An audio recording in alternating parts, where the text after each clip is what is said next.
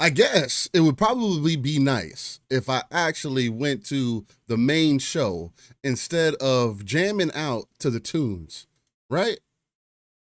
While also being 20 minutes behind, ladies and gentlemen. I apologize. Greatly appreciate everybody that is in the chat, rocking and rolling with us. We are live on not only YouTube, but also Twitter as well. I got to figure out a way to get signed back in because Twitter kicked me out. It also froze up on me and said that nothing existed on Twitter anymore. So I got to figure out what's going on with that.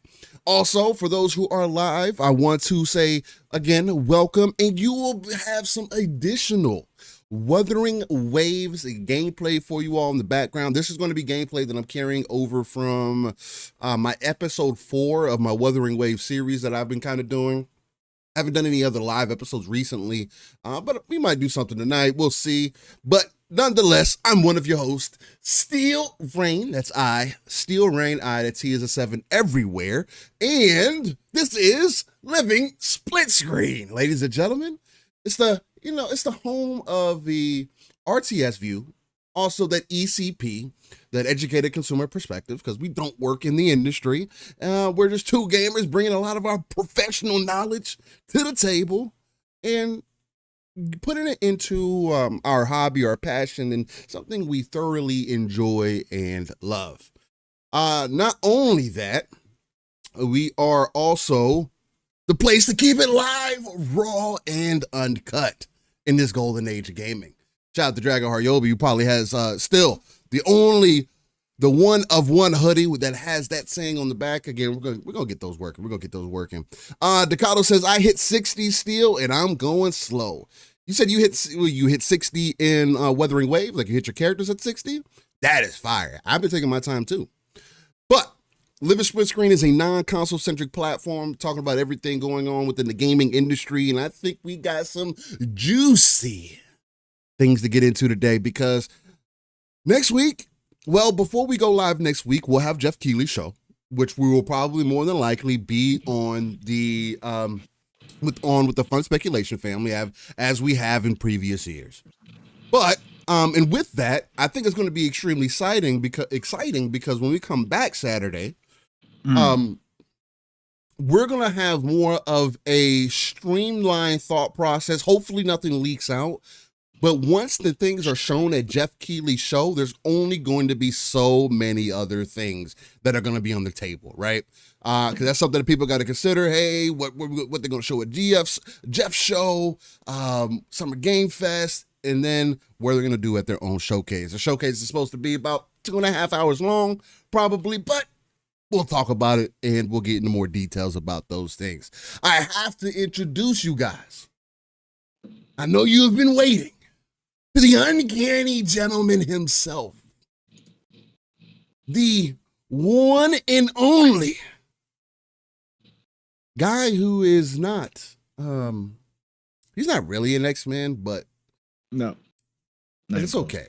He's my guy though. He's my Brody. He's my fam. He's the one and only.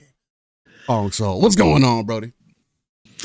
49 and feeling fine, brother. Yes, that's right. I can confirm that 49 feels the same as 48, everybody. So, but no, glad to be here. Nice short week of work because we did have Monday off for those of us in the States for Memorial Day. So nice short work week, but it was stressful, end of the month stuff. But glad to be back here with you, sir. And I had a little extra time with you last night as you joined Xbox Ultimate to do some fun predictions last night. So that was cool as hell to see you a little bit early, sir. So yeah, no, I'm doing great. Happy Saturday morning, everybody. Chat, you guys are looking fantastic as always. Choo-choo, motherfuckers. And gaming wise, I'm pretty boring because I'm kind of locked in here. Again, last weekend, 4-day weekend, I played some more, obviously, Hellblade 2. I'm trying my best to get through that. I did have to take a break this week. I know you said you almost like, uninstalled it last time, so. Yeah, I'm playing without headphones now. And Okay. it was better. It was better, but after a couple days straight last weekend, I was like, okay, I can't do this. It seriously is messing with my sleep. It's and a lot. everything else. Yeah, I was like, it's a lot. I was like, and I don't know why. Again, I'm just not like that. But Hellblade 1 did it to a degree, but Hellblade 2 is even worse. And I don't know. Maybe it's just mentally me right now, but it just is not good. So it could be a lot. It could be a lot. Yeah. But so yeah, I took a break from Hellblade 2, went back to Ghost of Tsushima. I played a ton of Ghost of Tsushima Sunday last weekend, and then into Monday a little bit too as well. I am loving that game. I can't, again, is it the masterpiece that some people claim? No, it's not the masterpiece. But is it freaking fantastic? Yeah, it's freaking fantastic. And I'm doing it my way. So I am clearing out the entire land. I am going through everything. Yeah, I'm going everywhere. Getting rid of all the white on the screen that indicates you haven't been there yet. I'm battling everybody that comes in my path, and again, powering up. Yeah, I'm powering up, man. I'm already. I think I'm on.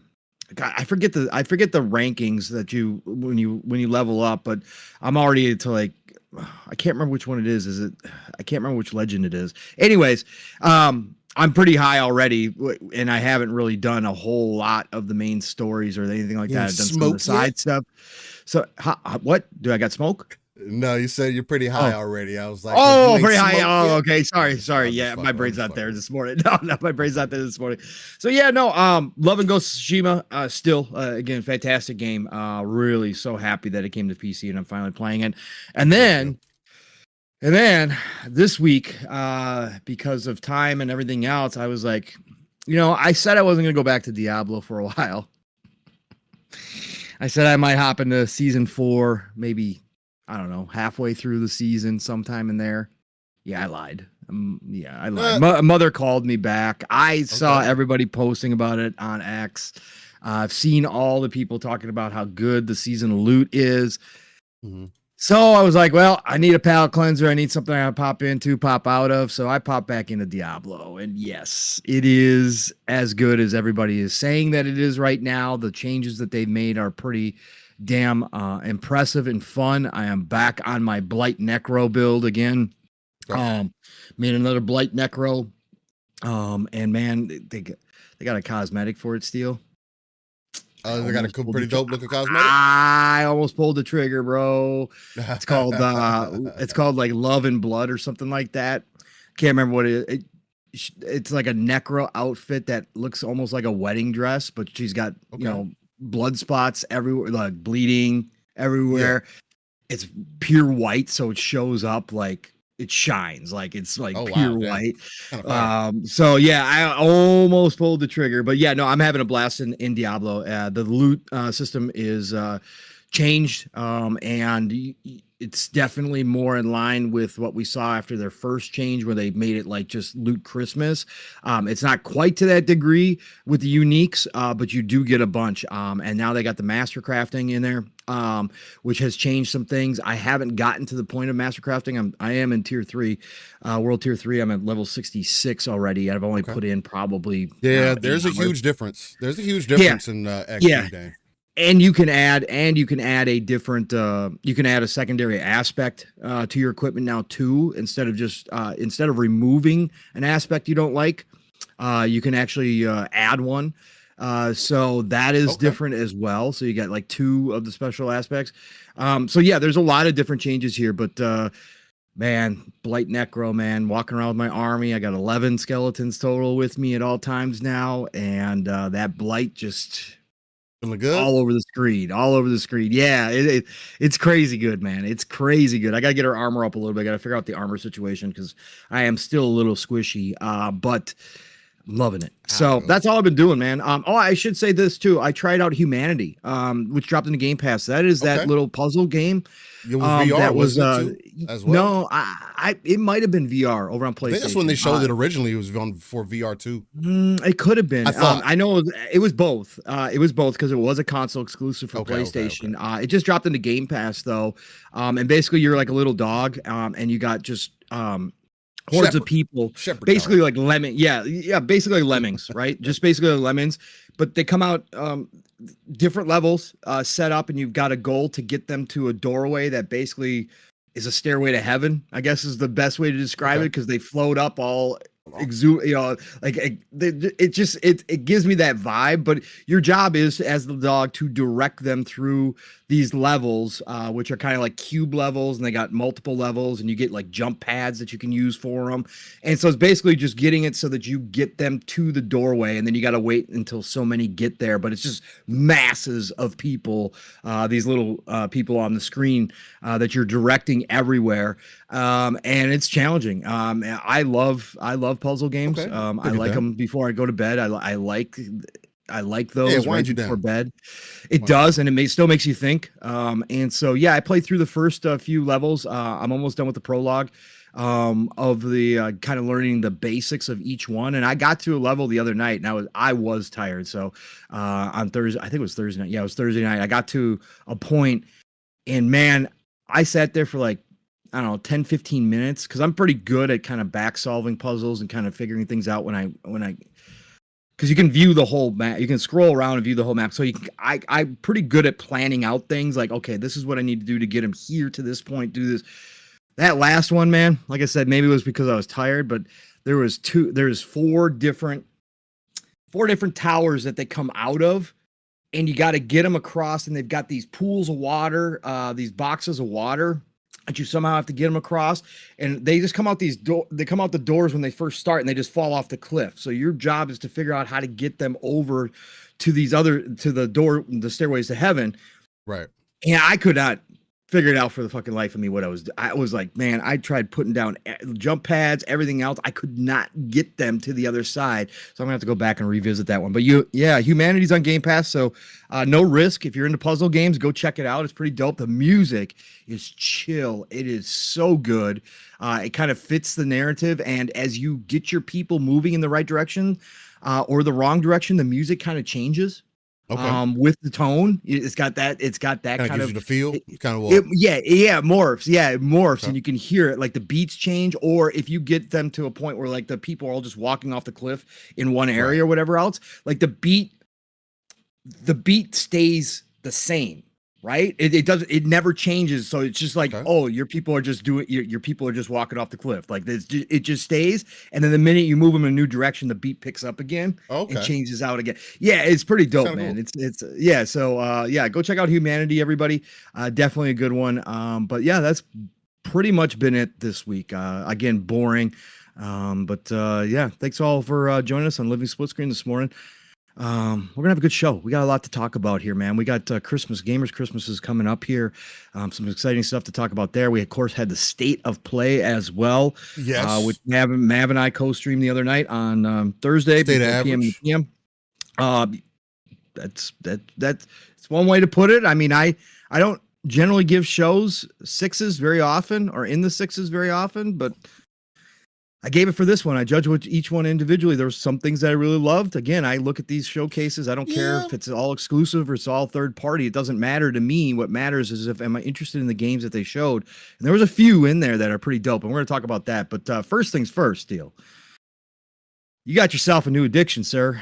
And that addiction is Wuthering Waves, sir. A little bit. With Steele, when I come across on a daily basis, like, multiple Steele posts about a game, and like it's like I know you well enough, sir. I'm like, oh, he's in, because Steele definitely posts his gameplay, and he definitely makes posts about the game that he's playing. But Wuthering Waves, he's been retweeting the whole Wuthering Waves community whenever they post something, and he's out here posting himself talking about how his squad's coming together and looking good. So, Steel, get into it, brother. What you been doing here, man? Hey, man, it's one of those things where I'm the type of gamer, and I've mentioned this here before, where I like games that allow me to be in that world for some time, give me reasons, make me feel like, again, like we're playing a game. And most games may give me that feeling, but it's very seldom that there's games that make things just kind of fade away in the background, right? Where it's just like, man, this is what I'm focused on. Because even Ghost of Tsushima, as pretty as the game is, as much as I was getting into it, there's little nitpicks that I have here and there. But even with Ghost of Tsushima, I caught myself, every now and then look at the time, right? And for me, and I'm not the first person to say this, but there's always telltale signs to be like, to know whether you're fully interested in something or not. Seemingly, and I'm not the gacha gamer. I've played some of them, right? Like Genshin, for an example, most of the most renowned. I did play it, but I stopped because it just didn't have the combat that I was looking for in that game. Real quick, Decado says, still the roguelike mode gets nutty in higher levels. Gion has infinite resonance liberation. Yeah, Decado, I beat that. I got everything that's in that liberation store. The only other level I got to do is 70, and I think I have to use my own characters for that, because it doesn't let you use, when you do the last one, it doesn't have any other trial characters that you can use for that. So you can run through that mode. So super worth it. But anyway, we get back into it. Nixie also said, I played Wuthering Waves, stopped playing after 30 minutes. I can't do waifu-ish. I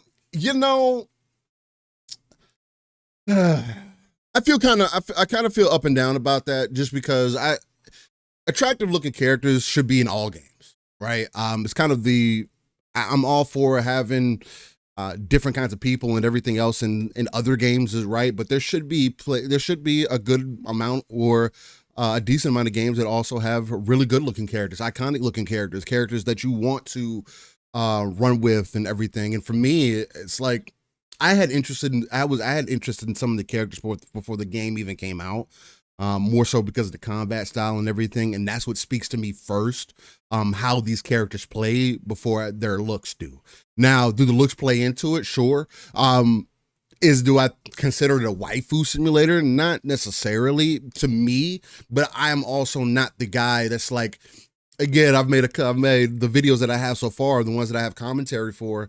I straight up say, hey, I'm not the person that's going to give you guides and tell you how to do this or who to pull for and all these good things. I'm going to tell you, hey, play this game like you would any other game, and do what you think is best. Play with who you feel like is best and whatnot.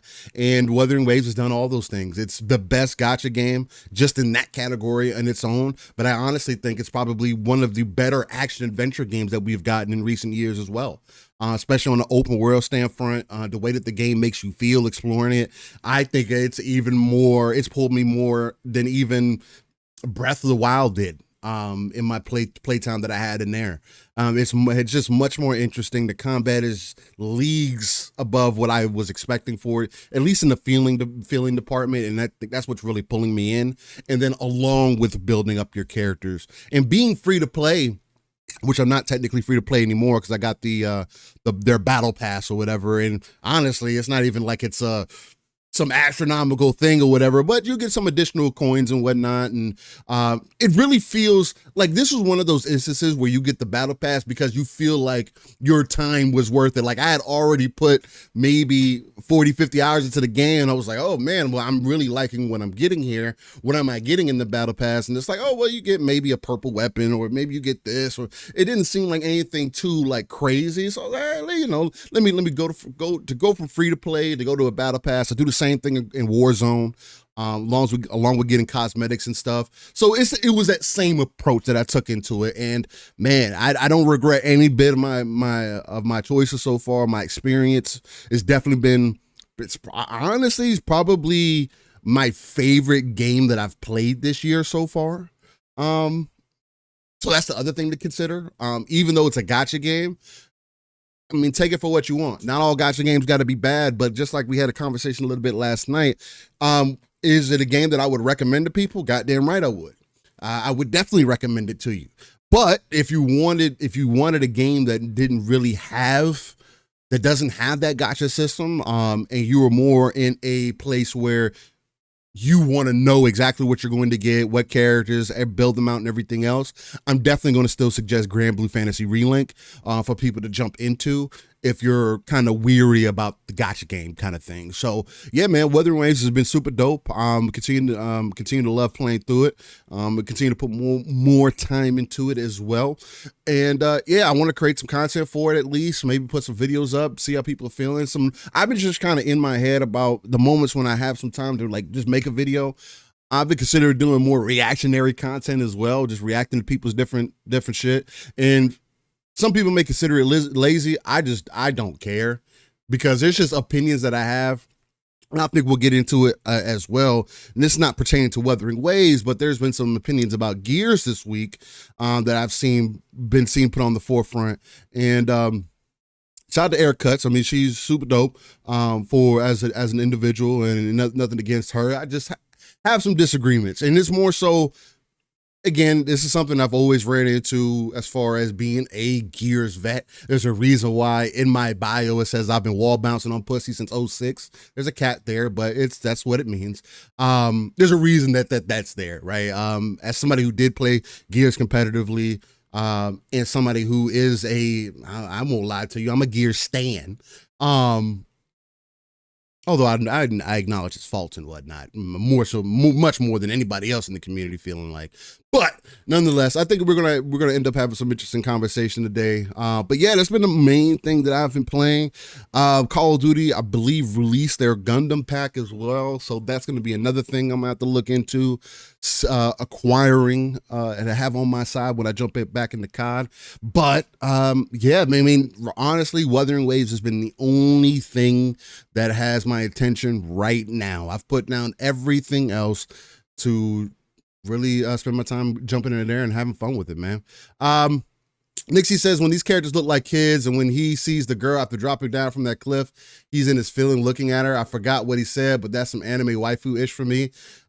Nixie, I'll just be real with you and tell you, I think you're just over-evaluating it. Honestly, I think you're just thinking about it too much. It's not that bad. Now, it's just like, for example, the little girl Verena, I don't really like her character style, and I am not somebody who's really in favor of having the smaller characters on your team, because one, I mean, yeah, they are younger, but it's just not for me and not what I'm looking for. So, but again, I mean, you got to find what you're looking for. If it's just not for you, it's just not for you. You know what I mean? But if you don't like waifus, I mean, God, I mean, there should be attractive characters in all games. Stellar Blade would be considered a waifu. Shit, Cindy wouldn't be up there. She's a little bit too dirty. She probably does fulfill some fantasies though. She probably fulfills some fantasies though. Some people like to get down and dirty. Maybe I could fix her fantasies, right? I mean, yeah, that's maybe that, but yeah, no. I mean, obviously, yeah. you got your standards, you got your Bayonettas, you got your 2Bs, right. You got your Eves, you got we know what the waifus are. Again, the younger ones from that culture, that it does get a little weird sometimes. Like again, even as somebody who's 100%. Played plenty of fan service games in my time, the younger ones where they make them, they still, or at least they portray them as super young, right? The faces portray themselves as younger, but then they give them the adult bodies, and that's still super weird to me too. Sometimes it's like, dude, come on, you guys. Like, but that's the difference in culture. But overall, standard waifus that look like adult females, yeah, we could gotta have some waifus around. Hey, kids with cat ears. I mean, you're talking about the lion dude who was actually a lion who turned into a human. So I mean, again, it's to each their own. If you want to say it's for teenagers, hey, you say whatever you want. I'm not going to again over-evaluate and judge all the games that you play either. I just don't do that. If it's not for you, then it's not for you, but I'm not going to put it down and say, oh, it's for teenagers. I'm pretty sure I can go down your list. I mean, you're excited about a whack ass game that's in beta right now that's coming out, Nick. So I'm not gonna hold back. So I mean, if we're really doing this, stop it. Like, I'm not the guy to go back and forth with. Like, I'm not. Because your taste has been beyond questionable. Let's not do that. Let's not do that. All right. Well, ladies and gentlemen, where do we start off this week? We get into the upcoming games and get them out of the way. You shout out the chat real quick. Yeah, we're gonna shout out the chat, get into upcoming games, and we'll move forward, man. Let me see here. I was expecting an hour and a half of Wuthering Waves. So let's go. Let's do this. Let's do this. All right, everybody. Oh, Gene, you got it twisted. It got feathers ruffled. I'm just being for real. So now if I'm for real, you can't. My feathers being ruffled. Yeah. I mean, he's trying to. So you let people give you smoke, and you don't give smoke back? Come on, man. Nick, this has been Nixie's stick for the entire time he's been here for about 3 years now, right? So Nixie knows. Nixie gets and Nix, it. the fact that you're trying to clarify and add and say that you're not looking for validation, I didn't say that you were. Come on, man. You don't have to defend yourself. I mean, here we go. You repeated it to me, so I'm here to repeat it to you, man. Again, we're having some fun. Let's have a good time. Yeah, MG says no. I'm here for it, Steel. Yeah, MG's he's on the outside. He's cheering it on. Actually, he's just trying to. It don't bother me. Nah. We have a good time here because again, we know our chat. So that's the good part about building a community like this is we know it and we can go back and forth, no problem. So love you all, man. M Gene is in the house. Thank you, M Gene, for joining us. Coming with the takes as well. Nixie, what's going on, Nixie? Glad to see you as always, sir. The Moon Man is in here. That's right, the spooky one. What's going on? What's going on, brother? Sorry, Spooky. I'll never stop calling you Spooky, bro. I loved your name when you were. Hey, yeah. Anyway, yes, but that's all good, man. That's all good. Nam Omar, what's going on, Nam? Great to see you in here, brother. As always, the East Side Vandal, of course, joining us this morning, posting those Hellblade 2 screenshots. I saw you this morning, Eastside. I got you, brother. King Chili's is in the house. What's up, King Chili's? And of course, Tim the Sorcerer is in here. What's going on, Tim the Sorcerer?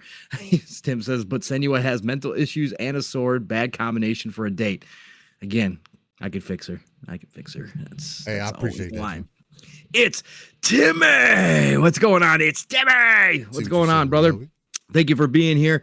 Always love to see you in here. The one and only Ducato is in the house. What's up, Ducato? Great to see you, brother. We got the Lydian Master in here. What's going on, Lydian? We got the legendary Yobi, of course, joining us this morning. Thank you so much for being here, brother. We got the Stephen Avery in here. What's going on, Stephen Avery? He says, all I'm playing right now is Mad Max and Mafia 2. Mad Max, the game that got destroyed when it first dropped. I should say I had it downloaded. I don't think I have it downloaded anymore. I did boot it up for a bit. And again, for a game that's supposed to be in that Arkham combat style, that really interests me. And I really like the way that game introed actually as well. That game seemed like it was going to be super dope. People dismissed the hell out of that game. So, I mean, I think I still got it. I still got it on my computer, but then people started realizing how actually fun it is and how good it is. So. Man. Shout out to Yobi, bro. He sent me Mad Max to the Steam library. Oh, appreciate that, bro. Look at that. Legendary. What's going on, brother? And we got the Joe Dunmore. Joe Dunmore is in the house. I love women with mental issues. Jesus, Joe. Yes, oh, God. Let's not snitch on ourselves. What are we doing? Let's not snitch on ourselves. Thank you, by the way, to MG. And I see your comment there. Yeah, we were having some fun on Xbox Ultimate. Nixie wanted to clarify, Joe. Is that in gaming or real life? Oh, gee. Yeah. Because that might tell me how you're living in real life, man. Yeah. Some of us have that issue. Eric the Red 06 is in here. What's going on, Eric the Red? Sanchez MTZ Gaming joining us. What's going on? Pathetic port begging ponies want Xbox games. You know what? Everybody wants games at the end of the day. Whether they admit it or not, man. Whether they admit it or not. That's why I don't have a problem saying like, more Sony games come to PC, the better. I don't care. More Xbox games come to PC, the better. More vice versa. Don't matter where. Hell, it's all good, man. We'll take them wherever we can get them. Oh man. Let's see here. Who else we got in here? That's super dope. What? Well, yeah. Yeah, Legendary? it's him sending me sending me Mad Max through because I had downloaded it from the homie just to try it out to see what people were talking about, to see if it would be even Nice. something that I'm interested in. Yeah. And it was, so I stopped playing it and I uninstalled it. It's super cheap, dope. bro. It's great. It's freaking, like I said, so many people come back around to it and just say this game didn't. Is that what happened? Mad Max came out the same week as Metal Gear 5. Vandal was saying? It did. That's crazy. It did come out I guess week, that would make sense. But it didn't review well. People thought that. Again, it was one of those weird really situations. Yeah, it was really overlooked. Yes, it was. But now people play it all the time, go back to it, and go like, "Holy shit, this is a great." Because the Mad Max movies were really fucking solid, and at least from what I thought. So I mean, I'm pretty sure if I would have known there was a game at the time, or at least been aware of it, I probably would have tried it at least. But yeah, I was definitely playing Phantom Pain over Mad Max around that time, right? Especially with everything that Phantom Pain was offering during that time. So that's another weird thing happening too. Now that the new Mad Max movies are out, people trying to erase the old Mad Max movies. Like, yo, those are. You talking about the new one with Furiosa? You've been seeing that? Yeah, I've been seeing that. Yeah, there's a whole thing going on. Well, I mean, again, if you follow enough people, you'll start seeing it. I follow some movie people and stuff like that too. Even though I'm not big into them anymore, but I follow the people that like classic movies. But there's a whole thing where people are trying to dismiss the old Mad Max movies, and it's like, yeah, no, we're not doing. Those aren't even that old, but they are. Road Warrior came out, and Jesus. Unless I'm thinking about a different the more recent Mad Max, the one that came out before Furiosa or whatever. No, that's part of the new series, right? Okay. That's part of the new series. But again, you got to go all the way back. You got to go all the way back, right? Again, the Road Warrior is what started it all, right? With Mel. So, and again, the Road Warrior is a freaking awesome movie, even though it is before what actually happens, where the world becomes this okay. So I'm thinking about Mad Max Fury Road. Yeah, you're thinking about Fury Road. Okay. No, that's part of the new good set. too. I'm just talking about the old, like Thunderdome and all those. I mean, again, that's the thing that whole there's a whole group of fans that are trying to dismiss those as not worthy because the Road Warrior came out in 1982. So I mean, again, so were those older Mad Max movies like similar to the new ones? Yes, that's where it all is. Yeah, the Road Warrior is the Road Warrior that started everything, right? Is before basically the world goes to complete shit. But it's starting to but it's his origin story, right? It's his origin story. So you get more of why things are the way they are, and the way the movie is shot, like there are very few lines from Mad Max. The way the movie is shot, you have to go back to appreciate it. It is freaking unbelievable what Miller did back then. Like, it is such a cool movie. Now, some people disagree and say it's not good and it's not exciting. But go back and watch it. Like Mel Gibson, that's before Mel Gibson was really Mel Gibson. That was one of his first big roles. Simply fantastic, bro. Simply fantastic. It's dope as fuck. Yeah. Anyways, that's his old guy talk too, but it's just weird how people. That's crazy. Yeah, I thought Mad Max Fury Road, the one that came out in 2015, I thought that was really dope, and I wasn't even aware of the previous ones before that. What? Or if I was, I probably watched them when I was younger, and I don't remember watching them. That is I've watched so many movies when I was young, bro. Like, you just sit down, because back in the day, it was like TV was a TV, bro. You come in the living room, whatever was on is what you're sitting down to watch. Especially if you were a kid, you had no choice of what you're about to watch. You got to remember Beyond Thunderdome though with Tina Turner. Come on, Thunderdome. I might Mad Max Beyond the Thunderdome, bro. If you don't Beyond Thunderdome, you got to go see it. Tina Turner's in it. I have to see scenes from it to be like, okay, yeah, I remember that like that. So Master Blaster runs Border Town. Oh, come on, man. You got to go back, man. You got to go back. It's so damn, and Mel is so freaking good in those freaking movies. Anyways, we just went off on a total side tangent there. Nah, it was dope. Yeah, Bustelo Maserati is in the house. What's up, Bustelo? Great to see you. In here joining us this morning, Stanley Francois. Stanley Francois is in the house. What's up, Stanley Francois? That's as far back as I can go in our chat. Let's go down and see who I missed. If I missed anybody else jumping in here real quick. I think I don't see anybody. MG with $1.99 says it's showcase season. Let's go. That's right. Gamers Christmas is coming upon us. Ghost Wolf 3599. What's going on, Ghost Wolf? Great to see you in here.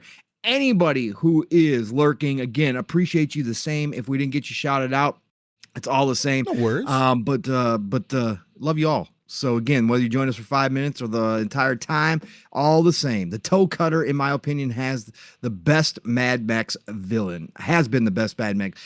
He was a pretty damn good villain, man. There's been some classics. Again, freaking, it's weird, man. It's weird conversations that some communities have, and every community has. It's gotten so tribal amongst people, man. It's ridiculous. But anyways, all right. Road Kill 8018, appropriate name for the Mad Max conversation, by the way. Thank you for joining us as well. Let's go hit the like button. That's right, everybody. Hit that like button and share us out. All right, Steele, let's get into this upcoming week of games. We're getting down and dirty. Yeah, we're going to get down and dirty, man. We're going to get down and dirty. Let's go. We're in June, baby. We're actually moving quite swiftly this morning, Steele. I'm not used to these low times. We didn't have, the hour playing, I know. Hellblade, or having the conversation of the week that everybody else doesn't like, To start it off heavy, Probably would have been different if you would have been in Wuthering Waves. Probably had a little bit more talk. But we would have had more talk. Yeah. I was going to jump in. I actually still have it downloaded on the phone. I just haven't. I no rush. I can't do it, man. I can't do it. All right. So what is coming up this week? Let's take a look. So we are going to be coming up on we're in June. Jesus, half the year gone, bro. God, bro. Yes, it's the worst. And again, I know it's a mental thing, and people have gone through all the reasons why, but man, it's the worst thing about getting old is how fast time flies, man. I want it to slow down. But people say, listen, you get outside your comfort zone, you get out of the rut of the normal everyday pattern that seems to become more and more real when you get older, and then you break that perception, that time delusion. Yeah, it is just because, like they said, as you get older, you form those patterns. Like your daily patterns become more and more strict because, again, kids, job, right, real life, like you just slow down. Whereas when you're in your younger years, 20s, teens, you're doing shit all over the place. Like you're doing all sorts of crazy shit. Everything's changing all the damn time. And as that goes away, and everything becomes more patterned, that's when time speeds up. So I'm going to test that at some point here. We're going to be testing that theory. Break some things. Yeah, we're going to break some things apart. But yeah, right now, man, it's just fucking flying, man. Oh, man. All right, so let's see here. We are on June the 3rd, the week of June the 3rd already, since today is June the 1st. Happy June the 1st, by the way, everybody. June 1st, baby, first of the month. So, speaking of communities, shout out to the Destiny community because they are finally getting Destiny 2 the final shape this week. That's right. I've seen obviously COG and everybody that's been thousands of hours deep into Destiny for all these years and then had its down moments, gone through all the roller coaster that has been. Final shape got leaked for about 5 hours to PlayStation players through the cloud this week. So there's a bunch of leaks out there, obviously, for everybody who hates leaks that are Destiny 2 players. You guys got to be ducking and covering right now because there is pretty much everything's out there. I was scrolling through because I can give a shit less. I was going through and looking for them, but it sucks. Obviously, again, the dev team, it was on Sony's end. It is confirmed that it was Sony's part. It wasn't Bungie's fault at all. This was a Sony thing. Supposedly, that has been a thing at Bungie for a long time. A meme going around before they were even acquired. When they were going to launch something, the meme was internally, let's see how long it takes before Sony leaks us. So kind of funny that it happened to them underneath the umbrella. So anyways, no, not good. Not good at all. But Destiny 2, the final shape, there's going to be tons of people hopping back in. Shout out to the Destiny community again. whatever you think about the game, I'm always happy for communities that get something like this. This is a big expansion. A lot of people super hyped for this. Obviously, people coming back in droves. Does this do well enough for Bungie? Because we do know that they've got the clause in their contract that Sony can take over if they don't hit certain metrics.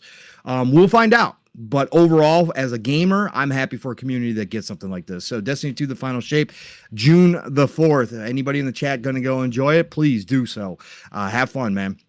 And then we got another game. Shout out to Miles, right? Miles, well known in this community, at least the Xbox side of thing, and he officially joined the dev team over at Ilphonic. I think did that happen early this year or late last year? I can't remember when he got the call up to the big leagues, but he joined Ilphonic, and I've seen him just promoting the hell out of this.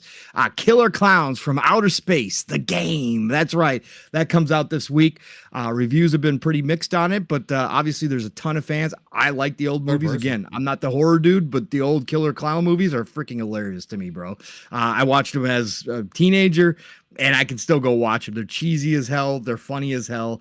But the Killer Clowns from Outer Space, the game, I know some people are definitely going to be having a good time with that. So that comes out on June the 4th. Real quick, Pone. Let me. Decado came through with the legendary drop, well, the epic drop, I should say. And he laid down the 10 living split screen memberships. Decado. The wingman. Two cars. Attention, everybody. Attention aboard the Splitters hype train. This is a special announcement. You just heard the other engineer, Steele, announce that the Decado came by. He flew overhead. He got on the court with the easy 10 dunk. That's right. Dropped off some bags of coal. So we are no longer at Mach 2.0. We are now cruising along at an easy Mach 3.0. So please, for all you new splitters who have not experienced this type of speed before, you're going to want to grab your seats, pay attention to the attendants as they let you know how to buckle down in those 4-point harnesses. For all you veteran splitters aboard the hype train, you know what to do. Keep your eyes on the monitor and double check those 4-point harnesses, because we don't want anybody flying off the train as we get the hype speeds going. That's right. So everybody, choo-choo, motherfuckers. Choo-choo. Welcome aboard the Splitters hype train on a Saturday morning. Thank you, Decado. Appreciate you, brother. Keeping us ad-free in 2024. And don't you forget, all you veteran splitters, the goal remains 69 all the time around here. That's right. That's always 69. All right. Thank you so much, Decado, man. Appreciate you so much. June the 4th as well. June the 4th is a popular day for a few games here. We've got the Star Wars Hunters game. If you guys remember this, the Star Wars hero shooter coming to mobile. And Switch. So we got Switch, iOS, and Android. We just got another hero shooter announced. Yeah, Contraband. It's coming to Switch first? It's coming to all of them same day. Switch, iOS, and Android. Yes, that was announced with the game originally. So that's Switch. I mean, Hunters looks interesting. It definitely looked more interesting than another game that was shown. But we'll talk about that when we'll talk about Contraband. Yeah. Star Wars Hunters this week. So hop on board. And then we've got, again, the changing landscape of mobile, and it's getting crazy out here, but Assassin's Creed Mirage coming to iOS on June the 6th. Damn. So, yeah, man. Everything's changing, man. Like, it's just nuts, man. We got games blurring the lines. So, you got console games going to mobile, and you got mobile games coming to console. So, and in a lot of cases, you can't tell.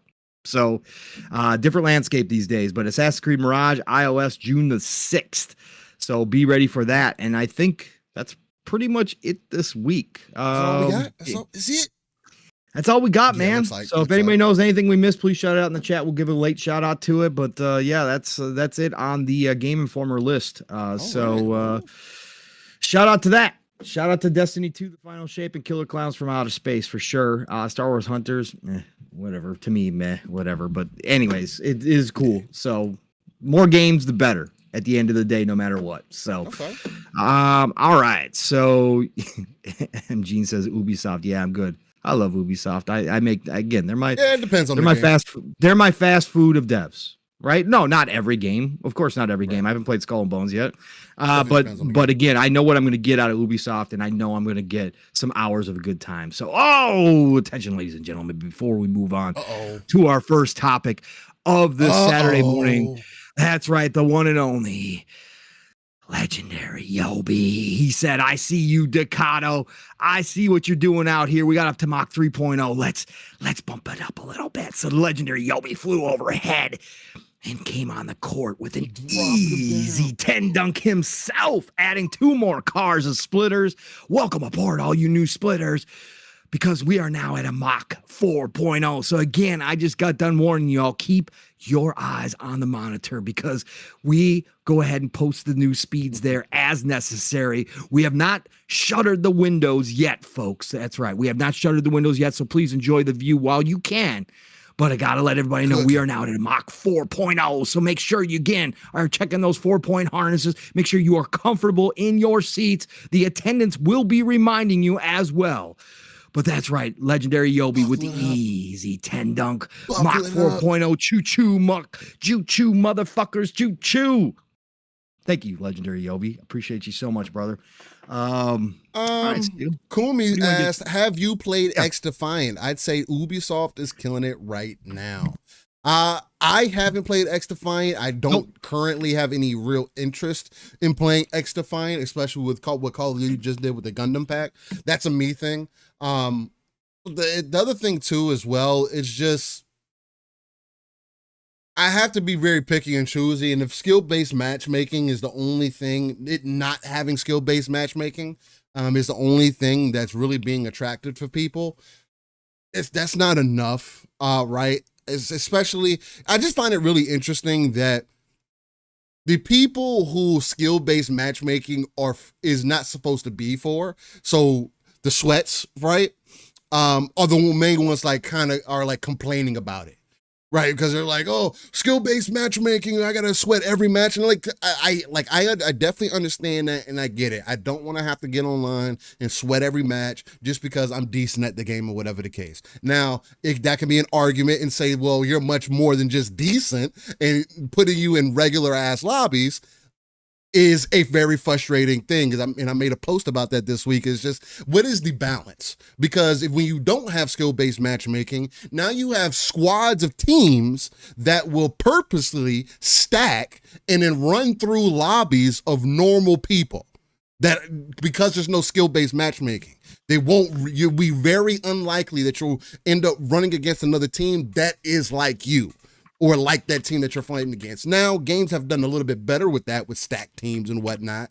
But even if you're a decent player, I just think that these publishers, dev teams, whatever, they need to figure out a better way of getting under the hood of skill-based matchmaking and really kind of refining that and refining it down. Because it seems like it's too far on one spectrum, but not enough on the other side of the spectrum, right? Because again, I get it. I don't want to sweat all the time, but at the same time, it's like I do want to be able to have a little bit of that casual experience, and maybe it's just a different game mode that you offer, or whatever the case may be. It's just I don't know. What do you think, Bo?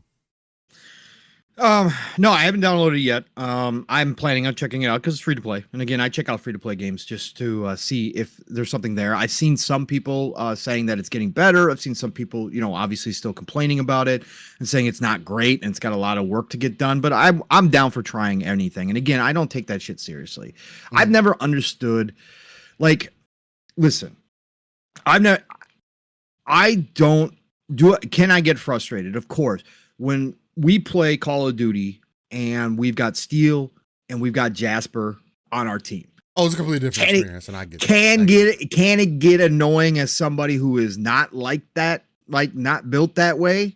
Yes, it can, because it's match after match. I've never understood the problem that people have with games that don't do skill-based, with the situation you're talking about, where you can come across a squad of dudes who are obviously, right, on a different level, and they're just running through the lobbies because there's no skill-based matchmaking. The chance of you running into those types of groups over and over and over again is slim to none. If it winds up happening that you keep getting matched against that group, again, back in the day, all they did was log out, log back out, but come back in again, right?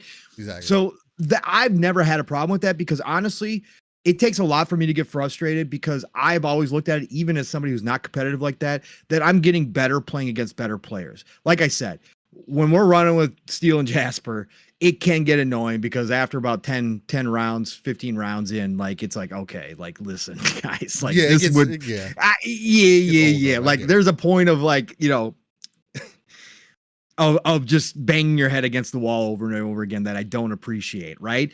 But again, I still, the not having skill-based matchmaking doesn't bother me at all. Like, I think that's kind of cool. So I do want to check this out. You know, I don't know. I guess I just don't take it that seriously because I don't care about my KDs.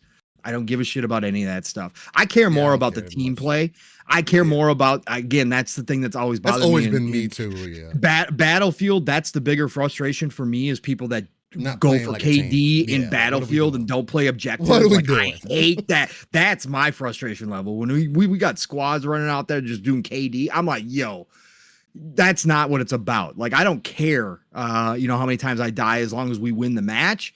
That's what I care about. But there's, you know, again, you get those players in there that just don't play it that way. So yeah, no, I'm interested in definitely checking this game out. Again, free to play. I'll download it and check it out. I just haven't found the time because I got so many freaking games right now. But I definitely want to take a couple hours and check it out at least and see how it feels before I judge it. I won't judge it. But. I mean, I never took it seriously as going to be a Call of Duty killer. I mean, I don't.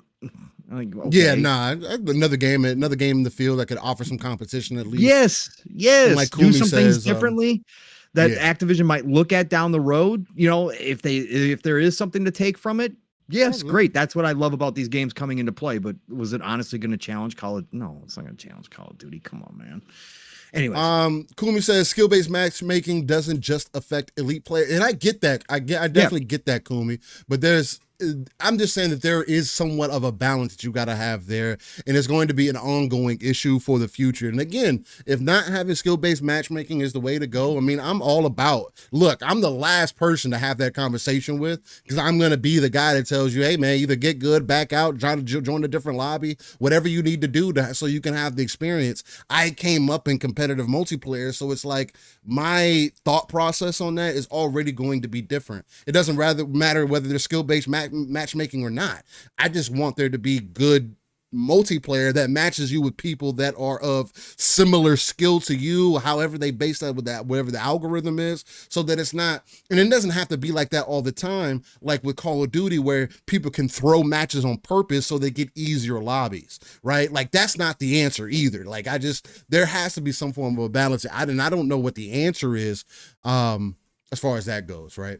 Ducato says, Pong, the lack of skill-based matching gives streamers better matches. Of course, they are for the lack of it. I mean, yeah. No, of course. Again, you're going to run into those people.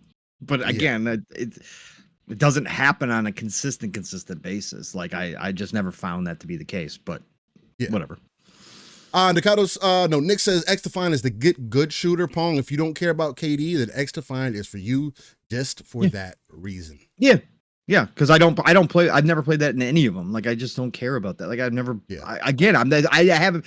Battlefield and the old Gears are the closest I've come to being like competitive. Like, okay, like that's because in Battlefield it's fun. It's fun as fuck.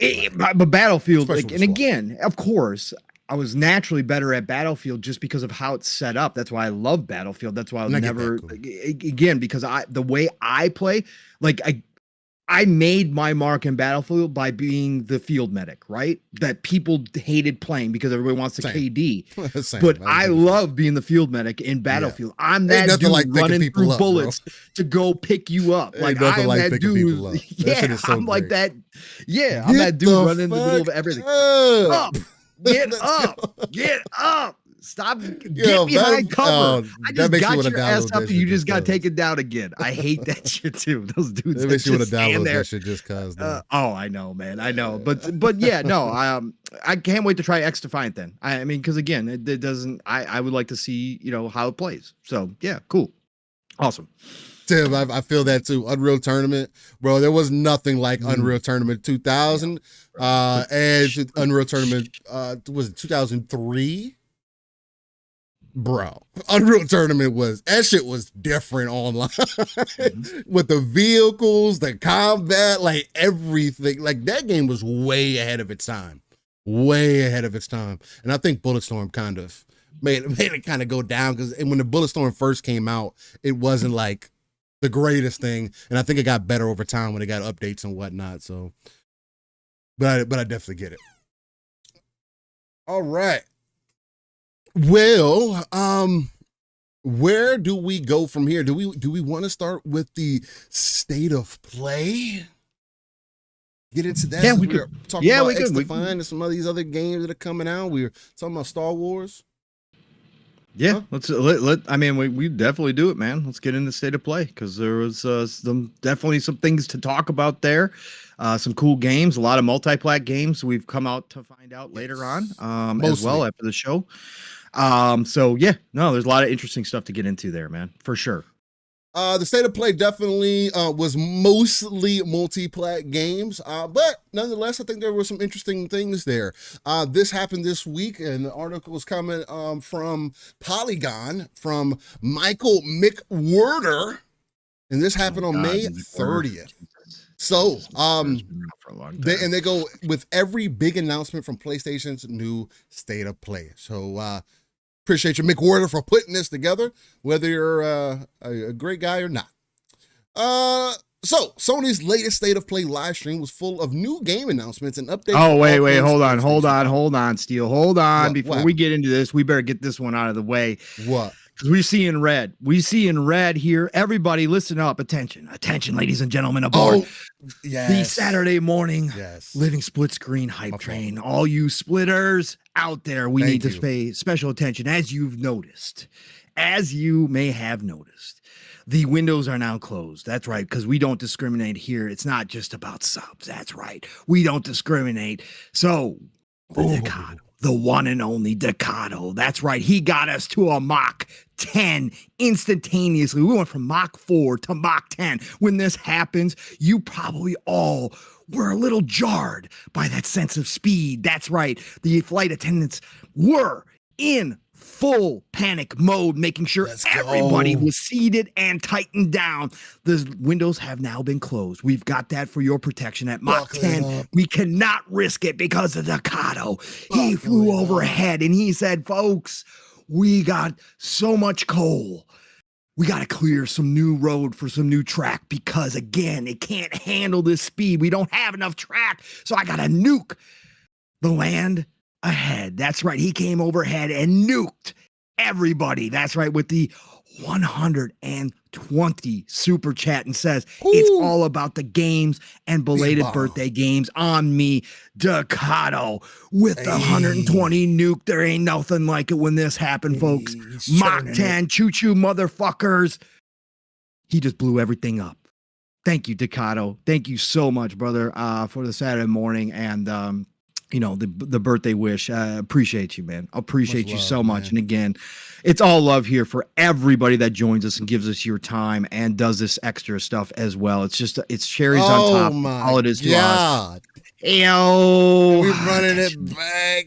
Attention, ladies and gentlemen. Attention, ladies and gentlemen. We are now approaching speeds that we don't get to every Saturday morning. So I need you to all pay attention. If we wind up adding the warp drive and going into space, it's going to be a different situation. You're going to have to get ready. So I'm just prepping you all for putting on those spacesuits, as we sometimes do here on a Saturday morning, because the one and only legendary Yobi said, I see you nuking the road ahead there, Decado. So we're going to have to update those engines on this train as well, because they aren't built for this type of speed. So we are now at a Mach 15 on an early Saturday morning, because the legendary Yobi also came through with a nuke and a whole bunch of fuel rods as we're building out this engine. That's right, the legendary Yobi with the 100 bomb super chat says, happy belated birthday, Pong. Let's go. Middle of June hype and no Mach 5. We are on the Normandy heading to the Citadel to fight some goddamn Reapers. Let's go, Pong and Steel and Commander Shepard. LSS N7 for life. I love it. Yobi, you guys are absolutely insane. That's right, folks. You heard the Yobi. So attention, splitters. Attention to the God, what do we add? We must have added like 20 cars here because of these super chats. That's right. We are headed into space. So I need you to all go ahead and put on those spacesuits. That's right. We are going to complete the engine upgrades, and we are going to launch into orbit at this point because Yobi is right.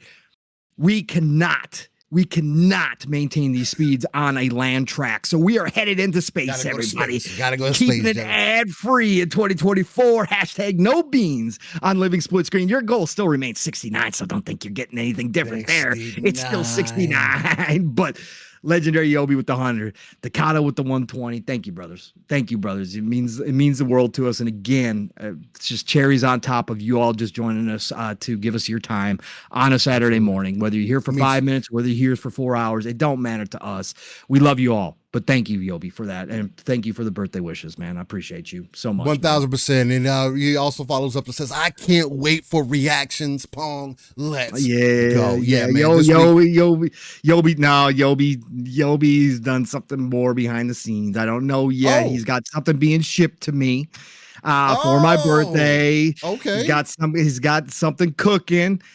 He posted updates yesterday to my DMs, and it's cooking, and it should be here by next weekend. And the only caveat is that he said I have to unbox it on the air on Living Split Screen. So when that arrives, hopefully by next Saturday, we'll do a live unboxing of whatever Yobi sent me for my birthday. That'd be fire. That'd be fire. Ridiculous. That'd be absolute fire. I don't do good with gifts, presents. Yeah, little gifty gift. Hey, man, we're doing it for Yobi. We're doing it for Yobi, and Yobi is out of his mind for sending me something. But we're gonna find out. Hopefully, it's nothing crazy. I don't know how many of you all watch. Oh no, it's Alex's streams where he gets stuff. He be getting some. PO box, I hope it's nothing like that, Yobi. I hope it's nothing like Oh no, it's Alex gets. Because I ain't taking my shirt off, and I ain't wearing cat ears, and I'm not putting a collar on either for y'all. So we ain't doing that shit around here. All right. But shout out to Oh No, It's Alex because it's hilarious. Anyways. No, it is absolutely fucking fun. Yeah. It is. Yeah, make sure the box isn't ticking. I know, Nixie. I don't think Yobi would do that. You're not going to send nothing that's going to be a bomb. Oh, thank you, Fahim. Appreciate the birthday wishes. Appreciate everybody joining us this morning. So, so let's go, Stu. You were to get into what we saw at the Sony State of Play. Let's go. All right, ladies and gentlemen. Again, this is going to be coming from Polygon. Yobi says, what the fuck? We ain't getting naked in LSS? No, you got to wait until after midnight. Come through, join a party chat. We'll get naked then. That's when we really get naked. After midnight steals the best. I'm telling you guys. Maybe that's when I should do my live streams. Maybe we'll have some more fun during that time. But I would definitely have to do that on my channel. I don't know if Living Split Screen should be the main face of us being naked. I don't know if Living Split Screen should be the host of us being naked. At least me. Stay High says, what's up, LSS panel in chat? And the number one thing that I want to reiterate to you guys before I get deep into this, because it's something I was thinking about during that. Look, we are beyond grateful for the things that you guys do for us in the chat and whatnot. But the main thing that I'm more so appreciative of anything is your time.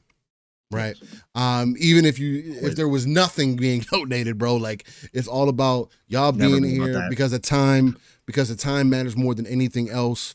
That's what helps the algorithms and everything. Like, in the fact that y'all come here on a week-to-week basis, we have pretty much, the numbers are growing slowly but surely, with everything else that's happening in these streets. And the only thing that's missing is for us to be dropping consistent content on a day-by-day basis. And y'all still come back through. That's the number one thing that I always love and appreciate. It makes me love doing this every Saturday because I know, again, I always think of it as I'm walking into an auditorium or walking into some kind of room and I got 50 plus people waiting to hear what we got to say to chop it up about the gaming industry. And to join in, even better. Beautiful. You guys and join in the conversation too. That was one of our main one of our main core philosophies when we started this show is we were going to keep the chats involved, right? That's why I shout you guys out every show, is because you guys are a part of our show, right? I say that and I mean it. And that's something that Steele and I talked about early on, that we were going to involve the chat, no matter how big or we got or how small we stayed. It didn't matter to us. Whoever rocked with us on Saturdays, we were going to get the chat involved. Some weekends it's more than others, depending on topics, but we love that you guys bring conversation. We got multiple voices in here. We got people that come in that have totally different perspectives. And we said from the beginning, as long as it wasn't nasty, didn't hateful ever get personal, didn't do any of that shit. Good. We're going to entertain it all here on Living Split Screen. And that's exactly what's happened. And we try to do it every weekend. So yeah, as Steele said, again, it is about the time. That's why I mention that every single week as well. It's your time that you are giving us, which, again, you guys could be doing tons of different things. And I know some of you are doing stuff while you listen to us, but you guys could be spending it anywhere, but you are here. You got a tab open with us live listening to us, and that's greatly appreciated. And even if you're not live, and people who listen to us in the future go back, man, that's what it's about at the end of the day. And we appreciate every single one of you, no matter what, giving us the time, for sure. I'll put it to you like this, Tim. If we get to 2K, if we get to 2K subs, I'll play Alien Isolation live on stream with headphones on and everything. If we get to 10K, he's doing Alien VR. He's gonna go out and get a VR. Yeah, if we get to 10K, I'll do the Alien VR game. Yeah, I'll do that as well. I will do that as well. That would be one of the craziest shit streams ever. I'm not gonna like it. I'm not gonna like playing Alien Isolation either. I'm not. No, you're not. I played Alien Isolation. Again, I made it about 15 minutes in that game and said, nope, I'm not doing this. And that was without headphones. That was just, I was already so tense from the first 15 minutes. I was like, no, I'm not doing this. Yeah. So that Alien VR, that new Rogue whatever the hell it is. I'm good. I'm good. No. That's even worse than Alien Isolation. Yes. And I think that's already bad. But yeah, Tim, if we get to 2K, I'll do Alien Isolation live on stream. For y'all. I'll do that. I think that'll be dope. An interesting experience. Again, I'm not gonna like it, but yeah, I'm not gonna like it at all. I keep seeing like TikToks and like other people like do shorts and stuff of them hiding and shit. And and I fucking found out that the game actually cheats by giving the fucking alien clues about where you are over time, so you can't even sit in the same spot for too long because the game is going to tell the alien where you are. Like, bro, just thinking about it gives me a fucking heart attack. I swear to God. Still some of the best alien animation ever, though. No, it definitely is. That's why it's worse. When it comes out of the vent, bro, I don't want to see that. I don't want to see that. I'm good. I don't want to see that. That experience, I'm telling y'all, man, I might get a heart attack live on cam, but hopefully somebody will call 911 when you see me keel over. It's all good. Oh, snap. He said, nah, still the alien was evolved. Well, that's how they say that he's evolving. Right. Is if you're staying in the same spot, it gives the alien hints about where you are and it pays more attention. It just how they do it is just interesting. Anyway. All right. Sony's latest State of Play live stream. It was full of new game announcements and updates for all things PlayStation 5 and PlayStation VR 2, with a little bit of PlayStation content for PC as well. PlayStation fans got a look at a new game starring the lovable Astrobot, a new Dynasty Warriors, and a release date for the Silent Hill 2 remake, which did look better than the first time they showed it, although it still looks like a Resident Evil knockoff, which again, considering at the time, I guess it kind of goes back and forth depending on how you look at it. Because it really, it's kind of, I wouldn't say that they're necessarily playing off of each other, right? Because I think Silent Hill is supposed to be much scarier than Resident Evil is supposed to be, right? If I'm not wrong in that. But similar in like combat style and whatnot, seemingly. In confirmation of a few games making the jump from PC to PS5 and vice versa. If you couldn't watch May's big State of Play showcase live, here's a recap of all the game announcements, release dates, trailers, and other highlights from Sony's event. The first one they're starting off with is CONCORD. Now, CONCORD. I want to straight up tell you guys that CONCORD was the most disappointing game that I have ever experienced in my life. For you to tell me that these are ex-Bungie devs, or ex-Destiny devs, which is Bungie. And they came together to put this together, and you get into the gameplay of it. Like I was like, the cutscenes was cool. I was like, man, they're really working with something. They're trying to make it more cinematic as Sony does. Like I get that, cool. I thought there was going to be some story along with this, well, going into the multiplayer as well, and there still very well may be. But then they showed the gameplay, and to compare it to Destiny, I feel like it's doing it a disservice, although I get why the comparisons are being made, but it's definitely a Dollar Tree version of Destiny. And I am extremely confused about them going the hero shooter direction, along with the seemingly Guardians of the Galaxy vibe, feel, style, kind of approach, having that light, funny kind of thing with it as well. On where is Sony's head in this? Because, I mean, again, nothing against hero shooters or whatever, but I just wasn't expecting for them to say, all right, well, this is the one that we're going to put our faith into, especially from ex-Bungie devs, right? Or from people who made Destiny. And I get, look, if there's people who are interested in this because the PvP in Destiny has been lackluster for some time, as a PvP main in Destiny, I am telling you that this is some hot ass. They could have kept this and made sure that factions, Spider-Man multiplayer, and some other game, or put that attention on Marathon. Put team up and make sure that game is going to come out right. Because Lord Jesus, I just do not personally feel the vibes from this game. I don't understand it. I don't know. And it's not for me to understand. I'm also not somebody who's going to say, oh, well, they just shouldn't have made this game. But I will make it known that I do not like it.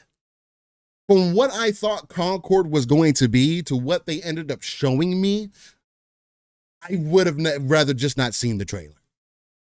That's how disappointed I am with it. Again, it doesn't have to be for me. If other people are feeling it and you're into it, I just don't think as a PvP main that this game is going to be for me. And that's fine. I'm just heavily disappointed by it. CONCORD, I thought was going to be much greater than what it was, especially with all the hype that was kind of behind it. But man, I guess burgers tell all. But Punk, how did you feel about CONCORD when you saw it? Are you kind of along the same? I know you're probably not as dramatic as me, No, although I'm not. I'm being honest. So, but how did you feel about CONCORD and the overall presentation of the game? Listen, I mean, again, Guardians of the Galaxy was the biggest thing. Mav and I both, I was about to say it when Mav said it live stream. Articles have already been written about it. It's obvious. Guardian of the Galaxy influences on it, which is great. Some of the dialogue didn't hit for me, but some of it actually did. And I was kind of smiling while we were watching it because there were some cool parts. I'm the dude who enjoys CGI trailers, so I don't know why people fly off the handle about CGI trailers. I love the intro that they gave us. The characters look like that. Look at the characters, and it looks fantastic. Mm-hmm. Like graphically, quality. Again, Firewalk's working with something over there. They know what they're doing as ex-Bungie devs. So, like right away, I noted. I was like, okay, well, it's quality. I mean, we got this is a cool cutscene. You know, some of it characters are interesting. Like again, I got the Guardians of the Galaxy right away. I'm like, pretty close to a ripoff, but I don't mind ripoffs either. Again, if you do it well, it's fine. So I was cool with the CGI trailer. Gave us good intro. I was, I think Mav and I both said there better be some gameplay here, though. Jesus, we got to have some gameplay for sure. And then they went into their whole kind of, dev direct kind of style where they, had the devs do some quick blurbs about the game and got in the gameplay. And they showed a lot of gameplay.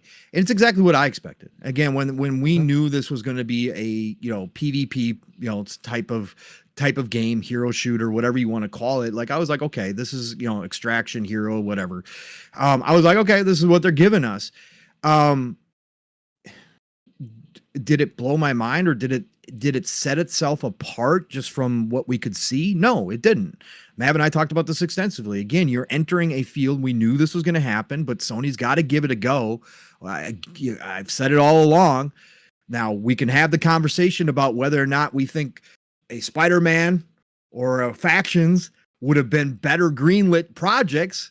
Like I still don't understand why those two projects have been canceled. If you're going to try to do this, like I've said it all along, you've got advantages when you use your well-known IP to jump into a multiplayer experience. Like that gives you an advantage up front. Why you dismiss that and cancel those, but green light this? Obviously, you bought Firewalk specifically for this game, right? What you saw, you said, okay, we definitely need to enter the hero shooter, extraction shooter space.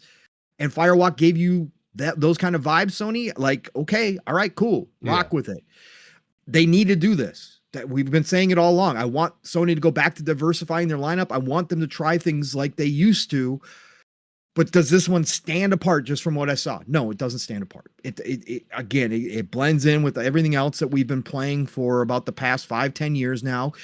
But again, these games are based on what it actually plays like. And could they have something here? Sure, they could have something here. Is there going to be enough people that give it a chance between PlayStation and PC as a not free to play? Right? We now know that's the other thing. We now know this is actually going to have a cost to it. We don't know what the price point is, if it's $30, $50, or a full $70, but it's going to have a price point attached to it. Now you give yourself even more of a challenge to break into this space. But just what I saw was good. It was fine. It was good. It looked good. Some of the shooting, I know as ex-Bungie devs, the shooting's going to be on point. It looked on point to me. Now, Jasper brought it up in our chat on PM and the PM when we were co-streaming. Yeah, but you can already see headshots with a pistol takes like 3, 4, 5 times to down somebody. Yeah, it's like Destiny. Yeah, they ain't, yeah. So, but I didn't mind what I saw. I liked some of what I saw. I thought some of the abilities were cool. Again, anything different, standoutish? No, not really. The characters themselves, it was good to see that it looks like they're going to have a big selection of characters up front day one. That's always good for these types of games, obviously. How they're going to do the story like Overwatch, where every time you log in weekly, I think they said weekly, as you log in, you'll get new story of some of the characters and, some of their background and that kind of stuff. Okay, that's fine. I'm happy it's here. I'm happy it exists because Sony needs to try this stuff. Do I think this is the one? Just looking at it, no, I don't think this is the one that's going to do it. The nice part is they already got Helldivers 2, which is way beyond whatever anybody expected. So they've got that in their bag already. I just don't know. These games need player bases to continue to exist. I don't know if the PlayStation community and the PC community are going to support this one because to a lot of people's point, it's kind of generic, right? It's kind of generic. Like to me, some of the characters look cool and they're fun, but they don't really, again, the game as a whole just doesn't stand out to me. But I think that people should give it a go and give it a try, but you're asking them to pay up front. It's another hurdle. Like I said, it's another challenge you just put in front of yourselves. Maybe they decide to go free to play before it launches or right after it launches, depending on reception. It looked good. It looked quality. It just doesn't stand out. So I'm just going to keep repeating myself because that's all I can say about it. I think what's disappointed what disappointed me more so is because I am a fan of Destiny's PvP, right? So when you say, that we got devs coming over from that team who are of that ilk, I was just expecting something a little bit different. Maybe not necessarily a hero based shooter, but for sure a multiplayer shooter or whatever the case. And I think that would have maybe translated well. But when you at the same time have two other games, the Star Wars game, which now knowing that it's on Switch, it's not coming to any other platform currently, and it's a mobile game. Again, I'm not going to shit on mobile games. Wuthering Waves is one, technically speaking, but also Marvel Rivals being shown later, and it, at least to me, seeming more impressive, or at least being more of an attractive factor than that game was. And it's going to be multiplat as well.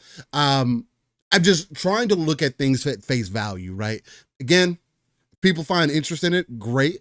It's just not a game for me. It's not the game that I was looking for, and it's not one that I have any interest in jumping into, which is absolutely fine. And I saw some people talking about it in chat. G, the Knicks were talking about it a bit because I can imagine people, bringing up other games as far as, especially factions or whatever other multiplayer game in this facet. And no, Firewalk isn't working on those games, but Firewalk could have been a studio to help with some of those things, right? Bungie's came in to help with a lot of the online capabilities of what PlayStation has going on to get their live services up and running. And if this is going to be one of the examples coming from them with some of that know-how in place, it leaves much to be desired.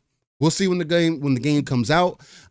I'll just say this: for games that I have felt off about, I haven't been wrong yet. That's all that I'll say. For games that I have felt off about, I have not been wrong yet. And I wanted other things to stick out. And for me, it didn't fit into what I thought PlayStation was going to do with this game. But that's fine. I mean, again, I'm not running these studios. I'm not running PlayStation. You know what I mean? And if I'm just going off of whatever preconceived notion that I had or this made up thing that I had in my head, I mean, I think that's fair as well. But yeah, man, it's just cool. It was all right. No, and I see you, Nixie. I see you saying people talk about factions with just concept art because there was a factions mode. Steel played a lot of it. Like there was a factions mode that gave people an idea. That's why people talk about factions because again, the first Last of Us had it, and the expectation was already. I think it's fair. I think it's actually a credit, right, to Naughty Dog, and to the old factions, right? Yeah, that actually, people had faith. People had faith that Neil and his team could deliver a new factions multiplayer experience that was going to stand alone, right? Because it was going to be a standalone mode, a standalone game that people honestly were interested in and excited for. What's crazy to me is that the PlayStation community, and again, we're only talking about a small base here, right? There are certain things that they've latched onto that give me pause that I think that they would certainly play certain multiplayer games if it came from one of their favorite, IP. We've got examples where that doesn't happen. Like, Ghost of Tsushima introduced Legends and it was a thing for a while and then people stopped talking about it. It was a thing for like a week or two and then people stopped talking about it. But a true multiplayer experience can be, and I've never said it hasn't been, Helldivers 2 proves it as well, that I'm not the dude who says nobody on PlayStation is ever going to play a multiplayer game. But I think that's why I have questions for Sony, why you cancel certain projects with well-known IP when you're trying to enter the multiplayer space that give you that advantage of people actually wanting to talk about it. The interesting part is that Last of Us 2 has a roguelike mode in it, right? Mm-hmm. And it's called No Return, right? Mm-hmm. And the funny part is somebody who doesn't own a PlayStation 5. I actually watched Broken Gamer HDR Broken Games, shout out to him, BG. I watched BG actually play some of that. I actually watched him stream it, right? And I was like, this is pretty damn cool, but nobody talks about it. Like nobody. Like I don't see anybody. Like I saw him stream. I was like, like the week, but nobody talks about it. But I want to say this is because I was watching him stream it when he was playing it, and he made some points during his stream because he was having a good time with it. And he's like, this gives us a glimpse of what factions could have been, right? Because the maps are set up, even though it's a single player roguelike game, right? Mode. It still gives you a setup of what the maps would have looked like and what kind of some of the action could have been, because obviously with factions, it was expected that it was going to be PvP and PvE, obviously in there as well. And I thought he made some valid points that like, they had something. And again, that's a credit to Neil and his team for not necessarily being known for multiplayer modes, even though they had them in Uncharted, even though they had them in Last of Us. But people still go back and say the people who were fans like Steel, the people who played those versions were like, they really had something, like they should be building on this. So again, I just look at something like Concord and go, okay, this is great. You guys are trying. You guys went out and bought a studio that's making a multiplayer game. That's great. But man, you had this other stuff like that is there. Like you could have done something with it, and you decided to completely cancel them. But you greenlit Concord, and that's where I'm like, yo, I don't know. Anyways, Miney guy, he says, you guys think Gears 6 multiplayer will be huge or die off like Gears 5? I'm not going to talk about Gears right here. I'm going to have it in its own. We'll do it in its own little section. I don't want to have it thrown in there with our PlayStation segment because I mean, if you're asking me, there's nothing that PlayStation could release right now that would even compete with Gears. Hey. On any Nixie, why again? Huh? Why would BG not get a shout? I've been on Weapon Wheel, by the way. I've been on Weapon Wheel. We both have. So yeah, Steele's been on Weapon Wheel. So we both have been on with BG before. Like again, that's I don't have a problem giving BG a shout out. I ain't got beef. I don't got beef with nobody. I ain't got no. I don't have beef with anybody like that. Again, it's just some people I just choose never to listen to. Like BG, I can listen to. I'll pop into Weapon Wheel every once in a while and listen to what he's saying. I just don't listen to liars. Some of his takes, like him as a gamer, like I was watching his State of Play live reaction back again. Like the stuff that he dismisses because he just has zero interest in those types of games. Him and I are not compatible gamer wise. Like he has he's one of those people I talk about that has a very specific, very narrow. Yeah, he knows what he's looking for. Type of he's like me, and I like that. I like that. I appreciate. Whereas I am all over the place, and I find enjoyment even in games that I'm not interested in. I still find enjoyment in watching the trailers and seeing what people are bringing. Like I still pull stuff from them, right? So for him, that's completely. He was talking over trailers in the State of Play because he just don't give two shits. So no, I don't have a problem giving a shout out to BG. I don't have anything like that. MBG, thank you for joining in here. Pong has bad takes. Thank you, MBG. Takes one to know one, MBG. Nick says, hey, I learned we don't want gaming wars, so we don't call out names. I learned that yesterday. Yeah. No, it's not about, I mean, I don't think it's about gaming wars or whatever. For me, it's just, I don't support liars. I don't support people who blatantly, don't appreciate their community. And I don't name very often either because I just doesn't. I don't care. I'll say what I got to say about their, how they speak on it, but I don't care to go after people individually most of the time. It just doesn't interest me at all. And everybody has their own shtick, man. You know what I'm saying? A lot of people say the same things and don't necessarily uphold to them like the common thing is, oh, people, you don't understand how I was raised. I'm built different. Everybody says the same shit. Let's just lead by action, follow your word, and just go from there, man. Again, we all don't have to be super cool and buddy with each other. I'm not about to play make believe or play house with anybody either. I'm about to say I'm gonna say how I feel and move on from that. You know what I mean? It's the same thing with people in chat. Like we don't all have to agree, man. We don't all have to be like, man, we're best buds and we're gonna game together. Nah, that's not the case, and it doesn't need to be the case, right? It's just. I just find it weird when people try to come across a certain way and to go completely against the things that they say that they stand for. I don't appreciate that, but if nobody else in the community cares, then it doesn't bother me, man. I mean, it is what it is.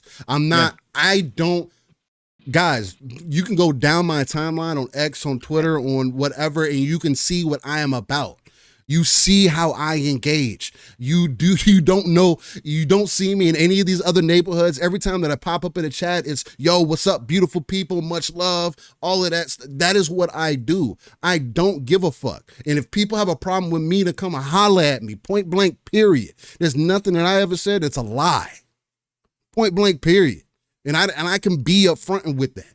For an example, if I decided that I wanted to blow Living Split Screen up right now and spend $100 on getting us some subs so we can get to 10K, I would tell y'all, hey, we're making some marketing moves because I want to be able to attract more people onto our network or onto what we are doing because I believe in what we're doing. Not try to write things off as, and make excuses for shit. I don't do that. That is corny fucking behavior. I will never support that shit. And anybody that supports that, I don't care who you are. If you like that shit, then you go love it. But it doesn't have to be for me. I got just too much other things going on in real life for me to give a damn about it. But am I going to speak on it? Yes. Do these people get the honor of me saying their name? No. Especially when nobody else will recognize it. When you put things on Front Street and people don't give a fuck. Okay, well, if y'all don't give a fuck, then I don't give a fuck. I'm not about to fight the war just for what? I'm not that invested in the war. So it's like, I sent the spy out. Well, not even a spy. I sent somebody to go look ahead. They came back with some information, and I was like, hey, well, I'll pass the information along. Let's see what happens. And hey, information it's not for everybody. And that should be fine as well, man. People, again, know who you are, not only as a gamer, but know who you are as an individual. And that's all I care about, man. That's why I appreciate y'all in the chat. That's why I appreciate the people who tune in. That's why I appreciate the people who are willing to have open conversation. And I'm always going to just be upfront about how I feel about shit, real life or not, man. So, but yeah, sorry, slight tangent. No, that's fine. Yeah, Nixie, again, that's the whole thing. Not a spy. Like, it's not a spy. Yeah, Nixie, I meant more so like a scout. You know I can't understand why people play certain things or play certain games only. Like that is like a alien an alien type of thought for me when it comes to gaming. But again, I don't downplay anybody. That's why I always said even people who play Candy Crush on their phones are gamers to me. I'm never gonna sit there and say that that's wrong. That's just a type of gamer. I can't get that mentality. But at the end of the day, there's plenty of people out here who have very specific tastes in what they enjoy, and again, that's cool. That's totally cool. I don't like those people, right? Just saying every other game is trash, or people that play those other games that they don't enjoy are not gamers or are wrong for liking a certain type of game. That's weird. That's what I don't agree with. I'm like, yo, that's wrong. So, but yeah, weird energy. Yeah, but it's weird. Let's reel it back on in. Now we got God of War Ragnarok coming to PC. Now, when did the original? Okay, now it says right here, 2022. 2 years later, God of War Ragnarok comes to PC. Which is definitely much faster than the first one did, which was a PlayStation 4 game. And now this one being also PlayStation 4 and 5 day one, it having the PlayStation 5 build, it being on the same architecture as PC. I imagine that's part of the reason why they were able to get working on this very quickly. Now, I didn't see a Nixie's tag with this. And I can't recall. I'm pretty sure for God of War Ragnarok. Yeah, they had a different studio work on this one because they put it in the beginning of the trailer. Okay. I missed it then. Yeah, no, because I'll find it. Go ahead, continue. I'll find the name. So. And it could have been just Sony Santa Monica as well. I mean, it was Sony Santa Monica, but they had another studio listed there that obviously along with them. Okay. Support. Yeah. The biggest reason why I think this is kind of is slightly telling. Jetpack Interactive, Steel. Jetpack Interactive. Okay. Yes. The biggest reason that this is interesting and super dope. I mean, again, God of War Ragnarok coming to PC. Of course, you're gonna get the game with all the DLC, all the updates and everything that they've brought to it, which is super dope for people to experience if you're into that. I think it's definitely, again, this is another one of those. It's 2 years separation, but there is going to be a shortening of when these games are going to end up dropping on PC.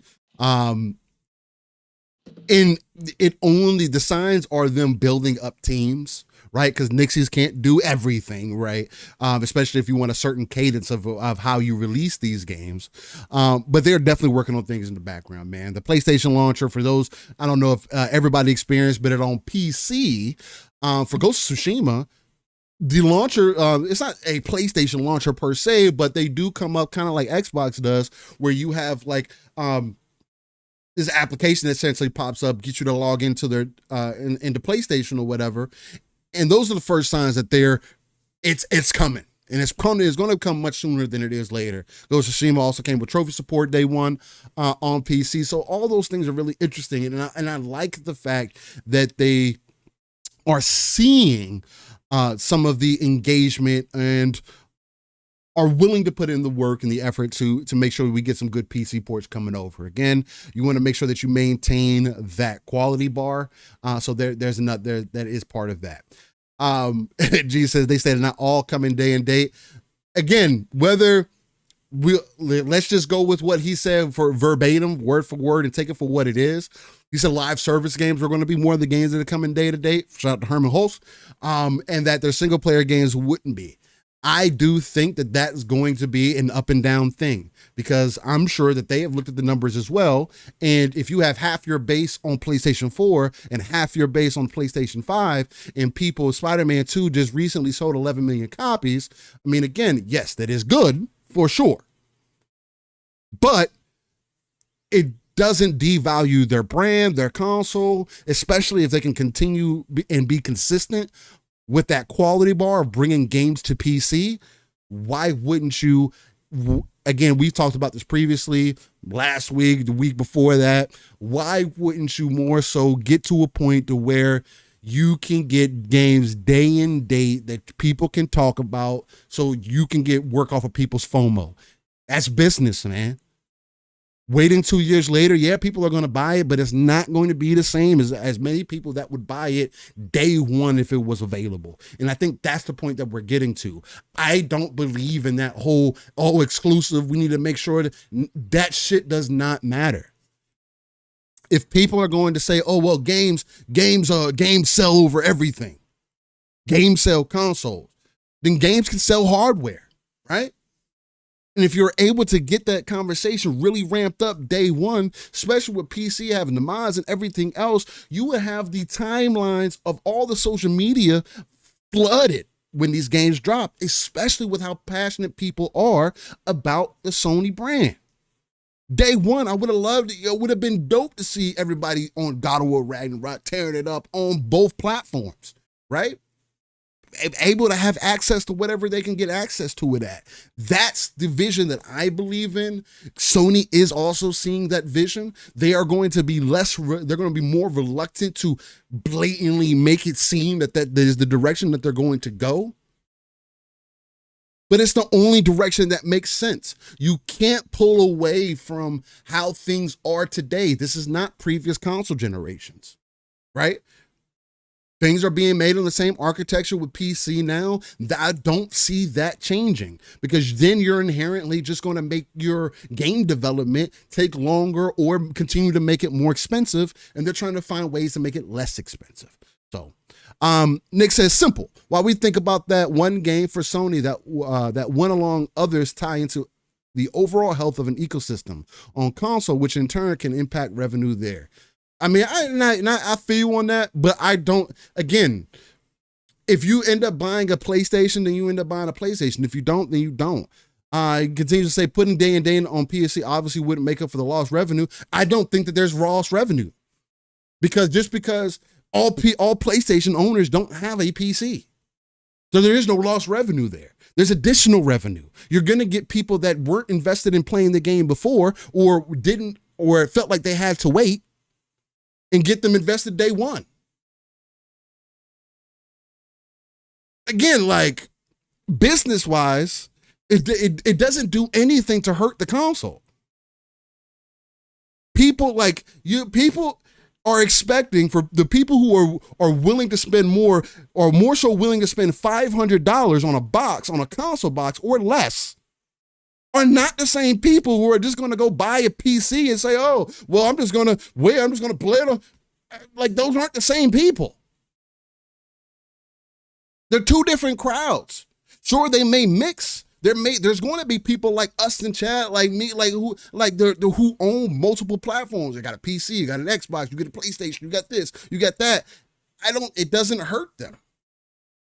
It just entices people to want to play that. Gets the conversation ramped up.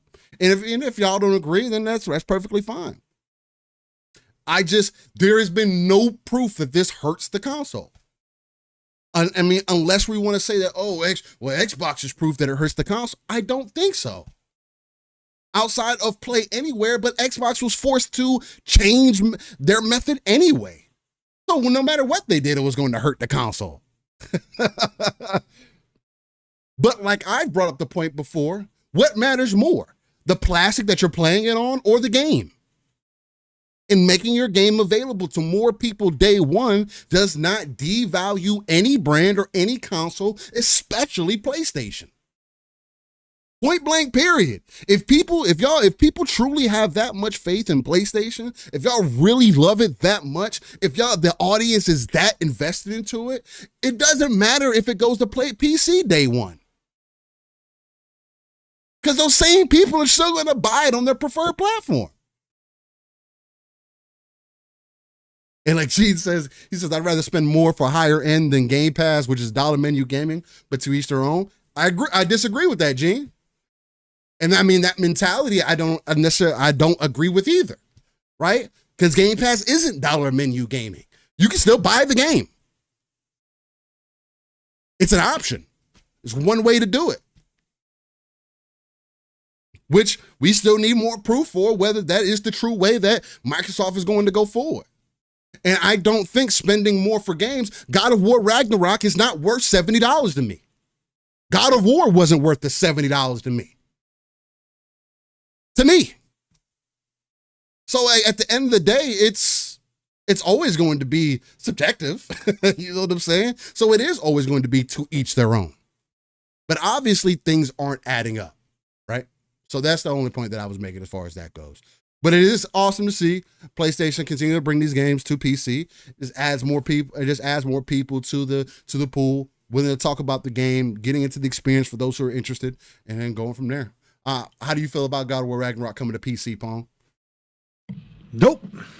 Again, more the merrier. I'm not buying it because again, I was being legit. I know some people think that somebody's saying they're not interested in playing God of War, like they can't be really true. I don't have any interest in God of War. I'm not going to buy it in Ragnarok. Like I said on PM this week, I said maybe 4 or 5 years from now, if something happens and we get into a gaming lull again, and God of War is on sale on PC for some ridiculously cheap price, maybe I'll pick it up. But again, it's one of those games. I'm happy for everybody that gets to experience. It's like Ghost of Tsushima, which I'm enjoying the hell out of, coming to PC, right?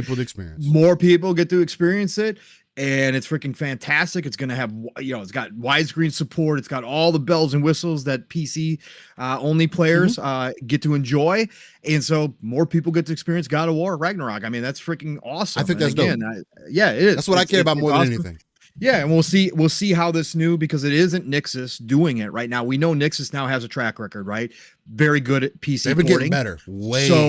This was co-developed, obviously with Sony Santa Monica. So the fact that they have, Sony Santa Monica as a co-developer means they obviously have done some work, which is good to see. That, to your point, Steele, and to our point for, the past couple years now, we hope that they speed up the process of putting their games on PC. I know Herman Holst, doubled down and said they're not going to do it with their single player games. They're still going to be, timed out. Again, I said from day one, they're just delaying until they get their PC launcher. When they get their PC launcher, their PC storefront ready, I believe they will go day and date. They will get all the profit from it. They won't split it. That's their main thing for them. But again, it's good to see their teams working on this as well. But we're going to see how this PC port goes. But I'm happy that God of War Ragnarok is finally here so that more people get to play it on PC. I think it's fantastic. And to your point, I think that is the biggest attractor, especially seeing what Sony's doing with God of War Ragnarok being that example. With they came out up front and was like, hey, you're going to need a PlayStation account to play this game. Yep. Point blank period, even without it having multiplayer, which already limits it down from, I believe there's 170 countries that wouldn't be able to play the game, buy the game. I mean, I guess you could say, to those countries. I don't necessarily like that attitude about it, but I mean, each company has their shortcomings when it comes to that. Again, if this is what Sony wants to do so they can start working those numbers, that's the only reason why they're doing it. Then it makes sense that they wait to release more games day and date on PC until they get that launcher up and running. And I don't think that they're too far away. Again, they're just like Microsoft Sony wants to see those numbers as well. And that's the way that they get people involved, invested in getting them, getting the shareholders happy. So yeah, man, shout out to God of War Ragnarok. Then we jumped into Astrobot coming back in a new PS5 game. The star of Astro's Playroom and Astrobot Rescue Mission returns for a brand new game coming to PlayStation 5 later this year. From the developer team Asobi. It's called simply Astrobot, and like Astro's Playroom, is steeped in love of all things PlayStation. Astro can transform into PlayStation's most famous characters, including Kratos, Aloy, and Nathan Drake, and even turn into a PlayStation 5 console. Astrobot hits PS5 on September 6th. If everybody's interested in Astrobot, man, shout out to it. Bro. You know, Ratchet and Clank, Astrobot, I mean, they definitely, as far as getting their own version of that Pixar style down, I think Sony is doing something kind of pretty special here. Now, I've seen a lot of people say, you know, talking about the kids and bringing them back into the situation, and look at these games that PlayStation are dropping that's going to get the kids interested in. And sure, it may be. I don't think it's the one that they're truly looking for in comparison to Minecraft and Roblox and whatnot, but it definitely looks like a quality, solid game, especially for a platformer, for those who are going to be interested in it, man. So how'd you feel about seeing Astrobot here at this showcase? This is one of these games that, for me personally, I don't know why people get hyped about, but I'm excited for everybody who is obviously a fan, and there's a lot of them, right? The way people are talking about this game, people obviously, love it. Yeah, no, oh, bro, they love it. They love it. They're, again, whether it's all real hype or not, doesn't matter. They're out here saying it saved the show, right? From the PlayStation fan side of things, like, it saved the show. Like, this was a freaking fantastic announcement. Obviously, happier than hell for the developers, Asobo, to be able to make a full-fledged game, right? To make a full-fledged Astrobot, to take this, which was a tech demo with games, obviously, for the PlayStation 5, and make it something bigger and make it a full-fledged, like, this could be their mascot going forward. Like, I see that. Like, yeah, could be, yeah. Totally. Especially so celebrating the history of PlayStation and everything. That's what's super dope as well. Yeah, no, absolutely. And what was I going to say? Oh, the details that came out yesterday from the devs themselves, talking about how many levels they're going to have and bosses. Like, this is a big ass game. Now, I'm still curious about the price point, if it's going to be $70 or if it's going to be, you know, 50 or 60. But again, I don't think it's going to matter. The PlayStation community is going to eat this up, right? This is their style of game. Again, it's not my style, but I get why people love it, and I'm happy for all those people that are getting it. This might be even in Game of the Year contention still. And Matt, we brought this up half jokingly, but it's a platformer. People love platformers. The journalists love Astrobot already. The people that vote for Game of the Year, they love Astrobot. Most of them absolutely said that, you know, the Astrobot that was packed in with PlayStation 5 was fantastic.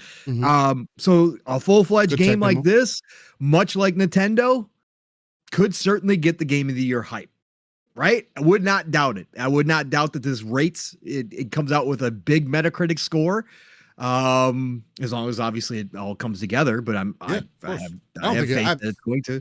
I don't see why it wouldn't. So I think it's going to be fine. So yeah, no, I think this is absolutely for a surprise, the surprise of the state of play. You know, for those people that weren't paying attention to leaks, obviously those of us that were paying attention to leaks knew about this, that this was potentially going to be there.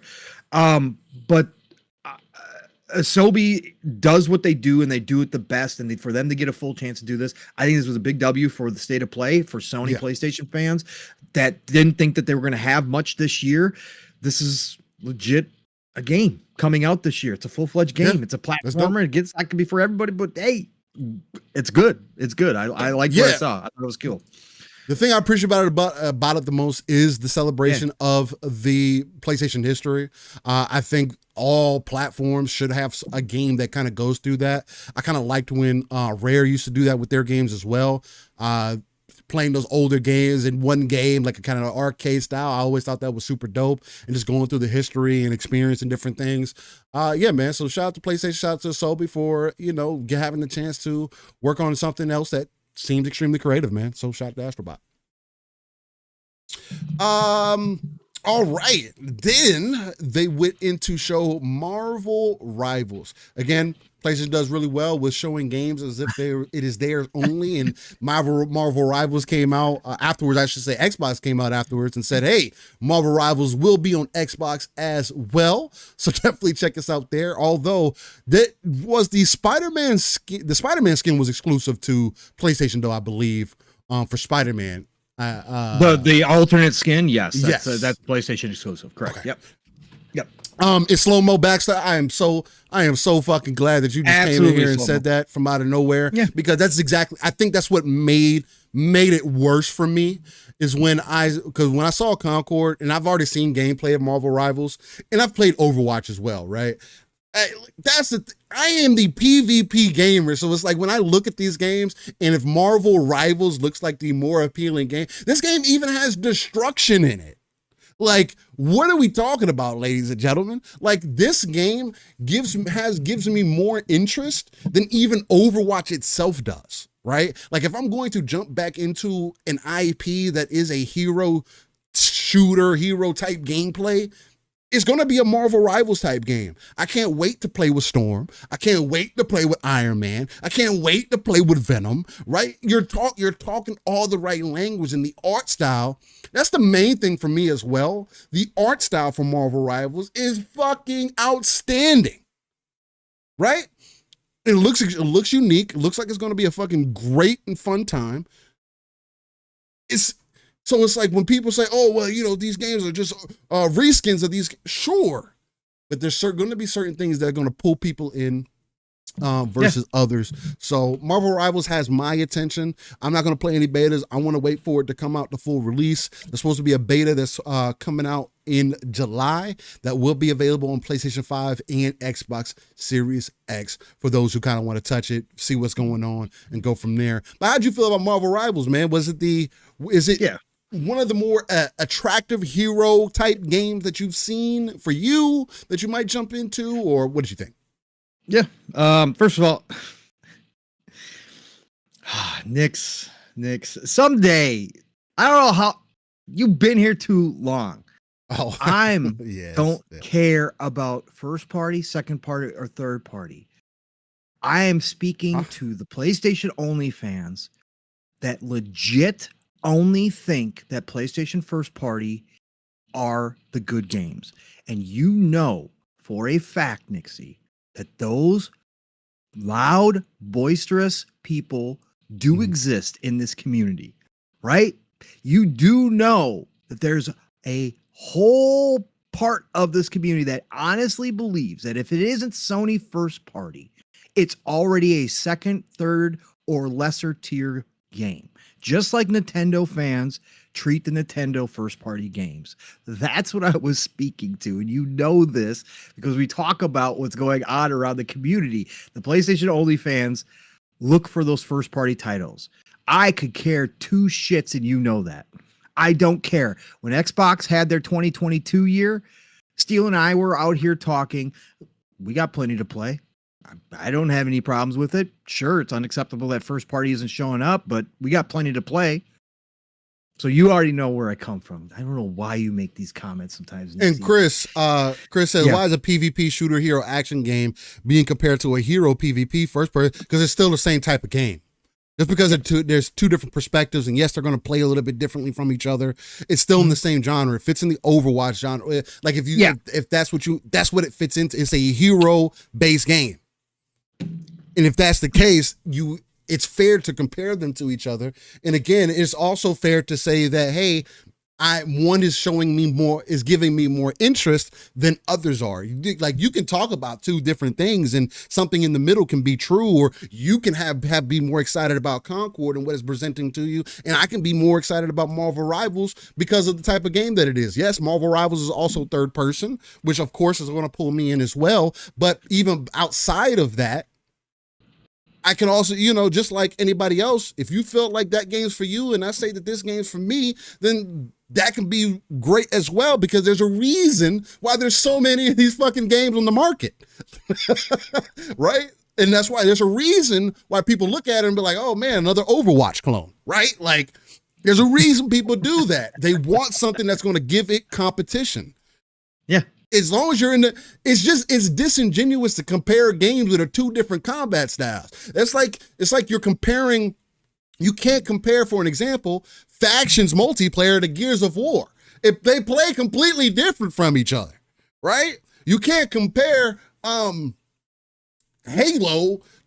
to Factions. There's two goddamn different games. You know what I'm saying? Where the hero genre, it's definitely quite different. You get into MOBAs and there's other games that fit into that category as well, and it becomes really deep, man. But there's definitely competition needed in the space, and that's why there's things like this exist. But my fault, Paul. Yeah. How'd you feel? How you feel about Marvel Rivals? And Nixie, you're right. I won't feed you anymore. Don't worry about it. Listen, Marvel Rivals, like I said, is the non-superhero carrying guy here. I still will download it. It's free to play. I still want to play it because it does have some X-Men characters. It doesn't have as many as I'd like to see. Again, I don't know the obsession with certain X-Men characters when there are so many great ones, but be able to play a Storm looks fantastic. I've seen the Storm gameplay. She looks amazing. So yeah, I'm definitely going to hop into this. I've, not claiming to be some big time Overwatch player at all, but I have played Overwatch 1 and 2, more 1 than I ever did 2. We hopped into 2 when it first launched, but hero shooters, do they maintain my attention? No. But I definitely want to hop into this. It looks great. The graphics look great.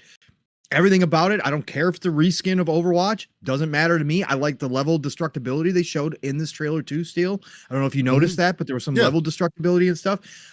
All that sounds great to me. I love the combination. Some of the earlier trailers also had how you can combo your powers off with other players. That looked awesome. So I can't wait to check this out. And I know that, the fam's going to be jumping into it. So let's go have a good time, man. I think Rivals definitely was, keeps looking better and better. Every time I see it, I'm like, all right, yeah, this is definitely something I'm going to try out for sure. Yeah. Like, I love the look of it. So yeah, no, it looks great, man. Look great. Go. I mean, it's a genre already done, in my opinion. They really need to change it. I mean, but this, from what they're presenting here, this could change it just enough to make it attractive for people. Again, it's going to be a different play style. You're not going to be able to play this game the same way that you play those other games. I mean, again, you want to call it more akin to like Paladins or something like that. That's fair as well. But, and I see the conversation slow-mo saying, or it's getting, CONCORD is getting crapped on because people didn't find it appealing. Not everything is a disingenuous narrative. And that 100%. That's exactly what it is. Two things can be true. You can like what one game was presented to you, and I can like what another game presented to me, right? They can have similarities between each other, but if it just didn't hit for me, the same way like Nick said, for an example, I was expecting more from Marvel Rivals. I was expecting more from CONCORD. Yeah, so, I mean, it's all preference. Shout out to Delroy checking in from Paris. He can't stay. He's on travel in Paris. Enjoy Paris, Delroy. Have a great time. And get out back there. And Back from the Dead says, does anything maintain a Grazer's attention? Yes, back again. 300 plus hours in Starfield, probably approaching 400 hours in Diablo, right? 300 hours in one playthrough of Cyberpunk, right? There are games that do hold my attention for a long period of time, right? So, but no, ever will I be the 3-game guy where I'm just playing 3 games and that's all I play? Yeah, no, that's never going to happen for sure. I'll move back and forth. All right, so yeah, with Marvel's Rivals, we got that out of the way. What's up next, Steel? I was looking at the chat. There was gonna be something else that I was gonna get into. But I think I've lost it at this point. What I was gonna jump into about it. No, yeah, I mean it's all good. I was shouting out to Delroy for being out in Paris. I was definitely gonna say definitely be out there and get your time in. It was Fahim. He said you haven't even played CONCORD yet, though. I've said this before, and I'm gonna say it again. I don't need to play a game to judge whether I have interest in it or not. Right.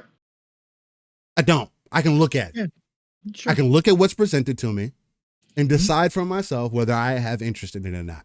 You should be able to do the same. I think everybody should. Now, if you can't and you have to be hands-on with it, then okay, that's fine. That's fair.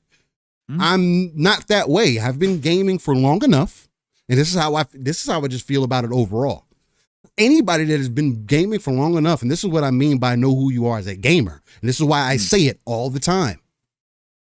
I am not going to play a game, and I do not need to play a game to figure out whether I'm going to like it or not. If it shows me, if I can look at it, it shows me gameplay, and I say I don't have interest, then I don't have fucking interest. Me playing the game is not going to force me to have interest. That's called forcing yourself to try to enjoy something. I don't do that. There are too many games to play. Play the things that you have interest in. Not what you go. Don't Sorry, get that. I just don't get that concept. Like you have to touch something to have an opinion on it. No, I don't. I can look at it. Not for yourself. Yeah, no. I can look at it. And if that's not you, then cool. Play it. Play the beta. I don't need to play the beta. I've seen it. It's so much like Overwatch and these other hero games that we've played. I can say that, it's not too different. So I think I can get down with that. I like the characters. I like the art. I like the presentation. That's what those trailers are supposed to be. For you to make the best decision that you can when the game is shown. To judge your personal interest. That's all that I'm saying. The eye test has been around forever. That's how we used to pick out games back in the day. It was by the cover art and the back of the box with a couple of screenshots, or maybe a magazine review with a bunch of screenshots. Like that's how we've always picked out games, is by the eye test. If up front, right, visually is going to be the first thing that tells you whether or not you have interest. And people sometimes are very specific about what they like to see. And some people have a broader range, like myself, that see things and go, yeah, I still have interest in trying this out if I get a chance to, right? But obviously, like Steele said, there are some games that show up that you just like, yeah, nope, got no interest, right? Got no interest. Like Astrobot for me, no interest. I'm not going to play it to see. But anyways, yeah. Gene says, so you never played a game that you thought you wouldn't like and then liked? No. I've never done that. There's been games that I've been unaware of. Yes. That I ended up playing and actually liked, or like somebody said, "Hey, you went back to Mass Effect is the easiest example." I was completely unaware of Mass Effect. Well, like I've heard of it and stuff like that. But I was completely unaware of it. Like for real, like of it being a decent. I've always heard things, right? Like, it's a great game. This, that, and other thing. Oh, okay. I don't have any interest in it at the time. I meet Pong, we're having a conversation and everything else like that. The Legendary Edition is getting ready to drop. And Pong's like, hey, Steele, man, I think you might, from what I've learned from you and getting the feel from you, I think you might like Mass Effect, man. This might be the time to try it out. And guess what? Mass Effect, the Legendary Edition, is now in probably my top 5 games of all time as a complete package. Not just one game or the other game. If I had to pick one, I'm picking Mass Effect 2 personally. But that's a different argument we could have. But but even that conversation is difficult because playing all 3 of them together, I got an experience that a lot of people, y'all had to wait a decade to get that experience, right? So it's going to be inherently different as well. So it's just, I don't have that though. I don't find games, or I don't play a game that, or buy a game that, I'm not interested in this. And then I play it and then I have interest. I've never done that. That ideology makes no sense to me, because that's admitting that you bought something that you felt like you didn't like, and then you played it and you liked it. I'm not buying something I don't like. If it did not interest me up front, I'm not playing it. Just as an example. But that carries over into real life too. I don't go out to the store, see something that I don't like and be like, you know what? I'm going to buy it and try it on. I might like it when I try it on. No, I don't like the fucking pattern. I don't like the color. I don't like the cut. I don't like the way that it looks on this hanger. So why would I buy the shirt and try it on? I just don't operate it like that. If other people do, then that's great, man. You got to do what's best for you. I feel like you should know what your interests are more than anybody else would. And it shouldn't take you actually experiencing something. Now, there's certain things that you can kind of make that exception for. There's food that you can make that exception for. There's like certain categories where that makes sense. But as far as hobbies and passions go, bro, how long have we been doing this? But that's just my perspective now. Yeah. No, not once in my life. No. Brett Bingham once. I do believe they should bring back magazines. I'd love to see print come back. It's just not viable these days. That's like saying physical media needs to stay around forever. It's just not going to happen. But yes, I would love to have the official Xbox magazine come back again. It'd be dope as hell, man. I was a subscriber to the OXM. I was a subscriber to PlayStation magazine. I was a subscriber to the Dreamcast magazine. Like I had subscriptions come, and plus all the other ones too. But console specific magazines, brand specific magazines, I was subscribing to all of them. I loved them, man. They were so dope. Anyways. Nixie says, okay, I need Happy Steel back. Someone mentioned if you got a haircut. Can we talk about that? That's the thing. Like, I'm not frustrated. It's just, I get really passionate when it comes to this. And I mean, anybody can take it however they want. I'm not shying away from what I'm saying. Like, this is what it is. No. Steel's again. It's different ranges of interest of what's going to catch your eye, and Steel obviously has a very. That's what makes this dope. He's broadened, right? He's broadened his process, going from only multiplayer, competitive, highly competitive stuff to expanding into more stuff, right? He certainly has done that as he's gotten older, right? I've always been interested in a gazillion different types of games ever since I started gaming. There is like my range has always been wide, right? Very big. And like, and so that it's just going to be up to the human being and what they try out. You know, Scott Gamerdude came in with a $5 super chat. Thank you, Scott Gamerdude. Says this is why Game Pass is awesome. Can open your eyes to games you wouldn't normally look at. Yes, that's my thing. Absolutely, it does. And that's why I love it, because I get to try the games before having to commit. And that's why I love the free-to-play model. That's why I don't downplay the free-to-play model. I don't care what anybody says. It gives me an opportunity to jump in a game like Marvel Rivals, right? That I wouldn't pay money for. But since it's going to be free-to-play, I'm going to jump into it because it does have interest to me visually. And I like the style, and I like some of the characters, but I wouldn't pay money on it. Well, they put Jean Grey in there and give her a few cosmetics that you like. Hey, Jean Grey comes in there after I play free-to-play, and I'm saying, I'm going to commit to this a little bit. Yeah, will I drop some money on? That's the other part about free-to-play I love. I get to try it out and then get to decide how much I'm going to invest into it, right? I invested money into the finals, right? I didn't sell finals, right? But I invested money into the time because I wanted to support the devs, because I was like, yo, they're doing something good here, and I'm enjoying my time. I'll give them $10. I'll flip them $10 because I got this for free, right? So that I love that model. So again, the finals wouldn't have been something that I would have paid money for to try out. It's not. So again, it's all going to be personal. It's all opinion. It's all just whatever it is. But Steel is very strong in what he likes, and we all are, I think, to some degree. I think most of the chat is as well. I don't think we have too many wishy-washy gamers in here who are just like, I really don't know what I like. I think most of us have been gaming for long enough, like Steel said, that we do have certain guidelines for ourselves about what game is going to garner some attention from us. And up front, it's going to be visually when we first see it. Like I said, back in the day, that's how we decided to buy games, right? We looked at box art, read a few of the blurbs, and looked at the screenshots and said, yeah, this looks cool. I'm going to try it. Yeah, that's what we did. Yeah. So shout to Scott Gamerdude with the 5 bones. He says, you guys play Hypercharge yet? And what's both of your take on the game?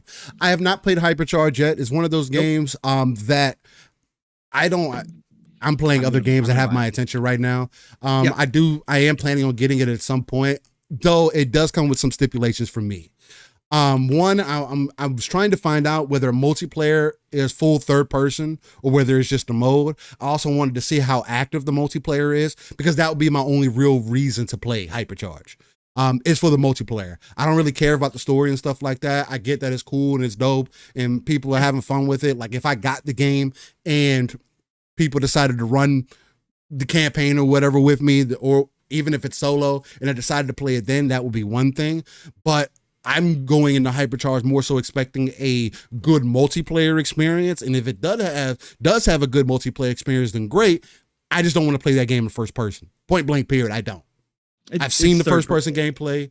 Yeah. I know it has the option, but I just don't know if there's if it locks you into a certain perspective in multiplayer or how that works, because some people feel like that's cheating when you have the option in a multiplayer setting where you can swap between first or third. So it's is it its own mode? Is it, do they have an active base for that? I know the developer for it, the lead developer for it, he was talking about they just sold 25,000 copies, which is super dope to see. I mean, he was excited about that. So that's, again, dope to see that it's moving in a good direction. But there's just some questions that I want answered for first before I make a commitment to acquiring the game. But I do have interest in it. So, Jago says in multiplayer you could play third or first, so you can kind of switch whenever. Jago, and is it are you finding matches pretty quick or what? Because again, depending on all those things would be dependent on what I go about it. I do know that some of the customization is locked behind story, so that is one way to get me to play the story. I ain't gonna lie to you. Mm-hmm. Open it for all sure. up. Yeah, for sure. So, but yeah, man, I haven't played it yet. Looks like it's super dope. I hope that it does well. Jago says you can switch on the fly. Okay, dope. Now I'm definitely gonna keep that in mind. I'm gonna look into it and see what I can do with that, because I do like the aspect of it. And people saying that it has some of the better gunplay in that style of game than they've seen in a while as well. So that's also very impressive. So yeah, man. The other thing too is I'm really hoping for, because they're supposed to be implementing crossplay as well. So I wonder how that's going to end up working, whenever they end up doing that. So I might wait till then to get everybody in there and to have a multitude of people that I can kind of run with, play with, group up, whatever the case, and kind of go from there. But I just got Wuthering Waves as my main attention right now. And then after that, I got to finish beating Ghost of Tsushima. Then after that, what if I get a surprise announcement that the first Descendant is actually dropping? They said they're going to make an announcement for June 7th, I believe. What if they actually end up dropping the game on June 7th? What am I fucking supposed to do with that? I'm not going to have time to play other games, man, especially for games that have my interest like that. So, but yeah. Anyway, come off of Marvel Rivals. Monster Hunter Wilds gameplay. This was one that I was not expecting to be at the showcase, honestly. Of course, we knew that Wilds was coming, right? Yeah. There was that trailer for it last year. Or was that earlier in the year, I should say? I believe that was towards the end of last year. I think it was at Keeley show. Yeah, it was last year. Yeah, I think it was at the Keeleys when they debuted it. Monster Hunter Wilds. This game was extremely impressive to me because you can see the growth from going to World to going to this game. Now, there's some things that I would like to see for when the game fully releases, because again, I just have some questions as far as quality goes and whatnot. But again, if we're going from World to this, I don't have any reason to doubt what Capcom's going to bring to the table. And Capcom has seemingly been on a roll themselves as well. So I have to take all those things into consideration. And seeing them carry over a lot of the mechanics from Monster Hunter Rise as well was something else that was extremely interesting to me, because that tells me that they do want this game to be enjoyed by a wider audience than even what World had. And the reason I say that is because what Rise introduced is like you can kind of see right here in this gameplay, where you can ride your pet or whatever to sharpen your weapons, to heal up, to do all kinds of stuff. You can just summon it on the fly. They're bringing that into this game. That just allows you to have, I like it from myself because it kind of keeps you into action. You don't have to completely slow yourself down. You don't have to go off in a corner, sharpen your weapon. I get that there is strategy in that, and I don't mind it in World at all. Again, you get used to it. Things make sense. But I think there was a grappling hook in here as well, if I'm not mistaken, that I've seen. So there's just like the different elements that they're taking. They want the games to be fun. right? And because it seems like they're focusing on the fun while also taking their graphics up to the next level, they seemingly are adding some things to the weapons as well. Combat styles, the Great Sword was doing some things that I hadn't seen in Monster Hunter before. Again, I'm not the Monster Hunter pro though.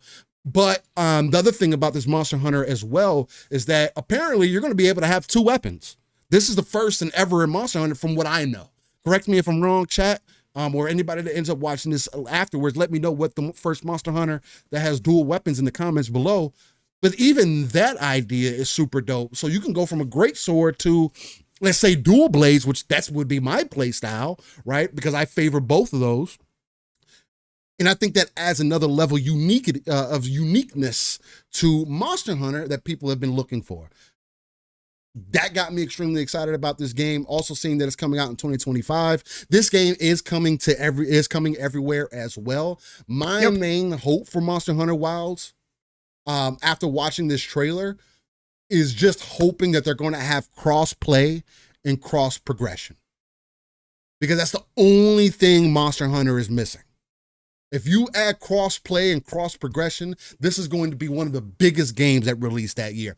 It's going to be regardless, but if they add those features, they're going to sell so many additional copies from people, because there are most of the Monster Hunter base will play it on Nintendo, like they did with Monster Hunter Rise. They played it on Nintendo, then they got it on PC, then they got it on this platform, then they got it in Game Pass.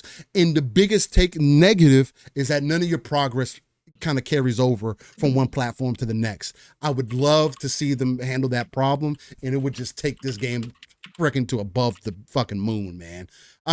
What you laughing at, Paul? What's happening? I'm laughing. I'll put it in the DMs. Jez posted 44 minutes ago, Fallout 5 looking fire. Somebody put the Fallout power armor into Batman Arkham. Oh. And so they got the power armor, and then somebody overlapped it with Dean Martin music. Oh my God, bro. I'll throw in the DMs. It's hilarious, but it's awesome because it looks really good, actually. So I was just smiling away because it looks so damn cool. And of course the music helps it too, because it brings that feel into it. So, but I thought it was pretty funny. Scott Gamer Dude, with the Scott Gamer Dude with the 5 bones in chat. He says, yeah. Hey, asking you two in chat room, recommendation for first person PvP game. Are you trying to say PvPvE game, Scott, or just PvP? Because I saw you throw an E in there. Maybe you were just missing an additional V. PvPvE, first person.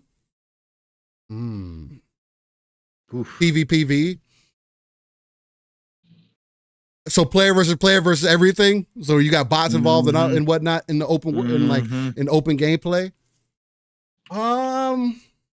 PvPvE games. I'd have to let me see what I can find real quick. I can't think of any offhand because I typically don't get involved in games like that are first person that I can think of. Person. Yo. I know they got they got Rust on there. Destiny, I mean, yeah, but it's not PvPvE though. I mean, Sea of Thieves, Fortnite. It has PvPvE. You got characters to shoot at you in the real world. Hunt Showdown. Oh, I never. Yeah, Hunt Showdown. I've played around with Hunt. I've played around with Hunt Showdown. Hunt Showdown is good for that as well. You can take a look at that one. Oof, God. Yeah, but that's a throwback. Oh man. Yeah, but Division isn't first person though, Decado. He was asking for a first person game. Yeah, first person. Yeah, first. Yeah, back. That's what we were talking about. Gambit would be that, but again, not everybody's into that. There's not very many first person PvPvE games that are like solid that don't get super sweaty. Again, I mean, Escape from Tarkov is like the main one that people always go to. Nixie Gray Zone Gray Zone Warfare just came out, getting a lot of hype right now. That just came out. A lot of people are loving it. It's still in early, Warzone. right? So Warzone, but more so not regular Warzone. They have different modes. They have like plunder and shit like that you could jump into. I forgot what it's called. So I only play the regular battle royale or resurgence when I play Call of Duty. But Call of Duty does have DMZ. There you go, Kumi. Yeah, I mean, if you're really looking for something that has both, yeah, I mean, DMZ is cool in COD. If you're did they kill it off? Yeah, see, that's how unfamiliar that I am. But Gray Zone Warfare, if you're looking for military wise, would probably be your best bet. I've heard a lot of people having fun with it. It's on PC. It is on PC, yeah. Yeah, it's on PC, but it's military sim, but it's dialed back. So people are saying, like, if you're not looking for like the full sim and you're looking for something in between arcade-ish and sim, Gray Zone Warfare is going to give you a little bit of both, but that does have PvP VE. I really want to try it still after looking at it and watching people play it. It looks freaking fun, but you got to have a squad. Like, it's not going to be, I think it's not going to be one of those games. Some people have said they've had a good time with randos, but it's still sim enough where you do have to have some planning. Like, you can't rush in. So, and I've heard the AI is a little bit cheesy right now. They will hit you with some shots where they, well, even just from, they'll snipe you from far, like through cover and stuff. Like, they seem to see you more than they should. Yeah. But otherwise, people are saying it's great. People are saying it's really freaking awesome and fun play. So Gray Zone Warfare or Hunt Showdown, like Nixie said too. Hunt Showdown, I've played. Hunt Showdown, we've had General C, actually, he was trying to get into that, get us into that for a bit, and he was really liking that. He actually said it's a much better game than what people think. X Defiant has an escort mode, apparently. So there's a few. There seems like there's a few out there, but it seems like the main recommendation will probably be Gray Zone Warfare or Hunt Showdown. And Hunt Showdown's everywhere. They just updated it. The old generation is no longer going to play, so you have to have a current gen console to play it.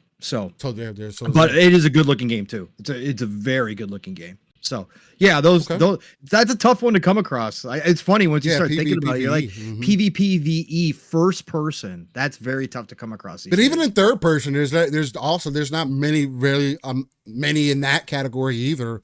Again, we've listed some of them out. The main one that comes to mind is definitely the Division more than anything else, right? So freaking absolutely, yeah. So Steel Rain is about to get a huge update. I'm about to get an update. When am I updating? I didn't know I had files to update. I didn't know I was a robot. Unless you're talking about Hunt Showdown or something like that. But what was your opinion on Monster Hunter Wilds, man, Pong? How you feel about it? Were you expecting to see the trailer here? Did you like what you seen? Did you feel like me a bit, where it seems like they are trying to make this a little bit more accessible and fun? Yeah, I think they are going to continue to expand. Yeah, they're going to extend Monster Hunter out even further. Obviously, after the success of World, they are going to definitely continue to grow that fan base, and they're going to make it more accessible. They're going to make it more, fast paced, action based, as much more possible as they can. But I love the animation of the animation of the monsters in this one. Yeah. Some of that was really standing out to me. Like, I really dug it. Like I said, I played Monster Hunter a lot back in the day on PSP and Vita. I played solo all the time. Really enjoyed the hell out of it. Played a little bit of Monster Hunter World, but I wasn't part of this community. I didn't have Steel around. I didn't have any of the fam around that could jump in with me. You and I and some of the fam jumped into Monster Hunter Rise when it first came out. That's a fun and that kind of stuff, and we had a good time. We certainly had a good time. So I'm looking forward to Wilds. Like, I don't know if it's going to be the Monster Hunter game that takes me over again, but I'm looking forward to it. I think it looks dope, and if you're going to jump into it day one, Steel, I'll probably jump in with you, because I want that experience of hunting monsters together. We had a good time, man. So looking forward to it, and liked what I saw. And they still got time to continue to polish it and that kind of stuff. There was a couple things here and there, but Capcom don't miss anymore. They haven't been missing with Monster Hunter either. They don't. Monster Hunter is the biggest franchise, arguably, almost right by now. Just in terms of sheer numbers, yes, Resident Evil is still obviously massive, but I'm just saying that I think there's a good shot this is going to be a great game next year. So I'm looking forward to it. I can't wait. Kumi says, I started playing Lords of the Fallen. Man, so many damn systems working in that game. It can get confusing. I'm upset about Lords of the Fallen. I bought the fucking game twice. I bought it on fucking console, and we got it again on PC, thinking that it was going to relieve some of the issues that we were having. Still had the same issues, and I'm glad to hear that people who are playing it on Game Pass are experiencing a game that's not fucking broken. Because I am so turned off of that fucking game right now. I am thoroughly upset because we were having so much fun. I'm fucking disappointed. I'm not going back to it. That shit, I had so many fucking issues during boss fights that I tried to ignore, that I tried to look over, that I am so fucking good on that game now, bro, but it is what it is. And slow-mo, Shadow of the Erd Tree is right back, is definitely going to be my next move, so. Yeah, and for anybody who doesn't know, Lords of the Fallen did finally drop into Game Pass. That got kind of leaked out a few weeks ago. It did drop into Game Pass as expected. So, go check it out for free if you want to. Again, Steele said there is some good stuff in there, but obviously there was lots of problems with it too. There was I mean, again, people have been saying that it's flawless for them now, and hey, great. I'm glad y'all are having a solid experience because God fucking damn it. There's nothing like having frame stuttering issues while you're fighting a boss that already has difficulty to it. And that just pisses you off. At least me. I can't stand that shit. But, so there's Monster Hunter. Wow. So Silent Hill 2 Remake got a release date. And shout out to Liza P. Liza P was fire. Silent Hill 2 got a remake release date. It did look better than what they originally shown. Still not a game for me. Maybe Bloober would make this a little bit better. People were taking screenshots of the female character and saying, oh man, look at these graphics. And look, graphics aren't everything. They do look, the main dude does look like a knockoff Leon. I'm not even gonna lie to you. But again, it's Silent Hill 2, man. For those who are interested in it, if it looks good enough for you, then great, jump into it. I don't have any interest in it. I do want to see Bloober get out of their rut, seemingly, because a lot of people are extremely down on them right now. But how are you feeling about Silent Hill 2 Remake? Was it better than what you've seen from the first trailer, Pong? And do you want to play this? No, I'm not going to play it. I played the original Silent Hills. Again, me and a couple buddies, we used to pass off the controller. We played a lot of Silent. Back in the day, I could handle Silent Hill. Nowadays, not so much, especially with the updates that they have done to it. But I will say this for Bloober. Again, people expect. I know they came out and said that they were shooting for Resident Evil remake levels. Okay. Hey. So they kind of did it to themselves by making those comments. Bloober Team is not going to do Capcom levels of remake with any game. Okay. I like Bloober Team, and I think that they've got something brewing, and they get better and better as they make more games. Right. They just aren't going to make that type of leap. They've got an uphill battle with working with Silent Hill 2 because it does have a very fan base. Rabid fan base, right? It's not necessarily the largest thing in the world because it's been gone for so long, but it's rabid for those that love Silent Hill. And of course, Pyramid Head is an icon when it comes to video game, characters. And so they kind of had an uphill battle with this one, but this trailer did look much better than the first time they showed it.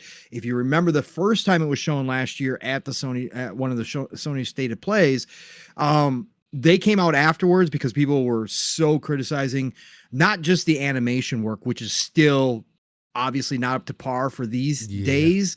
But again, this is Bloober Team. This isn't, I really appreciate Bloober Team and what they try to do, but they're just not that level of devs. Like they just aren't. But anyways, they're getting there. They're getting better and better. But people had criticism just for the overall trailer and the feel that the game give. They came out afterwards and blamed Sony. They said, we didn't edit this. Like this wasn't our edit. And we agree it didn't show off the game well. This time around, obviously they had more hands-on with the editing. And I thought the game presented much better. And like I said, I always say if you're going to bring back old IP, I've been consistent with this. You got to respect the IP. And if you're not going to do it right, don't do it at all. I gave Rockstar the flack for what they did with the remasters of the Grand Theft Auto. I gave them a ton of flack. Why? just leave it. Just don't even do it. I think Bloober's doing enough here that I can say I'm happy that this is happening for the Silent Hill 2 fans. That this is going to exist and maybe introduce some new people to Silent Hill, because Silent Hill, whether it was always in the shadow of Resident Evil or not, doesn't matter. It still found its own unique atmosphere to the horror genre. And it did bring in some iconic moments and characters like Pyramid Head that other, studios would love to have. So that game did something. So I think it's doing enough to say, yes, it should exist. And I'm happy that the Silent Hill fans are going to be able to go back to Silent Hill 2. Now, there's some other creative choices that are coming into question, which, again, I agree with. It's weird with some of the character designs and that kind of stuff. I don't understand what we're doing with this. But be that as may, I think it looks like Bloober is at least keeping the atmosphere and the story itself proper for the fans. And so, I was happy to see it show much better this time. Is there still some wonkiness in there? Does it still look tanky like the old school Resident? Yes, it does. But I think there's enough here to say that I'm glad that it's being made. And I hope the Silent Hill fans are happy with the final product, at least get some enjoyment out of it. So much better showing here for Silent Hill 2, but I won't be playing it. It's not me. Not me either. Yeah. Shout out to Slow Mo Backslap, member for 2 months of being a splitter. He says, "Boo Boo team stinks." Hey, they seemingly have not been meeting the quality bar that they need to hit. But again, I'm not going to play their fucking games to find out, unfortunately, or fortunately, depending on how you want to look at it. So, and then Parasite Green with the $5 Euro bones. They say, great episode with Mav and Fuzz yesterday. My moonshot is Capcom to announce Dead Rising 1 remake or Killer Instinct versus Mortal Kombat finally. I think we landed on...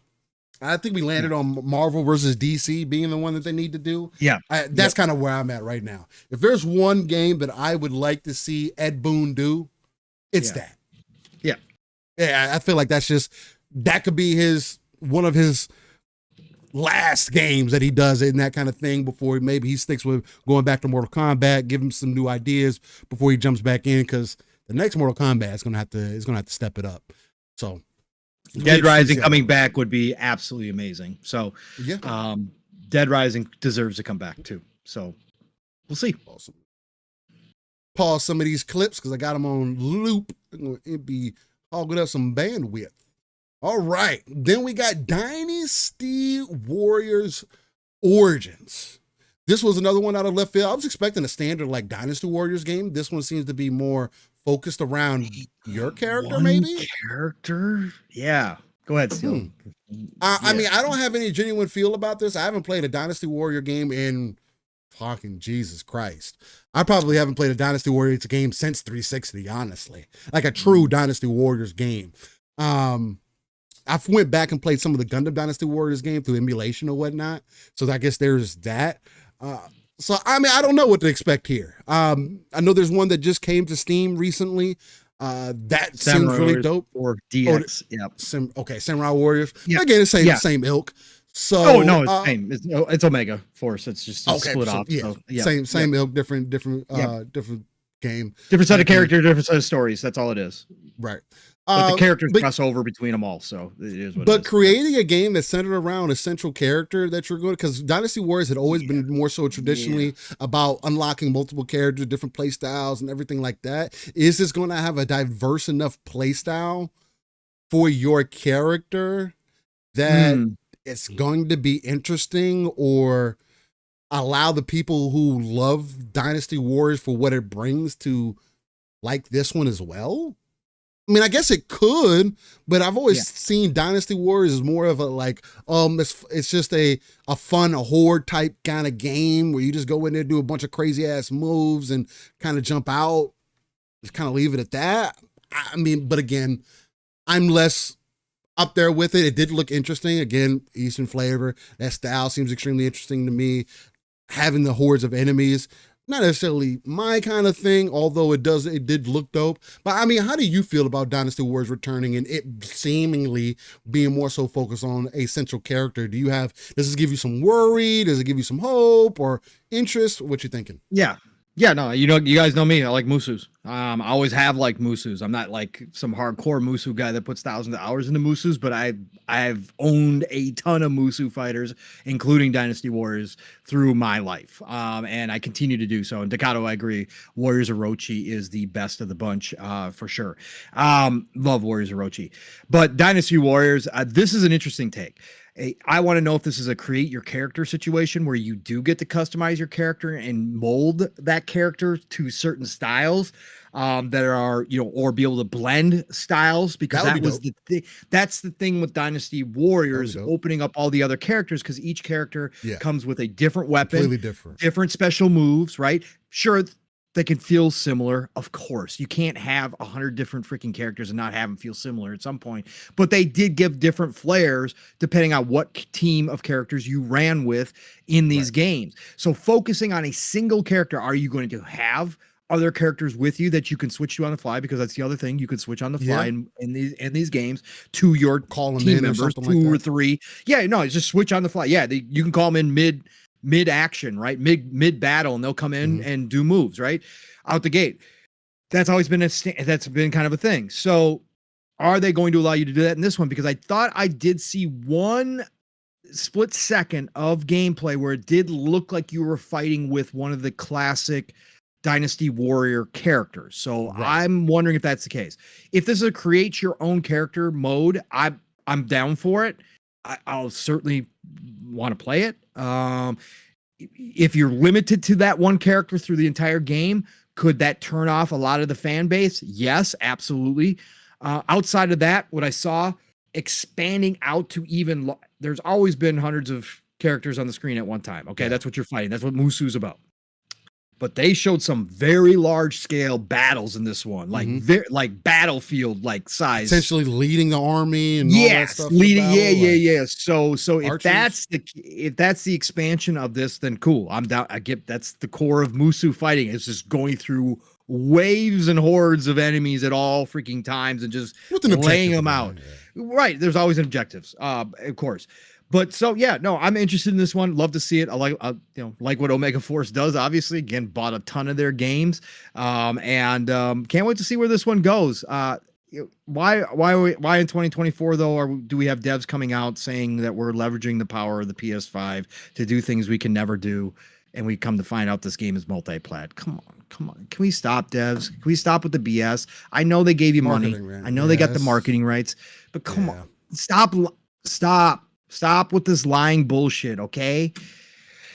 You're putting it elsewhere, which means it's not the power of PS5 that's allowing you to do this. It means you updated your engine to current gen, and that you're now able to do things you couldn't do last gen. And if there's one thing that obviously the Omega Force team is known for, is relying on the old tech for a very long period of time and just reiterating upon the same thing over and over again. So if this time around we are seeing, and it looked like it, again, some of the stuff I saw definitely appeared that they've upgraded their engine and are using the current gen power, then great. That's all I need to hear. Like, you guys are moving forward and you're giving us a new experience. More characters on screen. Great. More expansive actions. Yeah. And from the character from all watching the trailer and whatnot, you're seeing the character use different weapons. So are you going to be able to swap weapons on the fly? Can you pick them up? Do you set that up beforehand? Is that how you get that diverse play style? Along with being able to summon certain heroes in certain battles or whatever the case might be? Is there going to be an expansive skill tree so it doesn't seem monotonous, or everybody has a different style that they like to use and you see a variance in combat? Because there is a lot of things that they could do. They could take all the characters that they typically would have and mold them down into one character, and people decide, hey, how do you want to play this game? What is your combat style? We're offering, or maybe you unlock a general and then all of a sudden where you unlock this character and then you train with them and now you can use their style, right? And summon them in battle if you want. There's a lot of different things that they could do with this that I think would be dope. So, yeah, man, Dynasty Warriors looks interesting. I haven't played a Dynasty Warriors in some time, and Origins like it could be up there, man. So shout out to Dynasty Warriors.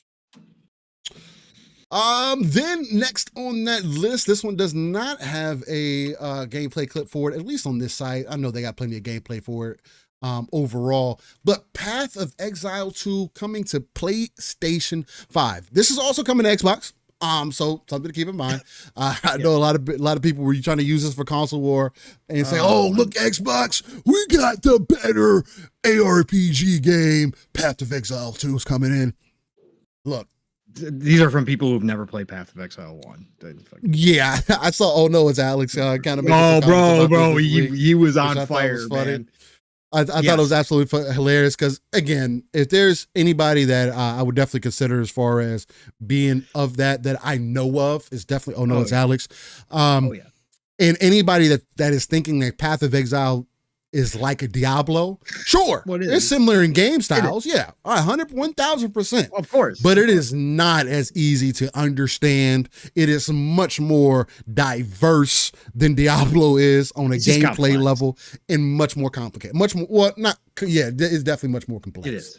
So it's on a completely different level. There's a reason why when you compare to Diablo, people say it's not the same game.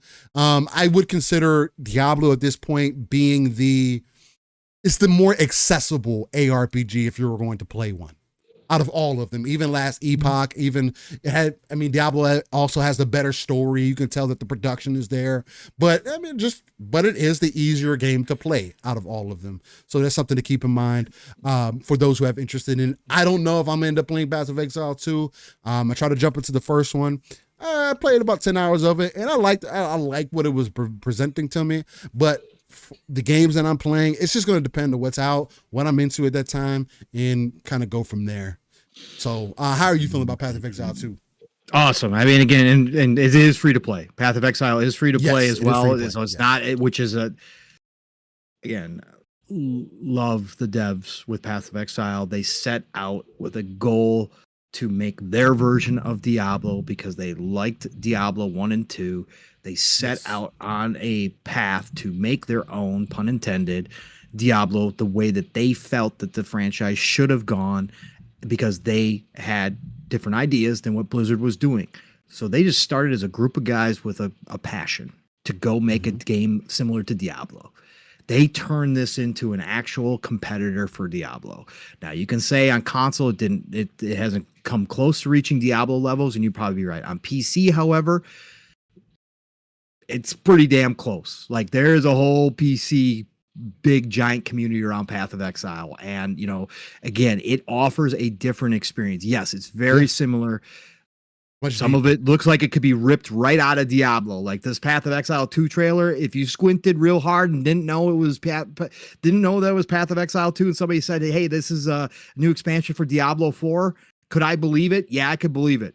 Outside some of the effects on screen that I know aren't Diablo effects. Other than that, I would be like, okay, the atmosphere, tone, what they're going for is all of it, right? Dark, heavy. I love this. Path of Exile 2, I've probably put in between all the different versions of Path of Exile 1 that I played, I've probably put in maybe 50, 60 hours into Path of Exile 1. Yeah. I fooled around between all the different versions I've downloaded before. Yeah. I played it. I enjoyed the hell out of it. I never got deep to the point towards endgame where you really do have to. They've got a whole app. Shout out to it's Alex. He did post a screenshot of one of the apps. They've got a builder app just for Path of Exile that you can download on your PC, because min-maxing and getting down and dirty with every single stat, depending on what build you're going for, once you get to end game, is vital in Path of Exile. You're not going to walk in like Diablo. You can be screwed over. And again, the loot and how much there is and all the different stats attached to that loot is on a different level than Diablo. Okay. But they are meaningful. They do affect the gameplay. That's something that Diablo 4 is trying to catch up to, because they took some of what Path of Exile 1 offers and they got some of that DNA into Diablo 4. I said that from the beginning when we first started playing Diablo 4. You can see the influence that Path of Exile actually had. This is what competition does in a space like this. So this is good. Path of Exile 2, I'm all on board with. I want to try the early access. I want to be there day one. I will say this, just from the state of play perspective and Sony's perspective. Now that Xbox owns Diablo, Blizzard, this was a great partnership. Okay. Again, it's coming everywhere. Don't get me wrong. Again, all these stupid, ignorant fools out here who want to run with, they're probably having problems with the Xbox version because of co-ops split screen. You know, we saw that. Which I also thought was dope that they're having that. Yeah, they're having that. Oh, but they're not, because they came out and announced they coming to Xbox. Again, it's going everywhere. But the fact that Sony did partner with Path of Exile 2 to get that brand recognition, right? To get that what do I want to say? I'm losing my words. Anyway, brand recognition. But to have that partnership with them is a great idea, since they don't, since now Diablo is going to be known as Xbox, right? Mm-hmm. That is fantastic. I think it's a great time to jump on board, because Path of Exile 2 has a chance. Again, Diablo 4 is doing a lot of good stuff. They got a big expansion coming out, which I am super hyped for, because we all love the story of Diablo 4. Diablo 4 story is off the charts. I can't wait to see where the story goes. I can't wait for the expansion. But Path of Exile 2 has a chance as a free-to-play game, and because the devs behind it are so freaking in tune with the community and so passionate about what they're doing. Again, go watch some of the Path of Exile expos that they have. Bro, that team is something else. It has a chance to dethrone the king, right? Diablo will always be known. Diablo is always going to be, the one that created the genre, basically, and took it to the level that it's at. But Path of Exile 2 has a chance to dethrone the king overall, if they hit it right. Now, is it going to turn off some people because of the complexity? Yes, it is. But is it also going to mean that there are people that are absolutely more invested in that game? 100%. They release regular updates, free content across the board. All the microtransactions are cosmetic only. Yes. Everything they do is right. And the free updates aren't like little updates. They update like huge big expansions to Path of Exile. So if they continue this with Path of Exile 2, Path of Exile 2's got a chance to start to set the bar for action RPGs going forward. We'll see how it turns out, but I'm excited. I'm pumped. Great showing. And again, I got to give credit to Sony for going out and partnering with them as kind of a counter move to Diablo. I think it was perfect, and I really liked it. So yeah, absolutely. I agree. I definitely agree on those standpoints. Wilfrey Rosario says Path of Exile 2 had better videos on YouTube than the one they showed on the showcase. Yes, they do. They should. Yeah. I hadn't looked at any recently, but they should. Then they did Until Dawn Remastered, another game I'm not going to have any genuine interest in. Why? So shout out to anybody. Why? Just because you put out a PC version, so now you're going to go try to get a couple extra bags at the PS5 players' expense. Like, why not just a free update with the PC version? Again, this is the stuff that PlayStation does that I'm like, why? Nobody was asking for this. Okay, nobody was asking for it. The PC version is fine. Like, yeah, get over on PC. That's great, right? Nobody's asking for it. So why not just update it free on PlayStation 5? But again, they're gonna do what they do. So shout out to Until Dawn. There are rumors that Until Dawn 2 is coming, that it's going to be made. So if that's the case, obviously they're going to continue the hype levels. Yeah, for sure. Then after that, they got Where Winds Meet. Shout out to Where Winds Meet. I actually got into the closed beta for this game. This game is right now, it is not supposed to be coming to Xbox. But in Discord, they say that they are working on the Xbox version. They're considering it. Yeah. So there is that to take in as well. Now, I don't want anybody to get confused. This is a mobile game first and foremost before anything else that is going to be also available on PlayStation. Do not get it confused. And PC. Though, and it's going to be on PC. Yes. Though this game definitely has high interest for me. As far as combat goes, as far as gameplay, the open world, it does not feel like a mobile game. We are, again, moving further to a generation to where this is the game. I put a clip side by side with Ghost of Tsushima and this game. This game shares some visual qualities with a game like even Ghost of Tsushima on an open world level. And I think that is extremely impressive for a game that is a mobile game first, as well as being on PC. I think that's super dope to see. Again, is this game going to take the world by storm? I don't know. We'll see. But it is supposed to be more of a we could jump in together, run around the world, kind of do that thing. I wasn't able to get to experience any of the co-op gameplay or anything like that. I was playing completely solo, but then it is supposed to be there. It's supposed to be MMO light, I believe, if I'm not mistaken, somewhere in that essence.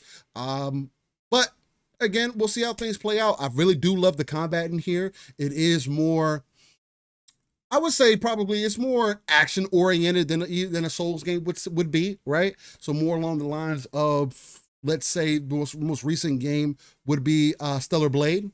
It's more along that ilk. It's not overly difficult. There's also a lot of counter mechanics and dodges and a lot of and other martial arts style that they introduce to you as well in this. So a lot of things that can take into consideration. I love the Wuxia style martial arts that they're going for. I also like the God damn. Some of the mythos and stuff that they're getting into. I find that extremely dope. And I like the overall story that they're presenting, man. I have gameplay live on I have live gameplay from the closed beta on this channel. I have at least 3 episodes of it. So that's about, I want to say, anywhere between 5 to 6 hours of gameplay that you guys could check out, maybe even more than that. If you want to see what it's like, how it plays, and what to expect. And I can only expect it for it to get better, right? No release date, I don't think it was on this still, outside of it just being revealed that it's coming to PlayStation 5. Yeah. Sentinel, how did you feel about Where Winds Meet Pong? I know you've seen some of the gameplay that I put up on the channel, that I also did live. And I don't know, did this additional show do anything for you to gauge any additional interest? Yeah, I mean, again, the show, I'm already sold on Where Winds Meet, so I'm already sold. I'm in. I want to play this game, especially after playing Ghost of Tsushima and then talking to you about what you experienced with Where Winds Meet, and that the combat can be similar to Ghost of Tsushima. I said I'm all in. Again, from watching you, I liked everything. I loved the world. Blurring those lines. Again, Steel, you said it mobile first. If you looked at Steel's gameplay on PC, doesn't look like that, no. Yeah, it doesn't look like what we traditionally think of as mobile games. It's not. Those lines are getting less and less defined. So yes, I'm all in. I liked Steel because, again, I was asking you about environments that you experienced in the beta, because every time they show gameplay, they show like these different environments. Like this one was nighttime in city. Like this world seems gigantic after watching you play it. Yeah, it is. Like this seems like a huge open world. So there's lots of different settings, lots of different things to do, tons of it to do, even from the little bit I watched of Steel. So yeah, I'm all sold. Great showing. Again, another partnership, more Eastern games being stamped with PlayStation on them for the console. It's great. That, again, even if you don't, I've always said, I want first party Sony to do more diverse lineup, but they've always had diverse lineup from the third parties that do show up there. It's free to play. Xbox. Oh, it's he's talking about. Yeah. He's talking about Ghost. Sorry. Ghost. Yeah. So again, this is a great partnership. I want to see Xbox grab some more of these types of games. Maybe Black Myth Wukong is on the showcase stage for Xbox, but this is another partnership. Again, is this game going to be the biggest thing ever? I have no idea. But right now, their Twitter has less than 1,000 followers on it. It's crazy. I don't see them talk about it very often. Yeah. Maybe it'll just be you and I out here talking about Steel. Maybe. And it may be one of those games that gets more attention in the East than it does out in the West. I hope that that's not going to be the case. But and I don't know if it's just their marketing team or whatever. But guys, like, I definitely recommend at least giving them a follow on their Twitter page to get them up, because this game is, the quality in this game is way above what I was expecting. And they're punching way above their weight to be a studio. This is literally their first game from what I've seen. Now, that may not be the case for all the devs that are inside, but as a studio, this is their first game. So, yep. Can't wait. Parasite says, gotta shoot, guys. We'll be missing the Champions League final tonight because I have to go to a celebration of life service.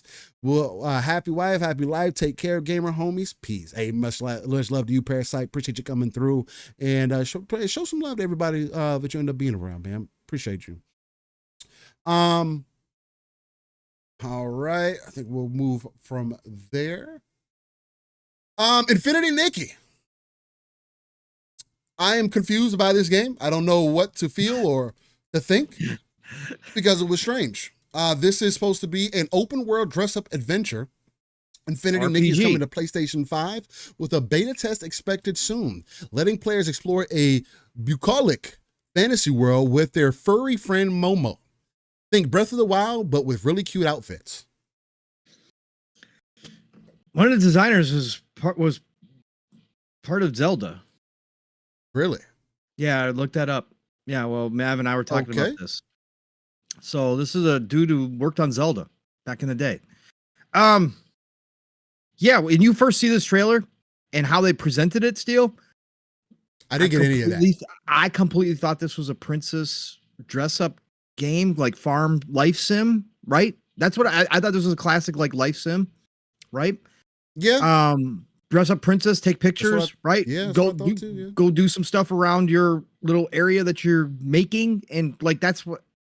And then they end it with a cutscene with some dark lady hung up talking about that was crazy. Talking about some weird shit. And I was like, what is this? That's why I had to go look it up. Yeah, and then some places describe it as an open world RPG, or some people have it as what you described it as too. So yeah, I don't know. I didn't know what to think about this deal. It obviously wasn't. I didn't think it was a great placement for it in the show. It was weird. It was weird. A lot of people didn't give it. I mean, they saw the opening 3 minutes, or the opening, I should say, 3 seconds, and were instantly tuned out. I mean, I saw other people's reactions to this game, like, what the hell? Okay, don't care. Yeah. So I got really no big thoughts on it. The fact that it's been described as an open world RPG, obviously my ears perk up. But let's be real, the characters and the story so far haven't interested me at all. And like, I like playing dress up with my characters, but not to that degree. And the photographs and all that kind of stuff, I was like, okay, what are we doing here? So yeah, just a weird game. Just a weird game in the middle of the state of play. Yeah, but I don't know how I feel about it. Hey, not for me, but that's an audience. There'll be an audience. Nothing wrong with that. Mm. Then we had Ballad of Andorra. This one was interesting to me, for sure. This one was also supposed to be, I think this is free to play as well. What? Really? Yeah. If I'm not mistaken, I believe that's what came out afterwards. It's a very ambitious Souls-like action game coming to PlayStation 5 in 2025. According to the game's official description, a faraway land is on the verge of being lost to a conflict from eons ago, and the invasion that followed it. Embark on a perilous journey, seek towering divine creatures to reclaim the twisted and lost fundamentals of the world. Again, now I could be completely off balance on that, but I felt like that's what I saw, that this was supposed to be free to play game. It's free to play. Which that is extremely interesting to me. So what is the monetization strategy in this game? Is it going to be characters? Is it cosmetics? I mean, I don't mind it being cosmetics, but is this going to be kind of like in the ilk of No Rest for the Wicked? Although No Rest for the Wicked is a paid game. So, but it could have a similar monetization strategy, and for it to be a Souls-like action game, I mean, again, all the elements in it seem extremely appealing to me, right? The characters look good. I like the overall style. It seems to present some interesting aspects, but what is the monetization strategy for this game that's making it free to play? That's what's kind of makes me feel weird about it. But I don't know. I'm definitely interested. I want to see more from it and what they're presenting. Again, I am a Souls fan, so it was crazy because this one came out of left field for me. So for you, Prong, does this look like something that you may be, I mean, with it being free to play, I don't know if it's going everywhere. Hey, if it's on PlayStation only, it's going to be great for those who are on PlayStation who will be able to jump into this. I mean, again, free of charge. You can't really beat that with a stick, but with it being free to play, I mean, is this something that you would consider at least? Of course. It just depends how soulsy it is, that whether it grabs me or not, right? Some of it looked very soulsy, but then they described it as an action RPG elsewhere too. And there's all sorts of confusion about whether or not this is coming to Xbox. It is multi-plat. Okay. It's coming to PlayStation 5. It's coming to PC. It's coming to mobile as well. But Xbox, some people are saying it's coming to Xbox. Some people are saying that that's not a deal. So I don't know. This is from Infold Games and Tipsworks Studios. Again, I'm assuming they're out of the East deal because of the direction and because of the style. I'm assuming they're from the East. So another unknown studio coming out of nowhere with some game that looks gorgeous. The monsters look legit. Like everything about this game was I was like, yo, I gotta set up. I'm like, what is this? I gotta take notice of this.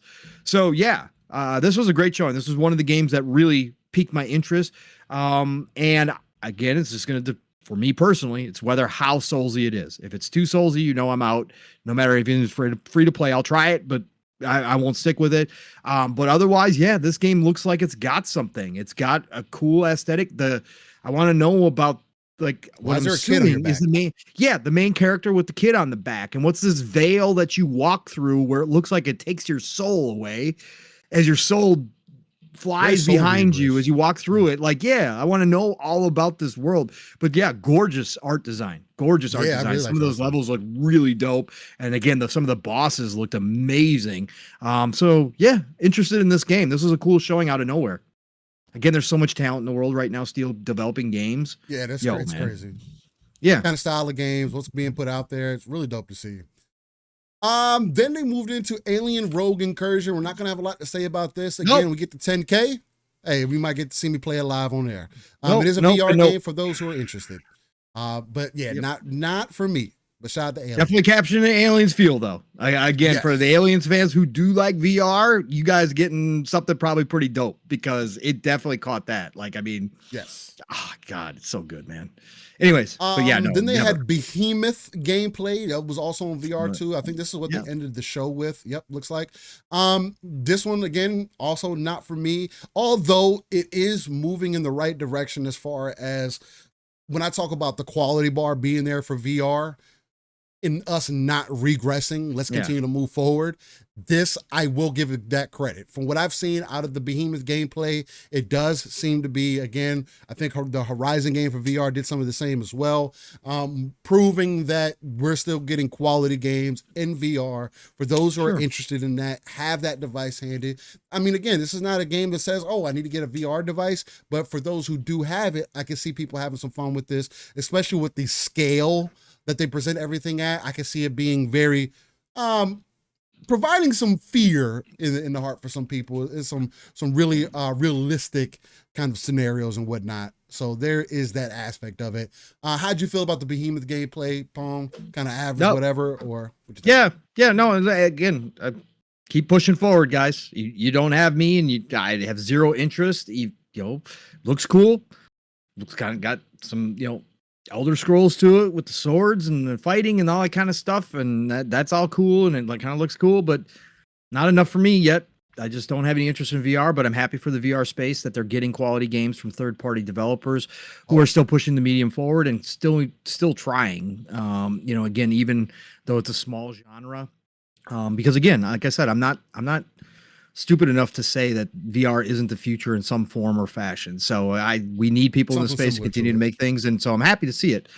So, and just so you know, Steele, I don't know if you meant to say it, but you said they ended the show on Behemoth. No, that your whole list was out of order. So, okay. Well, yeah, your list was just completely out of order. They ended the show with Astrobot. Astrobot was the way they dropped the show, which was great because that brought everybody. Yeah. So, but no, Behemoth is what it is. More VR games. Cool. For all the VR fans out there, happy for you. Again, I'm not the dude that say, I hate VR, so all this shit's trash. Nah, I want you guys to get some quality games, man. So I hope this is another one because it looked kind of cool. They did. Yeah, definitely, for sure. That was the PlayStation State of Play, ladies and gentlemen. Overall, I gave it, I'm in between a 6 and 7, so I'll say 6.5. That's probably right where I'm at because I did find some things that were interesting there. Again, Monster Hunter Wilds is definitely up there. Mainly Where Winds Meet, that's up there. But as far as showing it at this game, because I've played it already, it's not the first time I'm be seeing it. It's dope for it to be at the show, so I'll give them some credit for that. And another game that I spoke to as well. Again, there were some standouts. I'm judging it for what the show is, not anything astronomical. And I think the more so, being at a 6.5, it's a multi-platform show. A lot of the games that they showed are not going to be exclusive to PlayStation in any way from what we've seen. And like Tim the Sorcerer says, even the VR games are going to be on MetaQuest 3. So, depending on what your how you feel about that. It's completely up to you. That's the direction that they're moving in. I support that, more people being able to play more games than ever before, even if PlayStation's doing some deals for marketing and whatnot. But I mean, again, second and third party deals, those are the things you need to fill in that space where if you don't have the first party games coming in. Again, I appreciate when Xbox does it, because I just appreciate games across the board. It's not always about first party for me, but it's also just, it didn't fit in what I was expecting from PlayStation.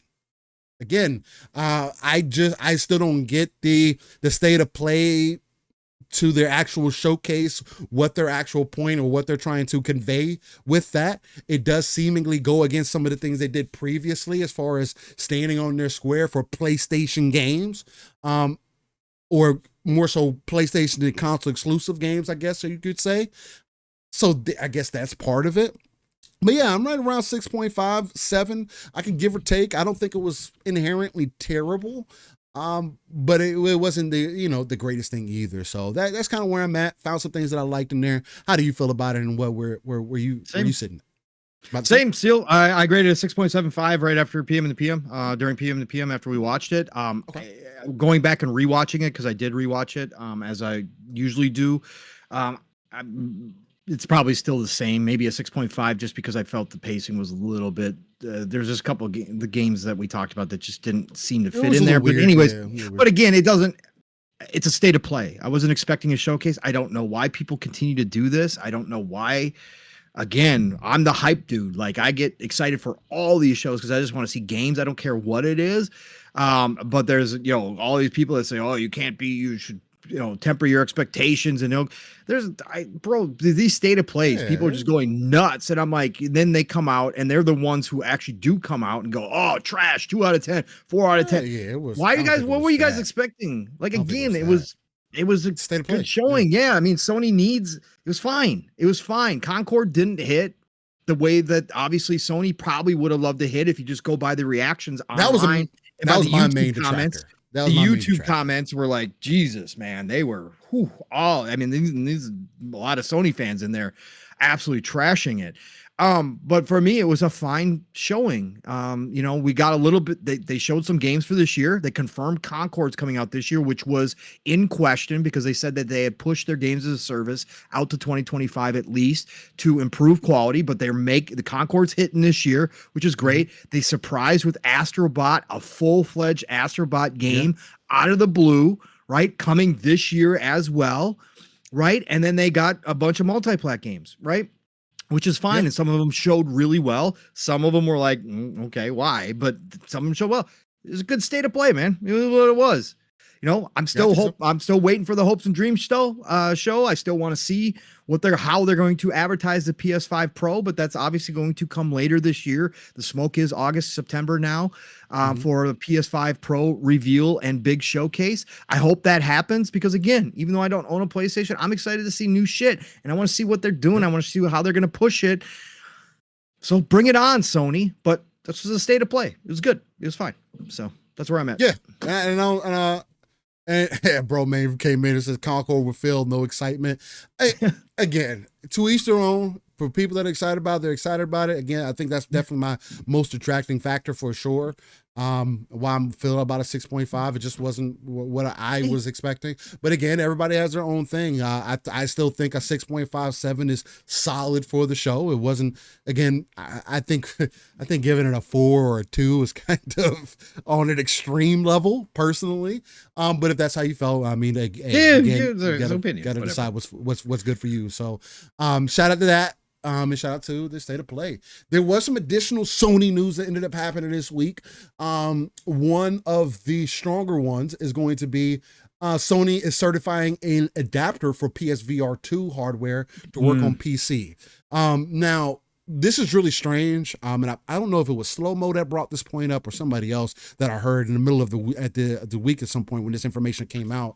But it was the same thing that I was thinking when this statement came out. The device connects via USB-C, if I'm not mistaken, or has that compatibility. So why can't you just plug it into your computer and it just work? Like through a driver update, is that going to be a possibility? Or is PlayStation going to do the Apple thing and force you to get this device, this adapter for it to work? That's what it sounds like to me, so they can make up some of that additional funds that they're missing for the PSVR 2.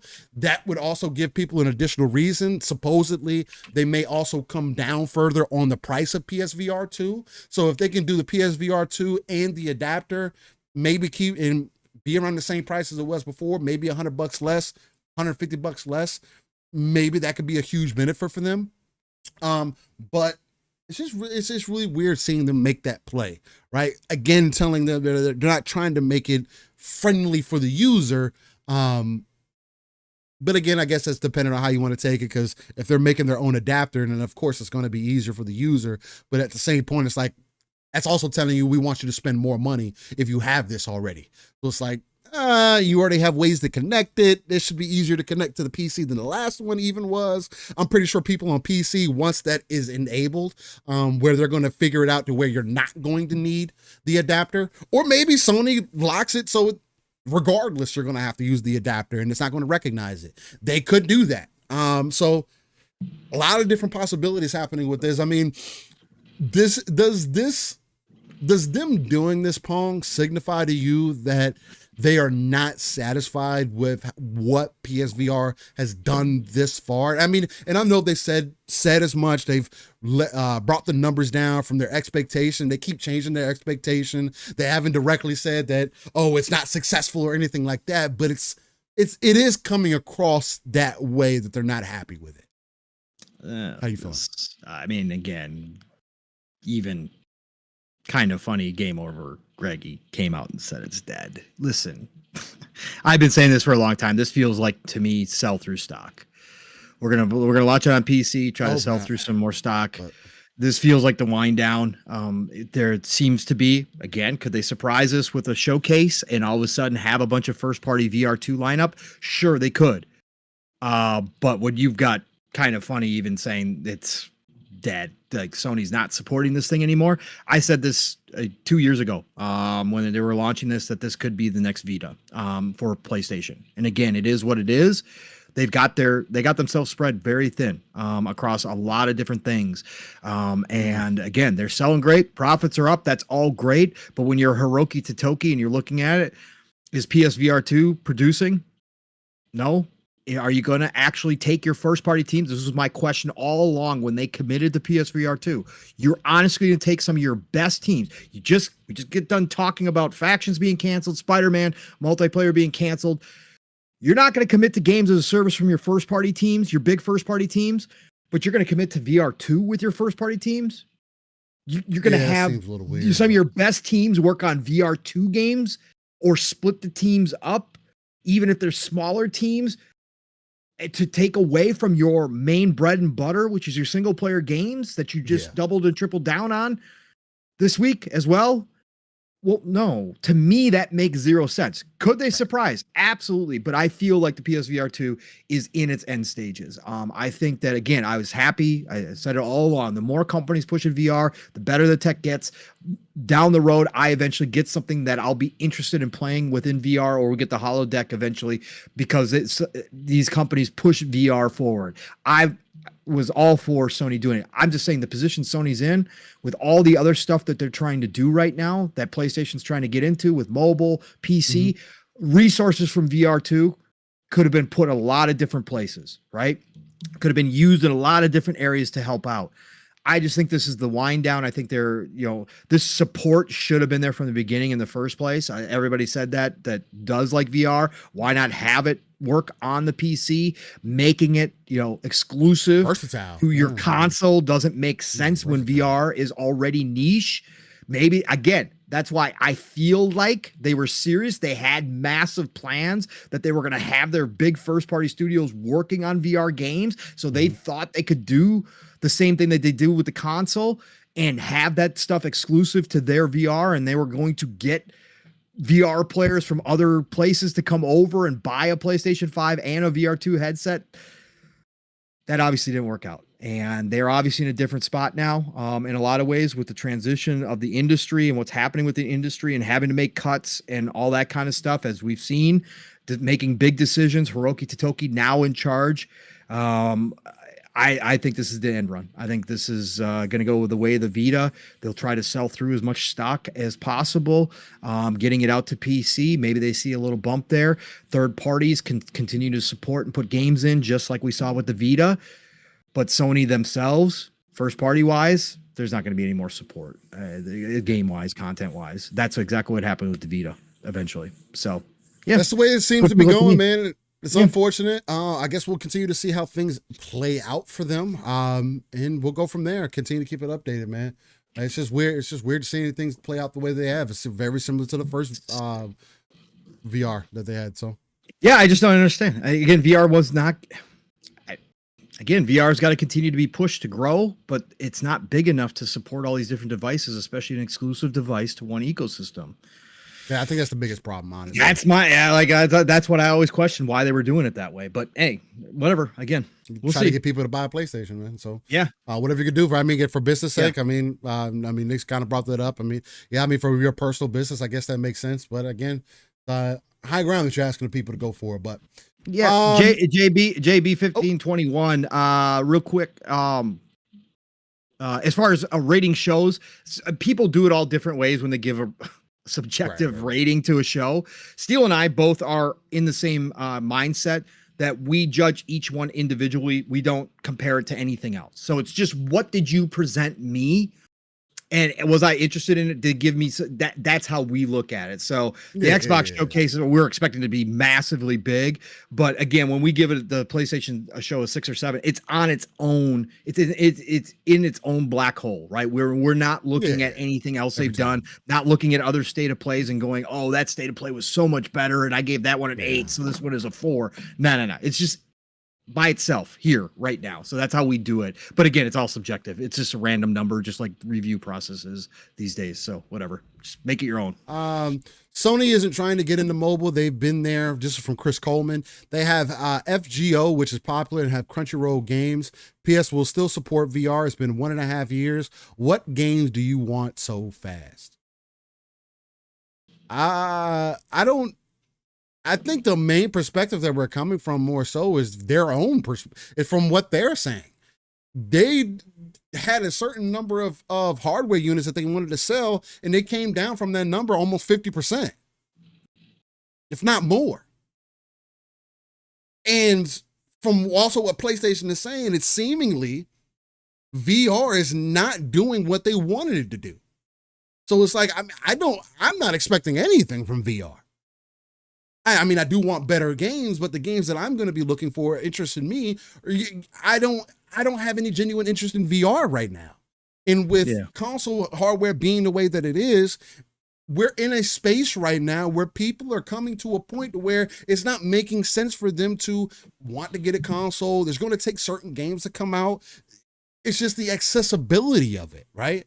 And when you have your own first-party teams, to Paul's point, being pulled to work on certain games, like a Horizon, for an example. What if, and again, you could say, oh, well, we want creativity and there to be a variety in games and all this, and then you say that, oh, well, why'd they take the Horizon team off? They could have worked on this other game.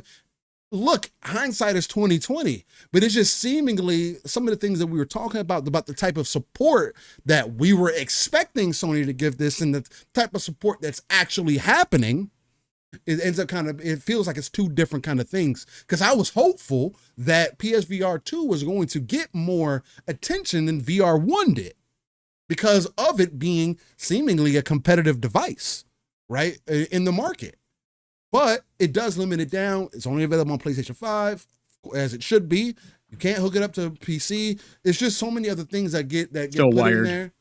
And it's still wired. When people are like, oh, they'd rather have it wireless. But even maybe if it was an option, maybe that would be different through Bluetooth. I don't know what the answer is for VR. So it's like, I don't know. It's one of those things. We'll see how it continues to grow. For me to get interest in VR, I need to be placed inside of the world. I don't want to be looking through. No, I need to be in the world. And the graphics need to come up too. It's like it doesn't help. It's not consistent with all the games on VR. No. And maybe I see people pointing out Metro might be the best one yet. Yeah, Metro could be the best one yet. But is it going to be? as everybody's favorite term for the past 2 weeks is, does it move the needle? Is Metro going to move the needle on VR where all of a sudden, I guess we'll see. Tons of people want to go out and buy VR. No, in my opinion, no, it's not. Yeah. It could have a bump, sure, but it's not going to do anything. People who are into VR are into VR, right? People who are into VR already have bought a VR right now. It's going to take a leap to get other people to move into VR like Steele's talking about. It's going to take leaps to push forward and to make other people really want to jump into VR, right? Really want to. And especially, again, from Sony's side of things, you're asking them to buy a PlayStation 5 and a PSVR 2 together for, $1,000. Like, that's a lot to ask people to commit to play Gran Turismo in VR, which is, according to many people, one of the best VR experiences you can have. And I understand why people would say that. That does get my attention when I see people playing Gran Turismo, driving game in VR where I can look around and shit. Cool, right? But again, is it enough? No, it's not enough. It's not enough. But we'll see. Johnny Ravioli, you're wild. He says VR porn is the only VR I'm interested in. And you know what's funny about that? That's what's going to blow the VR. That's what's going to blow VR up. That's what people are doing in VR. Porn right now has determined tech for a very long time. I'm telling you. That's why VHS won. That's why VHS won. That's why DVD won.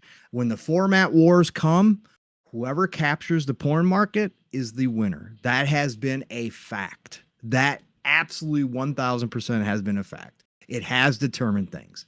And I would not doubt it in the society we currently live in, with porn addicts all over the place. Above 50% are probably porn addicts.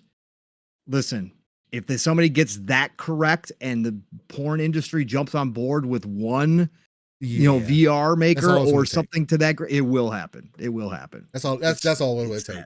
That and one like one game that really stands out among itself. It's like, I gotta play. Like everybody's like, gotta play that. That's those two things together. That's all it's gonna take. Well, we'll see how that goes. I mean, they're doing some of that now though, and it's not catching traction. No, so it's not catching traction like it would. But yeah, we'll see. We'll see. Again, it's gonna get cheaper and cheaper. The tech will get better and better. We'll get to a point where there's a tipping point, and more people jump in. A larger percentage jump in. It will happen, whatever it takes. They're moving that direction, so it will. Yeah. Once things become more accessible, I think it'll open up that market more. So there is that.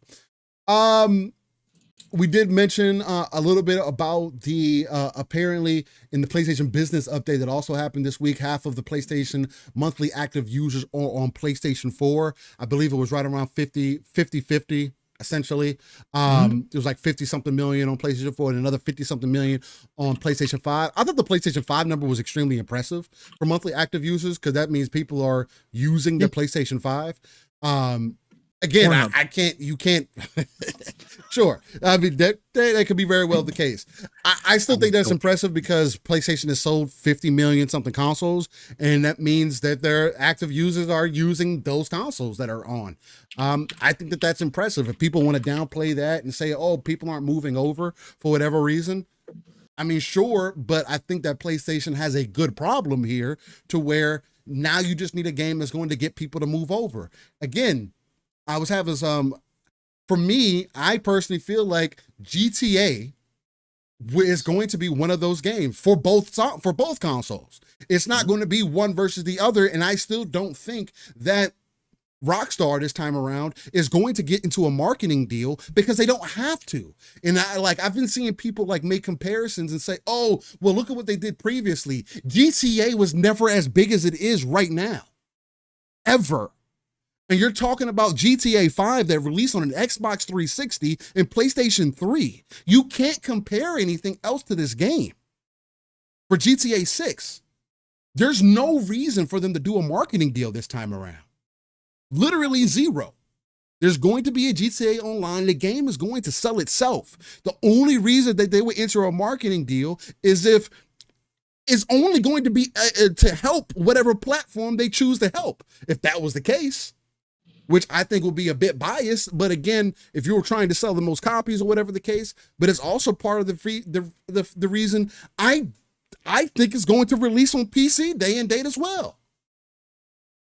Now, people can say that I'm crazy, I'm going above and beyond.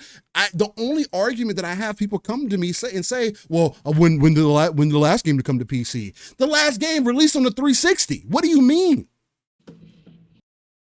We haven't got to current generation until recently, where things are on the same architecture. If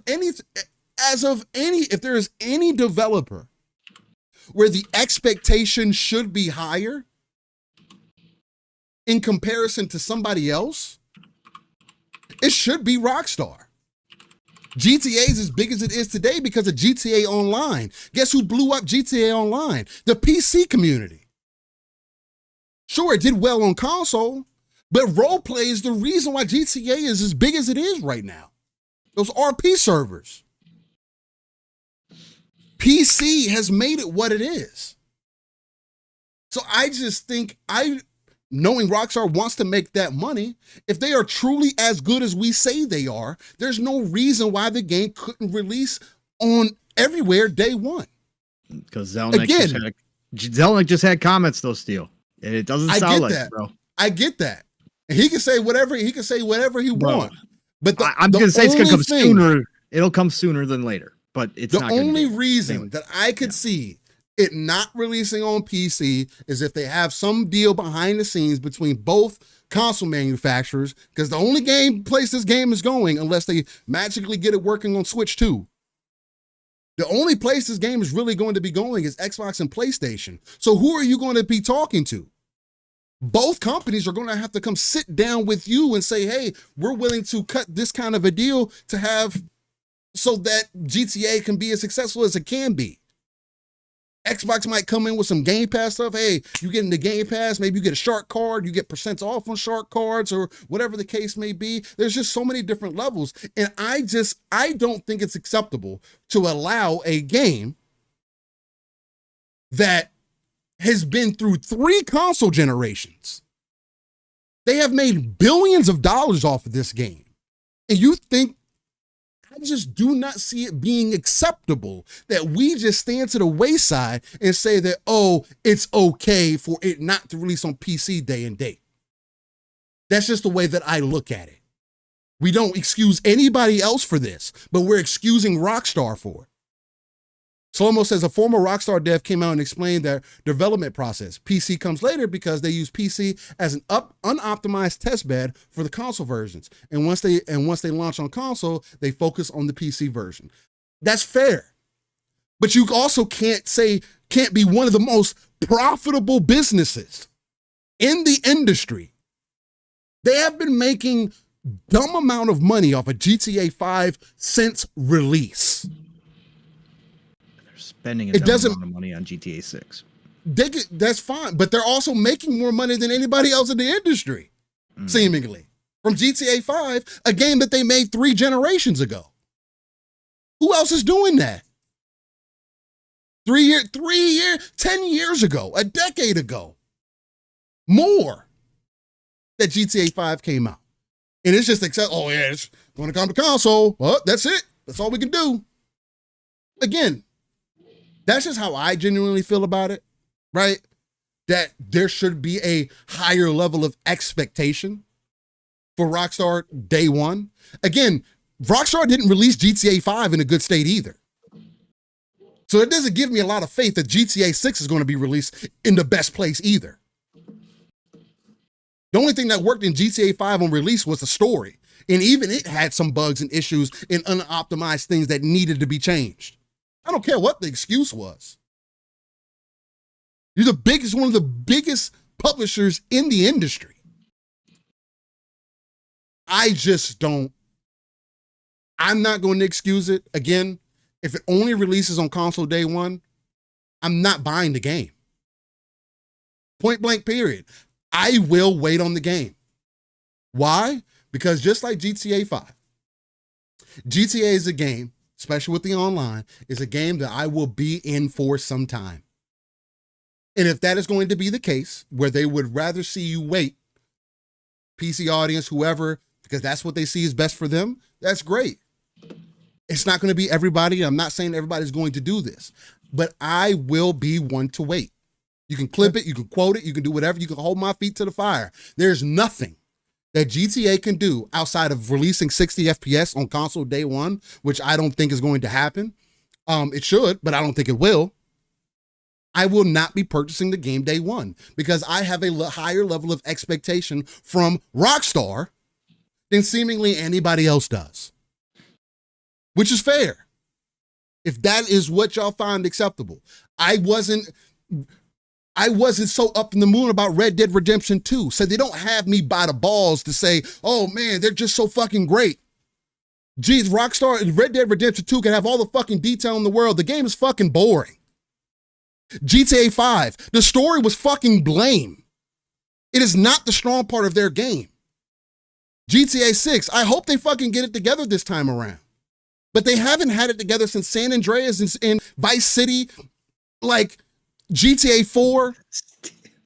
You know what I'm saying? Like, what are we talking about? And even 4, I don't think was the fucking most. I never played GTA for its story. I could gave a fuck less. It was a fun game to play. And they enhanced that fun with GTA 5, bringing the online, all that great stuff into the ecosystem. But I'm gonna hold them to the fire, man. Rockstar gotta be held to the fire. They released the last game in a trash state. Why would I want to thoroughly support them this time around? When they've made all this fucking money off of this goddamn game. Come on, man. For me, I just expect better. Whatever excuse that they want to have, whatever reason that they have more money going into this game than they would have ever had in any other game developing it. This game better be the most astronomical game that we have ever seen in our existence. And look, I give it some credence. Red Dead Redemption 2 has a lot of good detail in it that we don't see in any other game. But there has to be more than that for me. So that's just kind of like how I'm seeing things kind of play out. Pong, I mean, since we're talking about it a little bit, I mean, what are you kind of expecting? How are you feeling? A little bit. You're about to rip your shirt off, bro. A little bit. I'm to go Hulk on Rockstar, man. Listen to you. Wow. I mean, I don't even know where to begin. Number one, as far as the business update, the Sony stuff that you kind of started with half the players being still on PlayStation 4. Again, that's about the same for Xbox as well. This is a weird generation, man. This is one of the weirdest generations I've ever seen, just as far as all the changes the industry went through with the pandemic and everything else that has happened this generation. I said this generation was probably going to set the tone and determine a lot of things going forward. And I'm still on with that, except that I didn't expect to go this way. The fact that we're still most likely getting Call of Duty in 2024 to come out as a cross-gen title is ridiculous, okay? It's time to move on. But from a business side of things, because the economic situation is what it is, because people have been hit very hard and have been very reluctant or unable to go and budget in money for new consoles, we're kind of stuck in this no man's land. So is there a game that's going to move it over? GTA 6 is the only one that's going to do it, considering, you know, what everybody's believing is going to be current gen only, obviously. Mm-hmm. That will have a chance to move a large portion of people over. So, you know, Sony talking about how, you know, they're high potential, main potential. I see people already talking about it. Well, of course, get a console, again, it's gonna be the one. So, you know, it's just a strange situation to be in. And obviously, Sony, along with their, you know, some of what they were talking about, you know, more profitable, per person, per player, than any previous gen. Now, whether that you know, takes into account inflation, you know, whether that it takes into account a lot of different aspects as to how they arrive at that number. The point is they're still doing extremely well. And we've said that all along. That's why I'm not the doom and gloom guy saying PlayStation's dead. They're not going anywhere. They're doing just fine. They got their issues. They got their things that they need to work on and that they need to evolve, but they're fine. They're more than fine. I think it does allow still Xbox an opportunity if they can get, you know, Call of Duty, or they're going to, but Call of Duty in Game Pass, and if they can promote the hell out of it, and if they can solidify, you know, that that branding with Call of Duty, again, that they had during the 360 era, there's a chance they could move some of the PlayStation 4 players into a Series S at least for Call of Duty. I think that's an open opportunity here for them that they've got to try to take advantage of. Now, to what degree? Again, we'll wait and see if they can move numbers. But I think that does give them a unique opportunity at the same time to pull some people over. But Grand Theft Auto 6, to get into the conversation, listen, I am not as passionate about it as you are. I actually give Rockstar credit for optimizing console first, for prioritizing console first. There are hardly any companies that do that anymore, right? We've seen time and time again, these companies don't do that. The consoles are second-class citizens. And so Rockstar and Take-Two being one of the biggest publishers out there, the fact that they still believe that the consoles are their main market, I got to applaud them as a console only player up until just recently with my first ever gaming PC. So I got to applaud them for that. And I've said all along, I think that they're going to follow the same line and that the PC version will come out afterwards. And obviously Strauss, in his comments this week, when he was asked specifically about that, I mean, it was a lot of word salad from Strauss, but at the end of the day, it seems like, hey, we would have announced it if we were ready to announce the PC version. We're not going to announce the PC version because that's not coming day one. We're focused in on the console versions, so that's what we're going to promote. I do think it comes sooner rather than later after the console version gets out there into the wild. Again, the bigger question, I think it was Brett Bingham that brought up in the chat, is do they launch a new online right with it, or do they just continue with the old online, right? So, and how are they going to transfer people over? How are they going to do that? How are they going to GTA? I'm going to tell you right now, GTA 6 is not going to sell the numbers. Y'all, anybody thinks that it is if it does not include online. Point blank, period. Okay. All right. Well, point blank, period. If it's only single player and online, because GTA Online is technically a GTA 5 thing. They would have to, because of how GTA 6 is going to look, GTA Online can't just be its own thing because it is part of GTA 5. It's not a standalone product. It's its own. It's part of that game. So I would assume because of that, the GTA 6 is also going to have its own online. And I'm telling you, it is not going to sell those copies if it does not have online. GTA did not do as well as it did because of the story of the game. Point blank. But it did because online came later. No, online only came out a month later. Right, but the pre-sales were gigantic, bro, for the actual story, for the main game, because people do look forward to that. Online didn't develop until after the fact, right? And then became its own. I know, but it didn't even start out like, oh, everybody's just playing online, right? It had to develop over time. It had 7 million pre-orders. We've seen other games that have had high number of pre-orders. It was a GTA game that's had a lineage of being a GTA game. That's what people, sure, I'll give them the credit for that. But the reason why it ballooned the way that it did is because of online.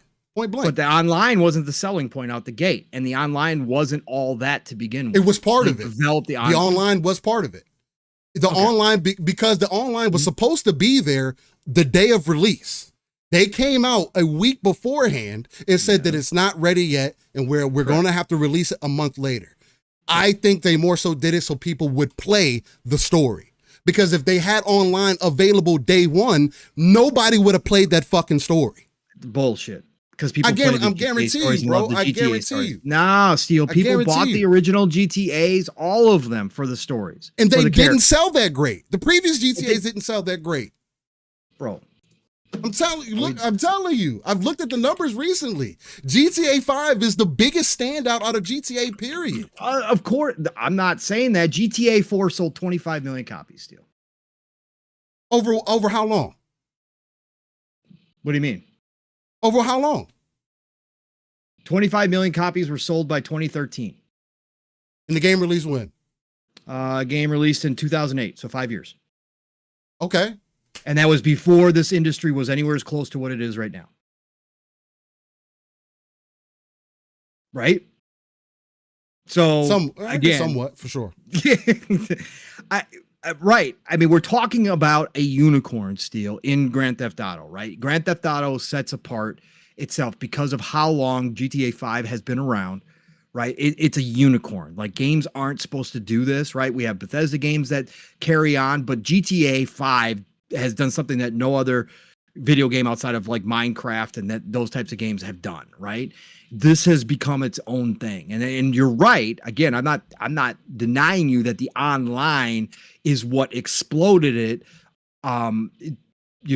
dramatically over the years that it's been out, right? That again, there's no denying that. I'm just saying that even without an online component, this GTA 6 would do massive numbers pre-sale wise, would do massive numbers. Is it going to sell 200 million copies? No, it's not going to sell 200 million copies, but it's going to do massive pre-sale numbers, whether the online is new and available day one or not, because people do buy GTA for the stories. And I think people are interested in this story too. And it's also because, just like Red Dead, right? People want to get into this open world sandbox that Rockstar is known for, that is unique to them. They do their own version, and it's because of the high level of detail. And I know Red Dead 2 wasn't for you, right? And I still like Red Dead 1 better than Red Dead 2. I still want to go back to Red Dead 2 and replay, and I actually finish it. I finished Red Dead 1, 100% of that game. But people do like GTA in the same way because they want to see what the world does, because there's so much freedom in the world for you as a player to do what you want to do, and the level of detail is second to none. Like, again, the amount of work they put in to that world to make it feel living and breathing, there's not too many studios who can do it that way. So I think you're a little bit off to say that it won't sell at, they wouldn't sell big numbers out the gate if online isn't a thing here. I'll put it to you like this. Grand Theft Auto sold 3 million, 2 sold 2 million, 3 sold 14.5. Right. Vice City sold 17.5. San Andreas did 21.5. Yep. 4 did 25. So okay, if we just based off of 4, single player alone, Grand Theft Auto 5, I do think it would have at least probably sold 40 to 45 million copies in 10 years. Maybe. Sure. But GTA 5 was also weaker in story than Grand Theft Auto was. Grand Theft Auto 4 was, story-wise. Sure, but that doesn't mean people still didn't buy it for it, right? I don't see, even if I give it 40 million to sell in 10 years, it sold 140 million. That is, it's not even remotely close. To go from 25 million to 140 million. Well, there's only one determining factor. They're 200 million. 200 million. They're 200 million plus. I'm just going off of this video game. I know. VG sales. So, the only point that I'm making is there's a balloon there. I'm not saying that GTA is not going to sell. Sure, I can give them some of those numbers. But for what their expectation is now, you don't sell 200 million copies and say, oh, yep, the single player is going to do it for us. Single player is not even going to touch half as much as this. Well, no. Red Dead didn't do it, and it was impressive. Yeah, but it's going to sell, but it's still going to be a record breaker no matter what. But what is a record breaker for them now? Because if they can sell 200 million in 10 years, then what's the record breaker for you? I'm just saying straight up for opening day, their pre-sales with or without an online will break records. I don't know. I think this time around, because of the precedent that they've set with GTA 5, I just feel like without. And again, if I just need to speak for myself more than anything, that's the only thing I can do anyway. I mean, from what I've seen, and I'm also just giving input from what I have seen. For me, I don't see a point of GTA without online anymore. I don't. Online, after the story, I'd enjoyed it for what it was in GTA 5. I probably enjoyed it more than most people did. I thought it was decent. I thought it was solid. Again, a little bit better than some of the other ones. I mean, again, it depends on how you want to look at it. But I just don't think that if they say, oh, online isn't coming, I think that that's going to be a major hit for them. If they did it that way. I do think it just makes more than enough sense that GTA Online, a new version of it, is going to be part of this game and is going to be a main factor for why people are going to jump into this. Again, the main thing that got people excited for GTA 5 was the fact that there was going to be an online mode. That was the conversation that was happening at the time. GTA 5 is doing online. That's crazy. Red Dead's online was cool. You mean they're going to do a more grounded focus like in this city? Man, that's super dope. I always wanted that. Thought about San Andreas. It does it online. You know, what if we could have did that online? Like, there would just been so many potential with that. The biggest question I was kind of presenting though is I don't think they're going to have two separate versions of the online. They're not going to split that online base. It's going to have to be seamless. Like there's going to have to be an upgrade so that again, that you are playing carry over whatever you did on because GTA Online is its own thing now. Like we can't deny that, right? So I think they have to do an update within GTA 6 for the online portion for those people that do have access to it, but I think it has to be seamless between the old version and the new version. I think that you have to have that so that people feel like they're not starting over from scratch, and I don't think you want to split your online base. That would be dumb, I think, personally. Maybe they will. Again, well, if there's such an upgrade, I mean, if there's such an upgrade unicorn, I understand. This is a maybe unicorn, a character, right? Maybe a character. This is a unicorn, and they could do that to entice people even more so to update their system, right, and come over to GTA 6 and force it, right? They could certainly do that. But anyways, it's going to be fun because again, GTA is different than anything else that we've ever seen in the video game industry, right? It is on its own. Right? You got your Call of Duties, you got your Minecrafts, you got your Fortnites, but when it comes to the GTA, it's just different, man. And again, we're going to find out what this does for the industry. For Sony, as far as them, I think I've said all along, Take-Two doesn't have to take any bag. They're not required to give up the marketing rights. I think they're going to fleece the hell out of Sony. They are going to fleece PlayStation. If they want it, yeah. I think they are. And because I think that Sony I say this, so don't freak out everybody. Okay. Sony doesn't need to do anything. Okay. They're fine. But with the Pro, if the Pro is real, I'm on the train that it is real and they're going to announce it later this year with the lineup being what it is currently speaking, unless they have a bunch of remakes, right? Ready to rock and roll that take advantage of the Pro. How many more copies are going to sell to people for the Pro outside of your hardcore fan base, your enthusiast fan base? They'll buy it. They'll buy them up. So what are you looking at? You for the Pro, I think they lean heavily into Grand Theft Auto being the best version, being able to play on the PS5 Pro, and they got to cross their fingers that it hits next year's mark. Because I do think they drop off the bag to push it, and I think the marketing starts early. Do you have to drop off a bag to market the game? Yes, for GTA. Yeah, I mean, unless you're from both. I mean, everybody from all. I'm talking about from all. Just because I'm so adamant about the fact that I don't think they're going to cut a specific deal. I think it'll be more so like, hey, if you guys want to say, play GTA 6 on Xbox or play GTA 6 on PlayStation, that you would have to cut a bag for that. I think Sony wants it at all their shows next year because the advertising is going to be gigantic. What if the number's too high? I think PlayStation leans. You think they'll be willing to pay it no matter what? I think they do.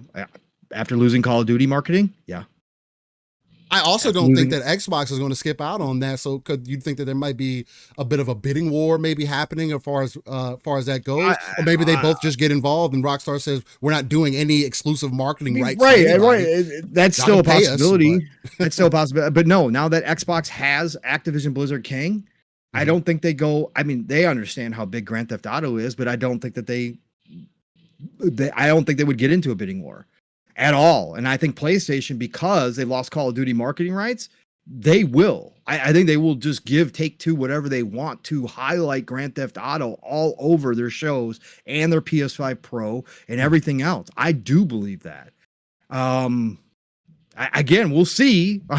What do I know? I'm just saying from the outside looking in, if I was PlayStation, I would.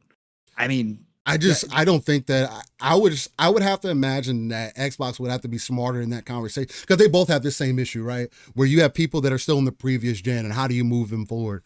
And it's like for both sides, you both need to be marketing this game if you're trying to move people over. So it's just like, But if Xbox allows PlayStation to get their marketing rights up front, that could be a hit. Do to they them care? at But that do they point. care? But do they care? And they can say to themselves, like this, I don't know, maybe they can say to themselves, 2025, we know Call of Duty is going to be current gen only going forward, right? They're finally going to transition, so we'll move people then on our side with Call of Duty, right? In Game Pass, next gen only, current gen only, we'll move people because they're already going to be thinking about 2026 if they're launching new hardware, right? They're going to already be thinking about 2026. So do they honestly care if one way or the other PlayStation wound up with marketing rights for GTA? At the end of the day, for where they're going, do they honestly care anymore? Now, especially now that they have ABK, I would say probably not. But again, it's going to be fun. I was not expecting to have this conversation at all. So no, it worked. I mean, it works because it's fascinating. There's literally only a couple games that absolutely, like, okay, you want to really talk about moving the needle? This is what moving the needle means. Like, there's only literally a couple games these days that will truly get people to transition. GTA, again, regardless of online or not, I will concede in that fact that regardless, I do think that it is a game, regardless of online or not, would get people to consider upgrading their console. I will stand firm on the fact that I just don't think that GTA is what will ever be what it was or how people felt about it before because of what they've created with the online. You've created a whole new standard, so much to the point that you released Red Dead Online 2 and people shat on it. They had no traction because of how powerful, and I don't, maybe GTA 5 Online cannibalized it. Maybe there were just people it wasn't worth giving up to people. Maybe it's the Cowboys. I don't know. But I also can't deny that in comparison to GTA 5 to Red Dead 2, and of course Red Dead 2 came out much later, but Red Dead 2 is like leagues and bounds a way better game on a technical level than what Grand Theft Auto ever was. So it's like, I thought Red Dead was a pretty big game as well, and people didn't buy into it. And Red Dead 2 is again, from what you hear, is one of the most high up there games that people would recommend to you over a lot of the other ones. 61 million units sold with no online for Red Dead 2. That's massive, bro, because they didn't support the online. Right? They didn't hit the way that they thought it was going to, and they dropped support very quick because they had GTA. And I get that Red Dead is a GTA. I get money. But they could have. A lot of us, this guy right here, was looking for them to expand Red Dead Online. I would have loved to see them put the effort they did into GTA. But again, when you've got GTA printing money like it is, it's very easy to look at something like Red Dead Online and go, more modern. Cars, right. Mods, I want Old West. Old West is my style, right? So I'm all down, and I understand that I'm just different like that, whatever. But I'm just saying there was a lot of people that were hoping that we were going to get our cowboy fantasies on, right? In online. And there was a time where it looked like they were, but again, it just makes it easier for Take-Two to drop it when they didn't get the upfront, push from the consumer, the gamer, to say, well, we got GTA Online. That's just printing fucking money anyways. Who the fuck cares? Like, why we're gonna spend time on Red Dead? Red Dead will be known as a single player game. Maybe they go back to it again with Red Dead 3. Maybe they try the online again with Red Dead 3 with what they've learned. Maybe. Otherwise, I just think they look at that franchise and go, hell, we sold 61 million copies of just Red Dead 2 without any online to speak of, really. So that's just our single player. Like, people go live their cowboy fantasies as a single player game, and we'll just continue to push that. And that game is casuals as well. So for sure, because of the setting and everything. Yeah, because of the setting, because what it was doing, and it's still one of the best games to date. And I see the chat. Let's jump into the chat here. Okay. A lot of people bringing up, like, Sergeant Sentinel. Shout out to Sarge being in here. Appreciate you, brother, for dropping in here. Eastside and Nixie, talking about the 60 frame stuff again for Grand Theft Auto 6. That is going to be the question, obviously, for Pro isn't going to do 60. Is any of these systems going to be able to hit 60? I don't think so. unless they're, this is where we get into creative vision again. It's going to depend on whatever they decide. If the game looks like those trailers, and again, we are in an era where the games look like the trailers on console. Yes. I don't know how likely it is for them to hit 60. Is that an excuse? No, I think it should be 60 regardless, because I mean, GTA feels fucking fantastic at 60 frames. Red Dead is the same thing. It feels like completely different games. Because of the style of games, they're heavy action focused. You're shooting, moving around a lot. Like, you can tell the difference. I don't know. How optimized is it? What all they're trying to do with it? Is that going to be the deciding factor for the masses, though? No. When it comes to GTA. And if the Pro is powerful enough to add more ray tracing, if the Pro is more powerful enough to maybe do a VRR 40 frames mode, that will set itself apart. Again, I don't know. I don't know what I don't think anybody at this time and place can tell you for sure that Rockstar, with all the money they're putting into, with all the optimization they do on the console side, can't find a way to squeeze out enough. Again, you guys all know I'm all for options. I'm just saying that if it were to happen where Sony did get the marketing rights, could market GTA alongside the Pro as the best place to play GTA, even if it's dumb stuff that a lot of us don't care about, that marketing will be strong for them and will help them push consoles and help move people. And the people that held off on PS4, depending on the price point of the PS5 Pro, could look at the Pro, and Sony could be saying we could probably push some more Pros out the door than we initially thought, even at a higher price point, because there's going to be some people who think that GTA 6 is worth it and want the bragging rights to say that they're playing it on the PlayStation Pro. That happens amongst the casuals. Oh yeah. And that happens amongst people like that. So I just think that that's the thinking. Now, again, we're going to watch this all play out. There is no guarantee that even GTA 6 hits next year. They obviously have big faith in it. That's their goal. But yeah, that's their goal. They have faith in it, but we've seen it too. And Strauss has now said it multiple times in interviews in the run up after the GTA 6 was announced that we will make sure this game is right. We want to set the bar in this style of game. And if it's not meeting our expectations, we will wait until it does. So if that's the case, we could see it push till 2026. And then from Sony's aspect, if they drop the bag off for marketing and there is a delay, then you lost a lot of your advantage out the gate, because if Xbox is ready to drop that next gen console, whatever it is, at the end of 2026, well, then all of a sudden, depending on what they do with it, depending on what we know nothing. I'm just saying, if it's the biggest technological leap we've ever seen in a generation, however that's defined, then it's potential that all of a sudden you've got the rival console coming out at the holiday 2026 that is going to be able to do things that yours couldn't do anymore, your mid-gen refresh. So again, I just love the back and forth here. I love the interaction, the cat and mouse game, the chess moves potentially being played. We're going to watch this in real time. And again, we haven't had a GTA full-fledged launch since the 360 era. The end of the 362. That's the crazy fucking thing too. We haven't had a actual new GTA launch. Long time. It's going to be almost generations. Almost 13 years. And it's only gotten bigger during that whole entire time. The legend of GTA has only gotten bigger.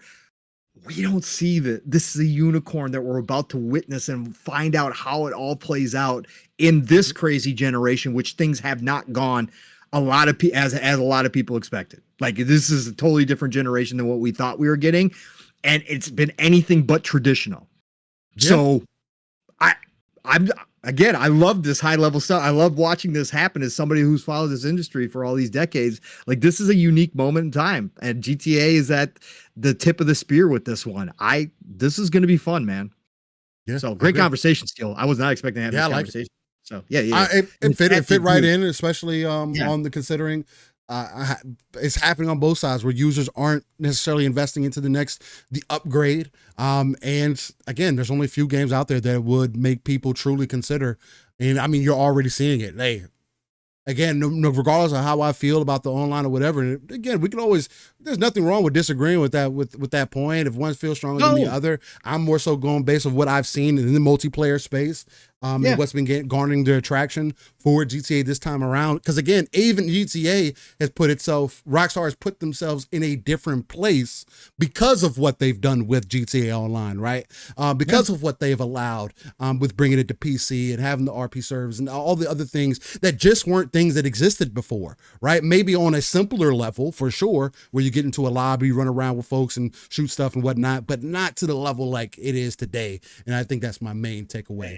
Blue Arrow does add a good point real quick. He says, if they want a significant shout out to Blue Arrow. He says, if they want a significant leap, which Rockstar clearly wants, they will focus on visuals, not performance. Just look at their past games. Now, the one thing that I will, a little bit of pushback there, I think they try to do both though, because the performance and the visuals have to match. I mean, now if we're just talking about them doing 60 frames, then yes. We have seen that traditionally, especially if you want to use Red Dead Redemption 2 as the main standout, that released at 30. Why has it not had a patch for console? And it should, like now, it definitely should be able to play 60 now. Yes. Because of when it was released to where it's at now, right? Because Red Dead 2 came out on Xbox One and PlayStation 4, right? Right. So yeah, by the time you get to your next console generation, no matter how impressive that game is, there should have been that 60 patch for that game because of everything that's been implemented and because there was that leap going from previous generation to current generation. So it's gonna be interesting to see how things play out, man.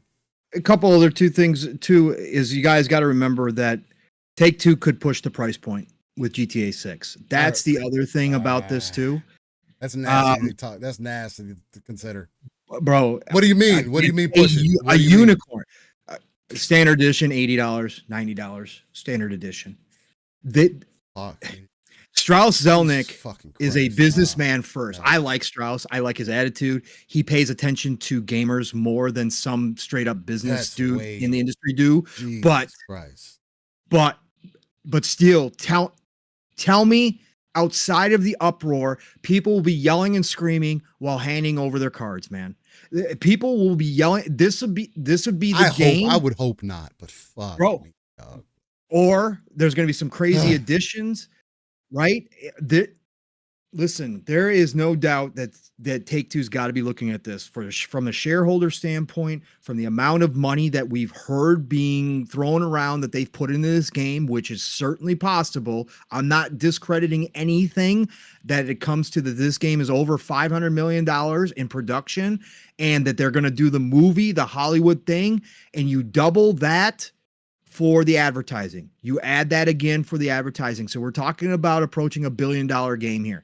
There is no doubt in my mind that Strauss knows for a fact that if he came out and said Grand Theft Auto Standard Edition, $80, that people would absolutely 1,000% pay it. $90, people would absolutely 1,000% pay it to play Grand Theft Auto. Listen, it's just, I hate it. But again, this is the one game. The other thing is what they do, not to go back to the online thing again, but they could push their boundaries in online as well. They could introduce. I think they will. Fuzzy years ago when NFT was the big word. Fuzzy Belvedere, shout out to Fuzzy. He might be in the chat right now. But years ago, his thing in our DMs, and he said it on the shop a couple times, I think, and he may be on the Fun Spec family shows. But his thing was when NFTs were being pushed, that he thought that Strauss would be the first one to push NFTs into a mainstream game and that you'd be able to buy property, virtual property in Grand Theft Auto 6 online. That you would be able to own property, cars, houses that are attached by NFTs and that's your property and that they could open up a marketplace where you could sell that property and people will be paying real money for beachfront property in Grand Theft Auto 6. At that point, you would have to have a game that's big enough to be able to house that because they already do it server wise. So that's the only thing that I don't think NFTs would be able to work. Now, I do think that they'll have a version of that. Right. Well, real quick, I got to answer a phone call. Yeah, go ahead. I just think that again, there's a lot of different, they could go completely traditional here and change the model zero, right? They could do everything by the book like they have with their previous releases. It's just as this is a unique opportunity, a unicorn, once in a lifetime kind of release with GTA 6 because of the fever pitch that GTA 5 and the online has pushed this IP to within society, right? This is cultural. GTA is cultural. It is known as well known as any other IP that you can ever throw out. If you ask some random people on the street if they know about this video game, Grand Theft Auto is got to be one of the highest percentages, right? Strauss being the businessman, the amount of investment, time, and resources they've put into this game over these years to come out with this one, I think that they could change it. I think that they could try things that people would be. Yeah, I know. Nixie says Pong, it would be crazy with the rise of PC gaming that Rockstar would leave them out, but it might be the case. Yeah. Yes, Nixie. I just think that there is an opportunity here that I don't necessarily approve of or like, but that they could take to try some things that haven't been tried in the video game space or only in select cases have been tried, because there's obviously been games out there in the PC space, like, Star Citizen, that kind of stuff, that have tried things that have done, that have changed the model, and you do have people that are willing to buy into those models. And with GTA, you're talking about potentially grabbing common gamers, right? Regular gamers to buy into that kind of system and take full advantage of them.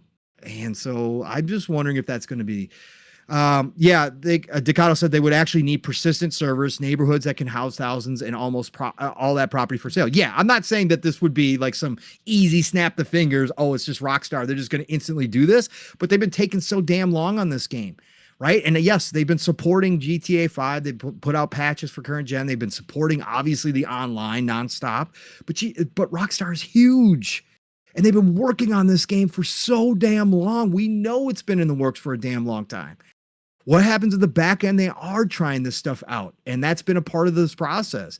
And part of the money put into it is to figure out how they can monetize it in all brand new ways, knowing that they have a massive amount of people waiting and willing to invest in it, no matter even if they're kicking and screaming. Just saying. Eastside Vandal says, I'm thankfully over GTA FOMO. I'll get it on sale maybe. I'm the same way. I didn't care for GTA 5, bought it multiple times, played it, didn't care for it, tried it on a new patch when it dropped into Game Pass as well on Series X. Great, but I found myself doing the same thing. I haven't been fully invested into Grand Theft Auto since Vice City and then part of San Andreas as well. Really liked San Andreas.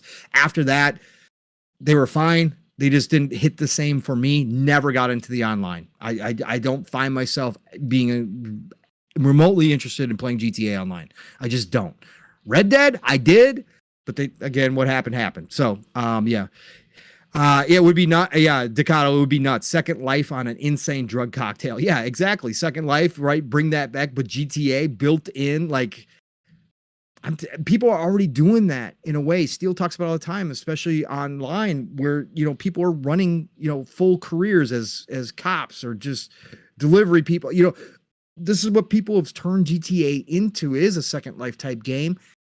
Rockstar would be, in Take-Two, would be kind of nuts not to lean into that and know that people would be willing to spend real world money to enhance that experience even further. Like, it's just the thing. Like, I'm so curious about this game and where they're going to go with it. What Dr. Scotsy says, what if, shout out Dr. Scotsy, thanks for being here. What if Microsoft makes an Azure deal for marketing rights? Give us marketing, we'll maintain your GTA real estate service. Sure, those possibilities are there, obviously, depending on what Take-Two was going to do, how much they would need. Maybe they sneak in the back door that way. All right, maybe. Let's see what else. Black John says that would be nasty work. Yeah, it would be nasty work. But again, when you're talking about a game like this and a big business like Take-Two, nothing's off the table, in my opinion, nowadays. Nothing. Nothing is off my table. Nothing is off the table from my perspective. Legendary Yobi, Rockstar, Will, Pong, they missed out on tons of money on the RP servers. Guarantee you this time around, they are cashing in. Yeah, exactly. That's what I'm saying. They've been sitting around watching this whole thing develop, watching this whole subculture of GTA Online just continue to grow. And again, businesses being businesses, they're got to be looking at that going, God, man, when's if we just took this, made it our own, and then we started selling pieces of it to the gamers back to them. Like, again, I hate it, but that's the reality, right? So let me see here. Raymond Haverfield says, I've had this argument before. Games are art and artists use different tools. Nobody should be forced to push a gimmick that some console manufacturer used to sell a product. Yeah. I'm assuming you guys are having a conversation. Nixie said, never said that tech was all world, just deliver what marketed, like you see in a picture of something you want, but get half of it instead. Yeah. Marketing is a lot of bullshit. I think we're all old enough here to know that from all the advertising we've been exposed to through the years, that a lot of marketing is bullshit. And it's corpo speak. It is simply hype speak that never lives up to reality. But I do think that some of the tech stuff is real. We just saw it with Ninja Theory, using the full suite of tech to produce something that I believe sets the bar in many ways for this industry. So I think it is possible that tech is legitimate. It's just whether or not the devs and the publishers want to give time and resources to take advantage of every single little aspect of it.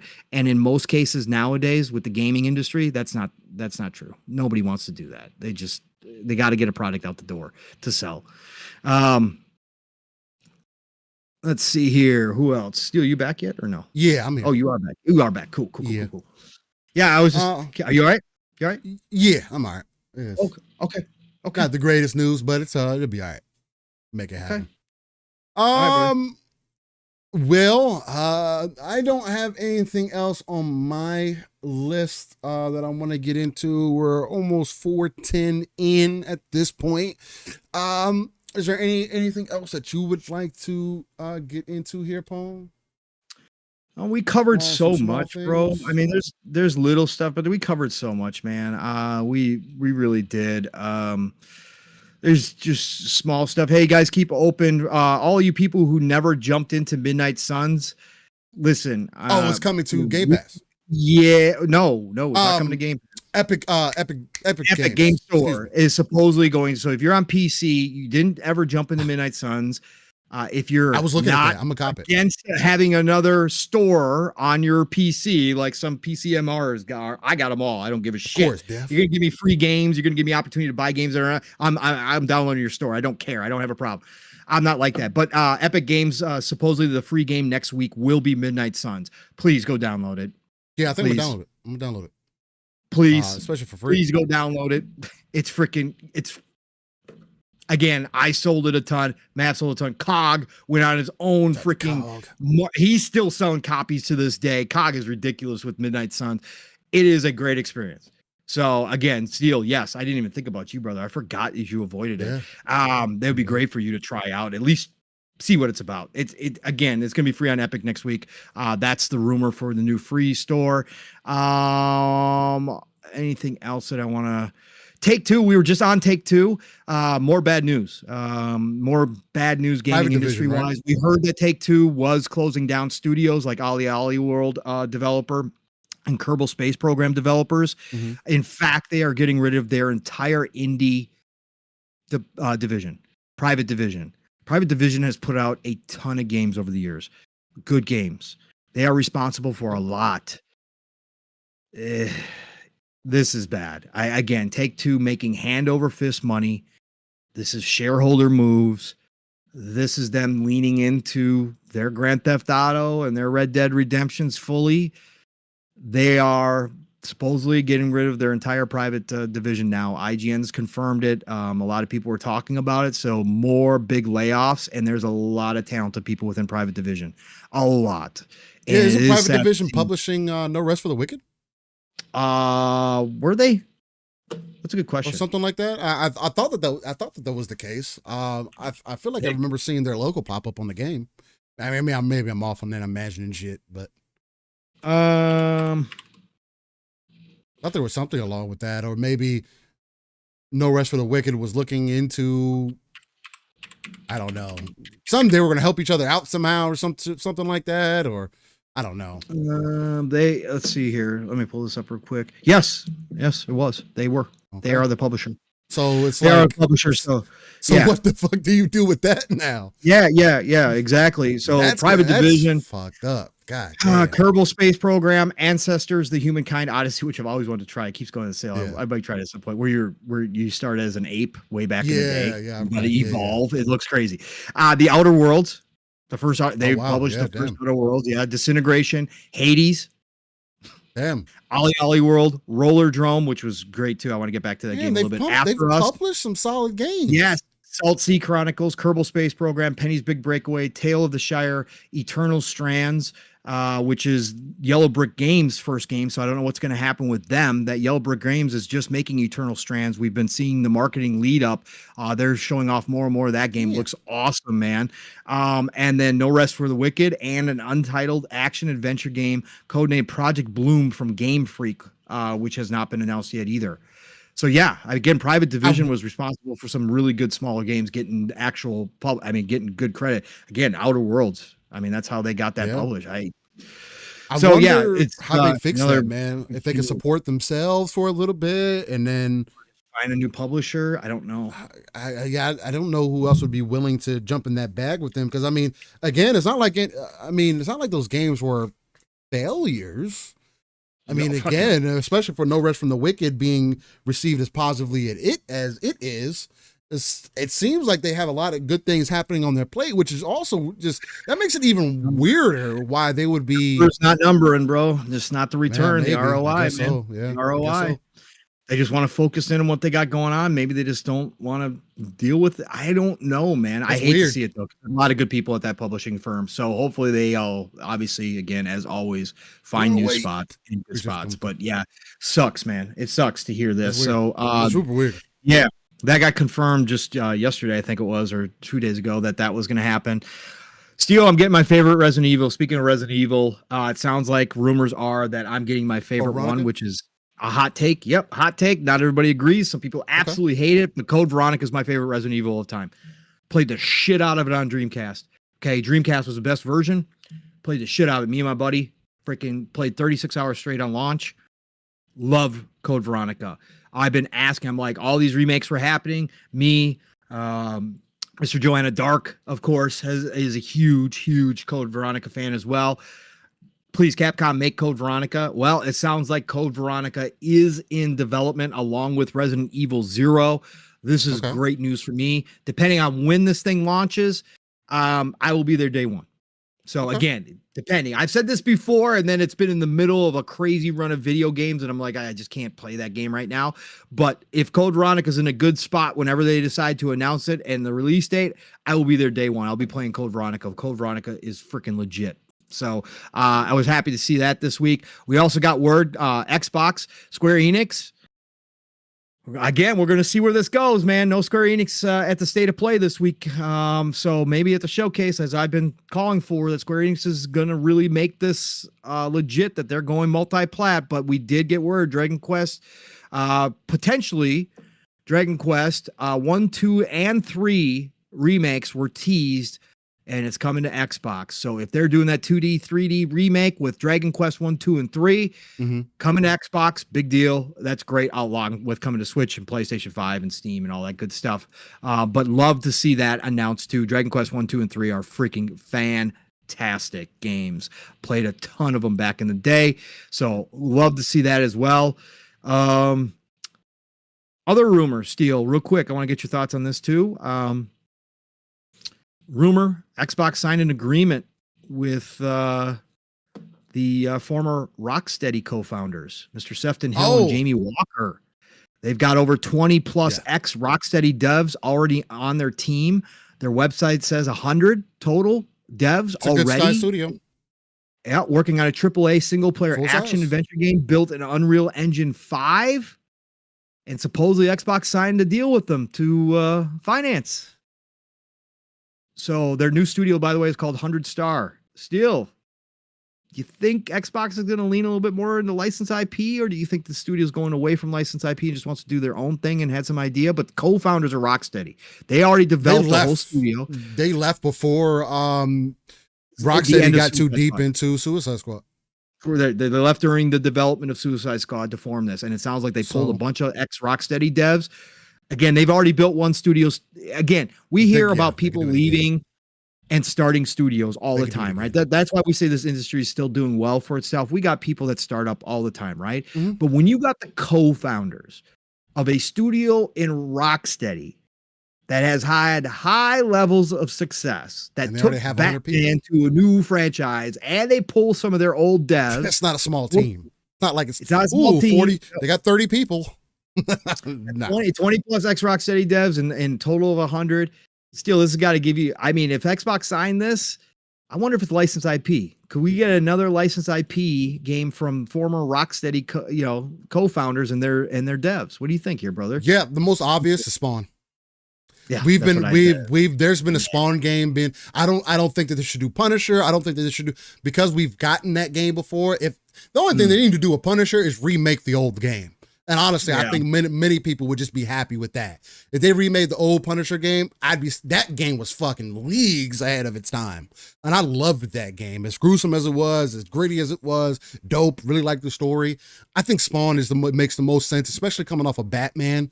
A lot of some of those mechanics that you had in Batman would work in a Spawn game. He uses his cloak to glide as well. You can tie in more of the fear elements as well, kind of like what they did with Batman with the Scarecrow, except it'd be more based in like the devil and everything. Like you could really put the demons and all of that. Now you're dealing with a lot more. I think there's a lot more room to play with in that, instead of sticking with Batman, right? Because in Batman, sure, you can kind of go back and forth, but you still have to respect a lot of the story that has been told there and pay homage and all that good stuff. Whereas with Spawn, even Michael Jai White thinks that this movie wasn't the great, although I thought it was a decent movie at the time. But even him, one of the greatest martial artists of our time, feels like that wasn't a good representation of Spawn.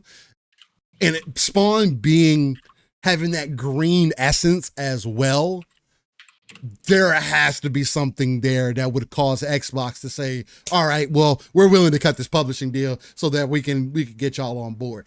There has to be some validity to that. It's just been the most asked for thing. And if they left because of what they saw happening with Suicide Squad, and again, regardless how you feel about Suicide Squad, I still think that the game was judged more for what it wasn't than what it was. I don't think it's a bad game. I do think it still pays homage to the Rocksteady quality that we look for from that studio. But if the guys who made the studio left because they felt like it was going a certain way, there's no reason that I should doubt them making something of the same ilk for a modern generation of what they did with Batman. And the only character that would make the most sense is Spawn, because literally nobody has done anything with them. I think the last time Spawn was in a game was Soul Calibur, if I'm not mistaken. Well, Call of Duty. Okay, well, yeah, excuse me. Call of Duty. Call of Duty is a good point. Call of Duty is a good point. I have Spawn in Call of Duty. I fucking forgot about that. Damn, that's true. So outside of Soul Calibur and now recently Call of Duty, which you can't get him now because he was locked to a battle pass, he's never been used before. So you have a fresh, over-the-top character that has a deep story that if you pay attention to, pay as much attention as you did with Batman, and again, you can go back to all three of you go to even, I don't think you would want to include Origins, because I don't think they worked on Origins. I know it was a different team, but But even if you go back to the original, you go to Asylum, City, and then Night. Yep. Those 3 games are remarkable from a story standpoint, from a gameplay standpoint, and they progressively got better and better and better. If that is the ilk that we're looking that is expected, or that they have set, I would say, then there's sky's the limit, bro. MK11 too. I forgot about that, Yobi. Yep. Spawn was at MK11. So we've had very few representations of a character that a lot of people find cool, that a lot of people say that, hey, this can be the mature game that we're looking for. He can push boundaries that Batman couldn't. Oh, yeah. Point blank, period. 1,000%, yeah. So it's like, I do think that would be a way to hit a home run for your pedigree and for you creating a new studio. I think. What you think?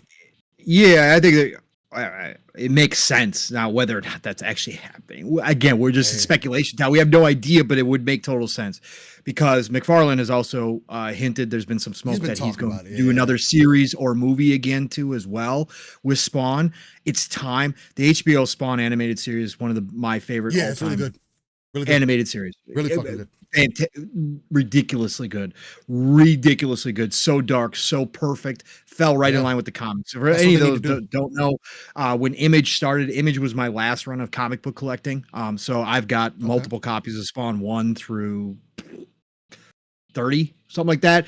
I bought Spawn, I bought Pit. I was big into Image comics when it first dropped. But absolutely just ridiculous.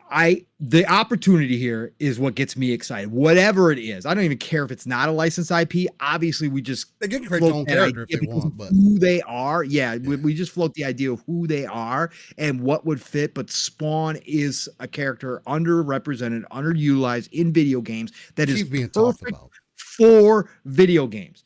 Like again, his set, all of that of skills, and again, you can go all different ways with Spawn because he was put into hell. He was put into medieval Spawn, right? Yeah. You had medieval Spawn. You've got great side characters galore, right? You've good got villains too, from what I've seen. Jesus, great villains, bro. Great villains. There is nothing that doesn't say that Spawn couldn't be, just should have been, like he should have his multiple IP. Right, there should be multiple video games of Spawn. That's just never happened. And this team, again, with their history, give them Spawn. I'm all about this. Like, it'd be great. Again, this is just pure speculation. There is not even a rumor of what they're working on outside of what I just said. A AAA action game built around UE5, right? Single player. I can't wait to see what this team does. If Xbox really did invest in it, it shows that Xbox isn't done as far as their ecosystem and supporting their ecosystem with exclusive content. It shows that completely that they're still going to go out here and cut deals, which Steele and I have been saying all along they're going to do. So if this is true, even if it's not Xbox, even if they're just doing their own game and Xbox has I don't care. I can't wait to see what the former founders of Rocksteady with some of their ex-devs working on a high-level game. I'm in. There has to be a reason. Like, there has to be be something there. Maybe it was just an opportunity. It had to be something, man. Like, I don't know what it is. Too many things are making. And again, if it is Spawn, that means that they've been listening for some time. Right. They've been listening for a while. And it's just, I do think that would be a seller for people, because people would see that would be a next generation seller, possibly because of how they can make it look. Undoubtedly.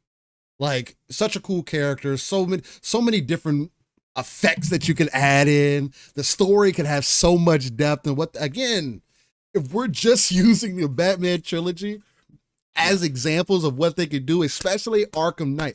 Arkham Knight made me go replay the older games, bro. Yes, it took a little time for me to go back to them, but just the perception, just the thought of that is exciting to me. 100%. Yeah. But yeah, I mean, whatever they decide to do, but I think that's super dope. So we'll see what they end up doing. And BB Ajar, yeah, man, Wuthering Wave, shout out to it. One thing I will say though, is, hey, Wuthering Wave doesn't look this grainy and whatnot. I downloaded one of my one of my streams, and that's what's playing in the background. So yeah, Dr. Scotty, that was the end of my comic book run. But man, watching Image come to life and taking the industry in a new direction from the establishment was freaking amazing. They were truly rebels, and their artwork, all their artists that they had, their writers, like it was legit just a time in comic books. Again, coming from me, I was mainly an uncanny X-Men collector, but obviously paid attention to a lot of comics back then. But to see Image form and really be the rebels and try new stuff, that was a time. Beautiful, beautiful comics, man. Image was something special back then, man. It was a different time for sure. It was freaking awesome. I still got them. I still got my collection of Image out there. Sold all my Uncanny X-Men, but I got my Image stuff. So real quick, yeah, no, you definitely want to turn the brightness down to 0 for Wuthering Waves. It's actually a gamma slider. So when you turn it down, it makes the game look more how it should look. Makes the colors pop more artistic, I should say. But real quick, breaking news, because we didn't bring this up apparently. But Kingdom Come Deliverance 2 scope was impacted by the Xbox Series S hardware limitations, as developers could only make a game that was 25% bigger than its predecessor. Oh, we're back to potato now? Who wrote this? This is coming from WCCF Tech. It's really big right now, apparently. I'm seeing it from WCCF Tech.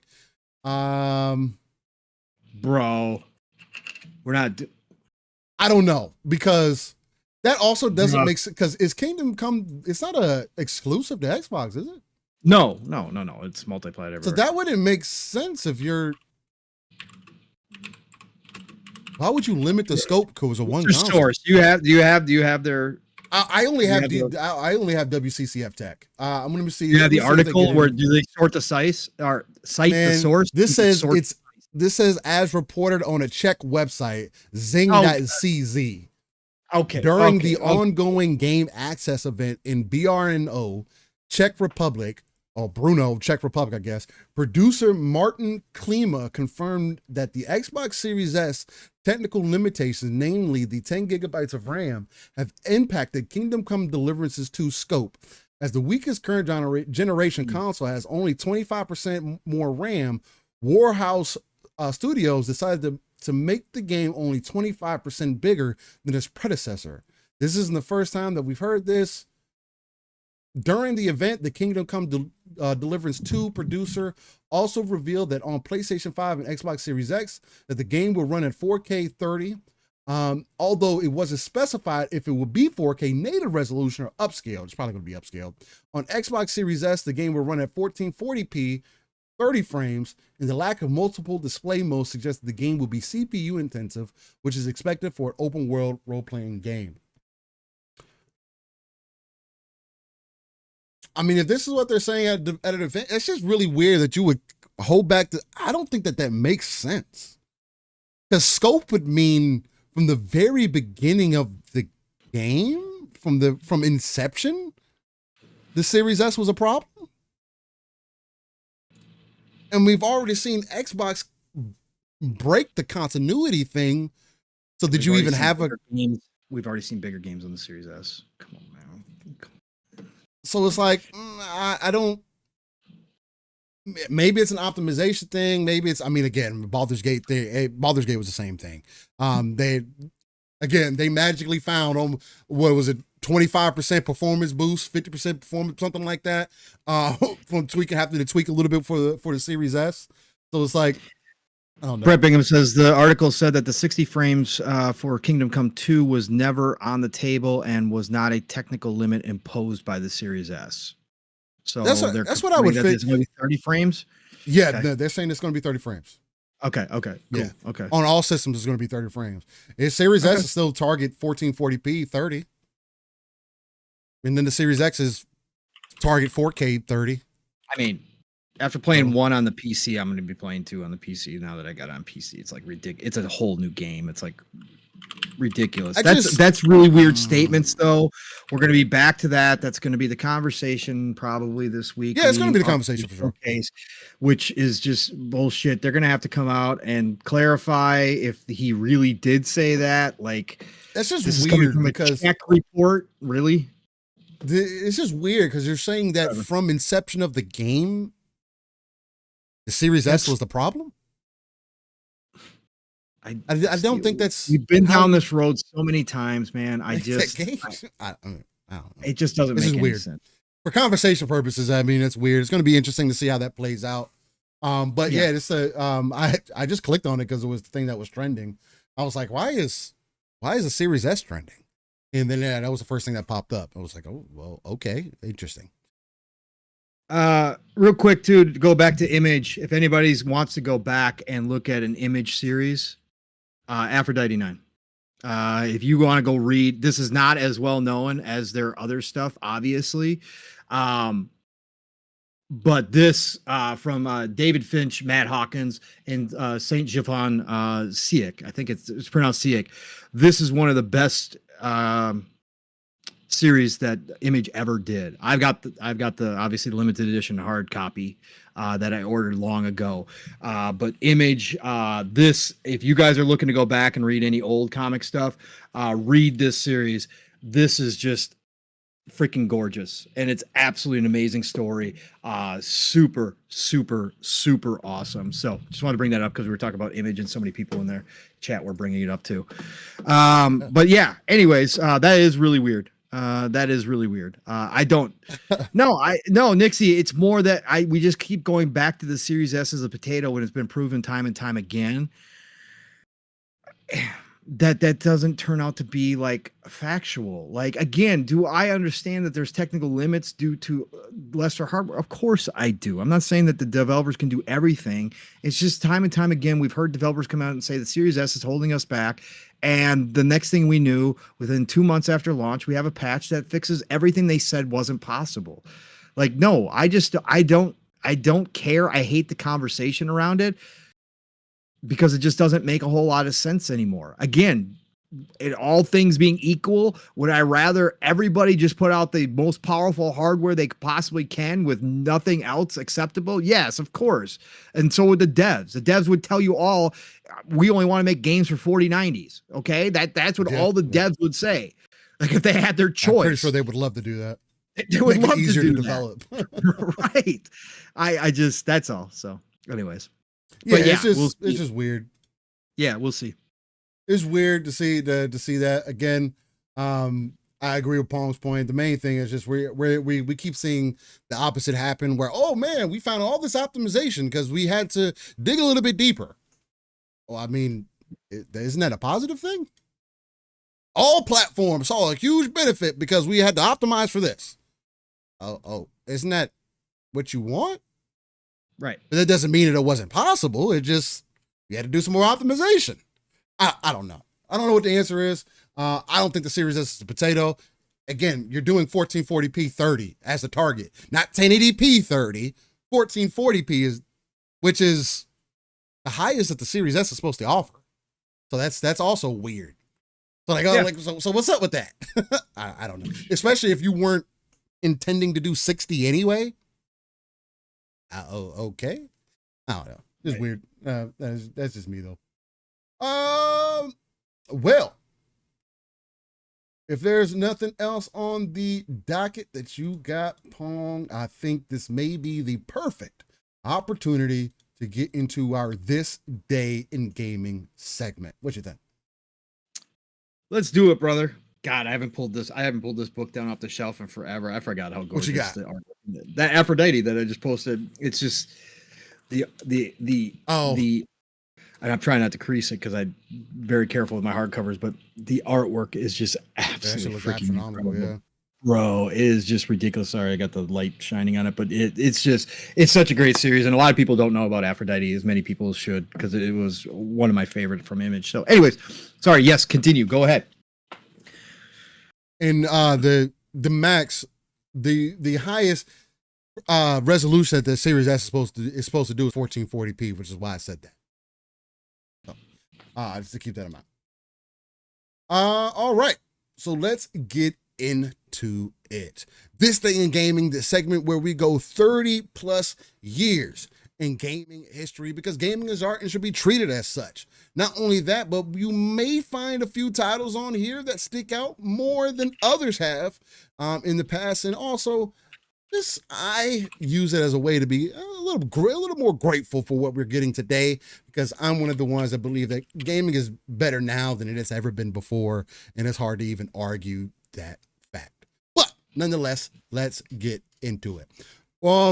This time around, we're starting in 1982, and we're starting with Atari 8-bit with Time Runner. Okay, well, I've never played that, but shout out to Time Runner. Time Runner, man. Okay, let's go. Then in 1990, the Game Boy released Cat Rap. Or maybe it's Catrap. I think it's Cat Rap, but it's probably Cat Rap. Then in 94, the Genesis released Three Ninjas Kick Back.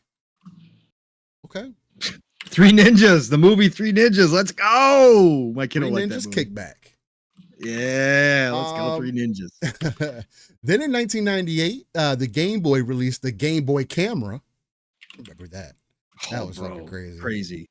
No, the Game Boy printer too. Oh yeah, that was crazy too. Yeah, that was fucking. I still see people doing it. It's so, I love retro tech. Like that's my thing. Like people post the old Casio watches and stuff that you could actually have TV on and stuff. That stuff gets. I love retro tech. I think it's so dope when they bring that stuff back and show it. Oh god, so cool. Then in 98, Nintendo 64 released Quest 64. Okay. Then in 98, PlayStation released Vigilante 8. Shout out to Vigilante 8. We could see that's an Activision IP. Oh, okay. Nice. Twisted Metal competitor. Oh, actually nice, really good. Did some different things. Vigilante 8 had its. I still like Twisted Metal much better, but Vigilante 8 we played a lot of. Had its freaking moments, man. It was pretty dope. There was another game like that. I feel like I played on PC back in the day. Maybe I don't know. Whatever. Then in 99, PC released Alien Nations. Okay. Then in 99, Super Nintendo released Wizardry 1, 2, 3, Story of Legamen. Shout out to Wizardry again. The remake launched on consoles now. It was on PC. I picked it up. Okay. It's doing really well, and people are loving it. Wizardry is one of the most hardcore dungeon crawlers you will ever play. Hardcore. Okay. Hardcore. Permadeath steel. Okay. Lose a character, go create a new character, and you got a team of them. So don't get attached. Don't get attached to your characters. That's crazy. Fucking yes. What the fuck? It's fun as fuck, man. It's flying around. What do you got? I don't know. There's some fucking fly, man. I don't know how the fucking fly got in the house. Probably fucking open the door. Fucking live in Florida. It gets humid, rain. They like to try to hang out by the door and shit. Then in 2000, PlayStation released Dance Dance Revolution 3rd Mix. Shout out to Dance Dance. Yeah, still going strong today. Then in 2000, PC released Who Wants to Be a Millionaire 2nd edition. Jesus. I used to get caught up watching this shit on fucking TV sometimes. Then in 2001, PlayStation released Battle Hunter. Okay, shout out to Battle Hunter. Don't remember that one. I don't either.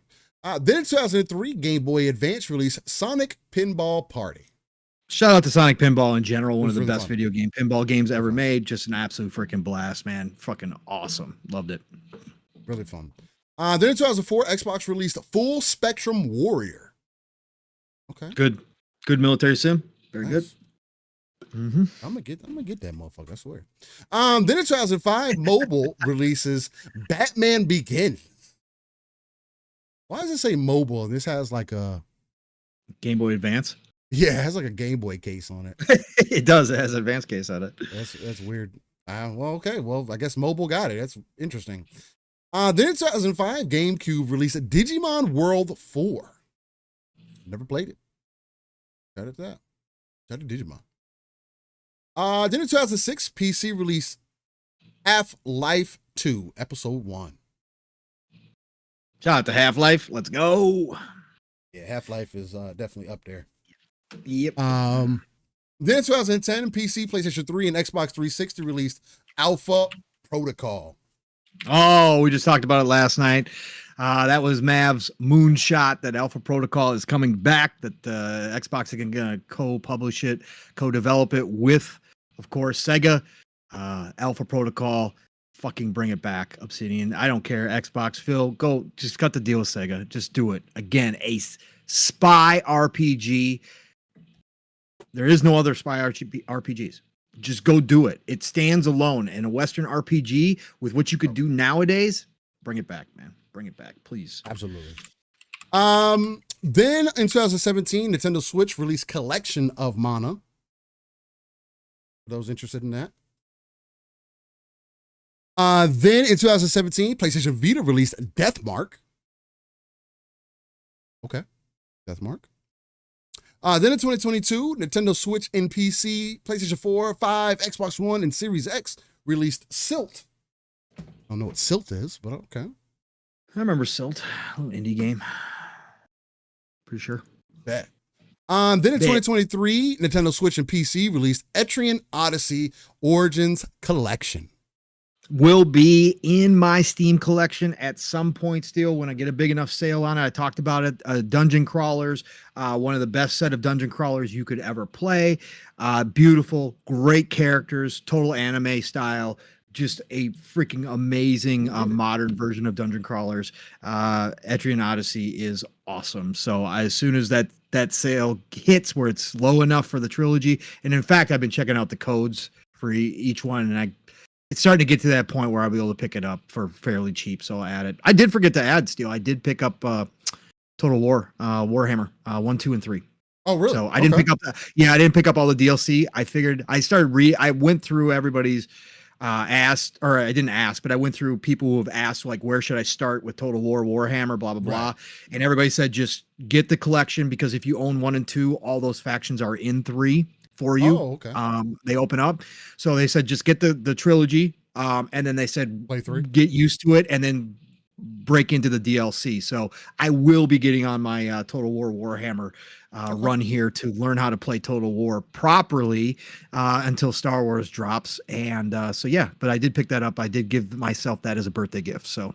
Oh, fire. Okay, nice. Then in 2023, hey, Eastside, oh, wow. Real quick, sorry, Eastside Vandal Punk. So I heard Rocksteady is turning Aphrodite into a Stardew Valley collecting game. Sound good? He's still mad about Suicide Squad. Still, he's still mad about Suicide Squad. Listen, if they do any type of Aphrodite game, I'm there, Eastside Vandal. If it is a Stardew Valley game, that is fine by me, sir. The fact that anybody would consider making an Aphrodite game at this point, I give them props and I buy it day one. I'd be happy. Absolutely. Then in 2023, Nintendo Switch. Oh, no, excuse me. 2023, MetaQuest, Nintendo Switch, PC 4, PlayStation 4, 5, Xbox, and Series X got Killer Frequency. Okay. Shout out to Killer Frequency. For those who are interested in that. Mm-hmm. Then in 2023, Nintendo Switch, PlayStation 4, and Xbox One released Loop 8, Summer of Gods. I don't remember that one at all. Holy shit. Perfect. Loop 8, Summer of Gods. Yeah, I don't recall that one either. Then in 2023, PC, Xbox One, Series X released Slayers X, Terminal Aftermath, Vengeance of the Slayer. How many times we gotta say Slayer? Yep, it is. The hell is this fucking game? Then to wrap the list up, we have in 2023 PC releasing Street Fighter 6. Shout out to Street Fighter 6. Doing decently well. Or doing solid, I should say. Excuse me. Doing solid. Yeah. But yeah, that is your This Day in Gaming segment, ladies and gentlemen. I want to start off by thanking everybody for coming through and joining us on this almost 5-hour journey that we've taken you on. Hopefully you liked a lot of the conversation that we were able to get into. A lot of passion today. Again, as we typically always do, the energy is always high. And as I like to say, this is the place where you got to come in and sit within the rain so you can get that gaming energy for your soul to get your weekend started off right. Also, again, much love to everybody that came in, everybody that donated, everybody that's just here to give their time throughout the entire show. Is one of the most, again, I'll reiterate it. It's just one of the most beautiful things when I sit back and think about it. No matter what's happening in real life, coming here and sitting down on a Saturday and just chopping it up about the industry is always a blessing. It's a beautiful thing to see, and greatly appreciate everybody for being here.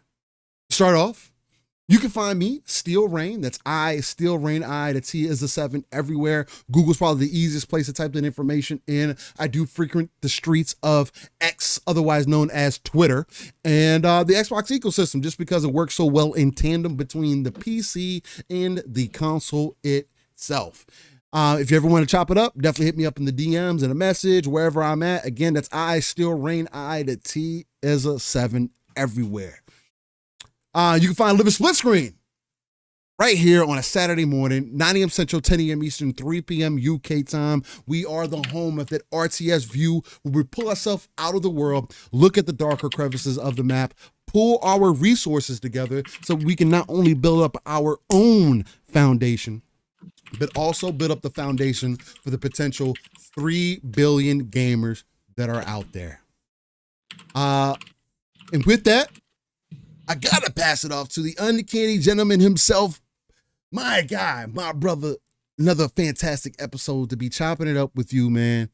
In episode 151, I believe that this is for Live a Split Screen, man. Ooh-wee. We're approaching the end of season 3 already, almost, brother. Yeah. Jesus. Yo, we're getting there, man.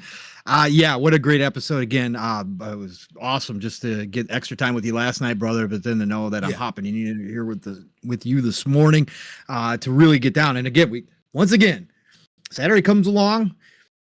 We have conversations I wasn't expecting to having. Long conversations. Chat. You guys are igniting conversations, which we love here. You guys know this. You guys come ready to rock and roll. And you add to the show. Again, you guys are a part of the show as much as we are. So thank you all for joining us on another episode with Steel and I, man. Just a fantastic way to start my Saturday as always. But man, God, good conversations today, especially GTA, man. Was not expecting to have a big long one about that, but interesting points back and forth. Loved it. Loved what the chat was bringing. You guys know the drill. Pongsoul on X, formerly known as Twitter. Pongsoul on the Xbox. Pongsoul on Steam. Pongsoul on GOG. Pongsoul on Epic. Find me. I'll find you tonight. PTK Blam's channel. That's right. The Shop podcast. It actually is starting an hour later now because PTK's got new work schedules. So we are going to go live at 10 p.m. Eastern, 9 o'clock Central Time, prime time gaming, almost naked time for Steel. But we will be live. So join us then. It's PTK, Fuzzy, myself, and we usually have a guest or two. So easy to have us on in the background. Best way to end your Saturday night. Chill conversations. Join us for the Shop podcast. And then, of course, next week, all over again. Double Barrel Gaming's the channel. Boomstick is the man. 5 days a week, but Tuesdays is All Good Things Green on the Xbox Factor podcast, 12 p.m. Eastern, 11 o'clock Central Time. But, of course, my week starts on Thursdays, and it's going to be a big week. I have a feeling that we're going to hear some more smoke, potentially a lot more leaking. The show is massive. There's lots of shows coming up. This is when things get crazy. If you don't like leaks, if you don't like speculation, this might be the week to tune out of pretty much all social media because this is showcase week, man. This is Gamers Christmas week. We got Tequila's Summer Games Fest on Friday. We got Future Game Show on Saturday, which Steel and I always tune into, and we will have our thoughts about that the following week about what we saw there. And then, of course, Sunday is the big day with the Xbox show, and then even Monday, Ubisoft Forward. So get ready, folks. Santa Claus is coming. But Thursday is PM in the PM. Pong and Mav in the PM. Fun Speculation Network. Me and Mav getting together. We're going to have a lot to talk about. I can guarantee it. 7 p.m. Eastern, 6 o'clock Central Time Thursday. Friday night will be Xbox Ultimate, where the fam gets together. Pretty much been me, Fuzzy, and Mav for the past few weeks here because everybody's busy. Don't know if 3-Bit will be back. Don't know if Cycle will be available, but Steele joined us last night. Maybe he'll join us to talk about the Summer Games Fest on Friday. I'm sure we'll be doing a stream. It starts a little early. I might not be there because I might be at work. I'll see how things work out this week. But we're going to have a good time. Again, big conversations happening about the stuff we're seeing, hearing. So join us there, 10 p.m. Eastern, 9 o'clock Central Time for the Xbox Ultimate. And then, of course, Saturday morning, right back here where Steele and I will be covering all of that, plus our thoughts on any leaks, plus anything else happening, which there's going to be plenty, right here on Living Split Screen. Listen, y'all, it's golden age of gaming. Freaking more and more games is showing up, and God, I don't have enough time. So please, no matter what, get out there, play what you love what you play, and I'll talk to y'all real soon. Steele, get us out of here, brother. Ladies and gentlemen, boys and girls, again, I want to thank you for joining us on this ride for Living Split Screen. Definitely check us out. At this week is just going to ramp the mess up.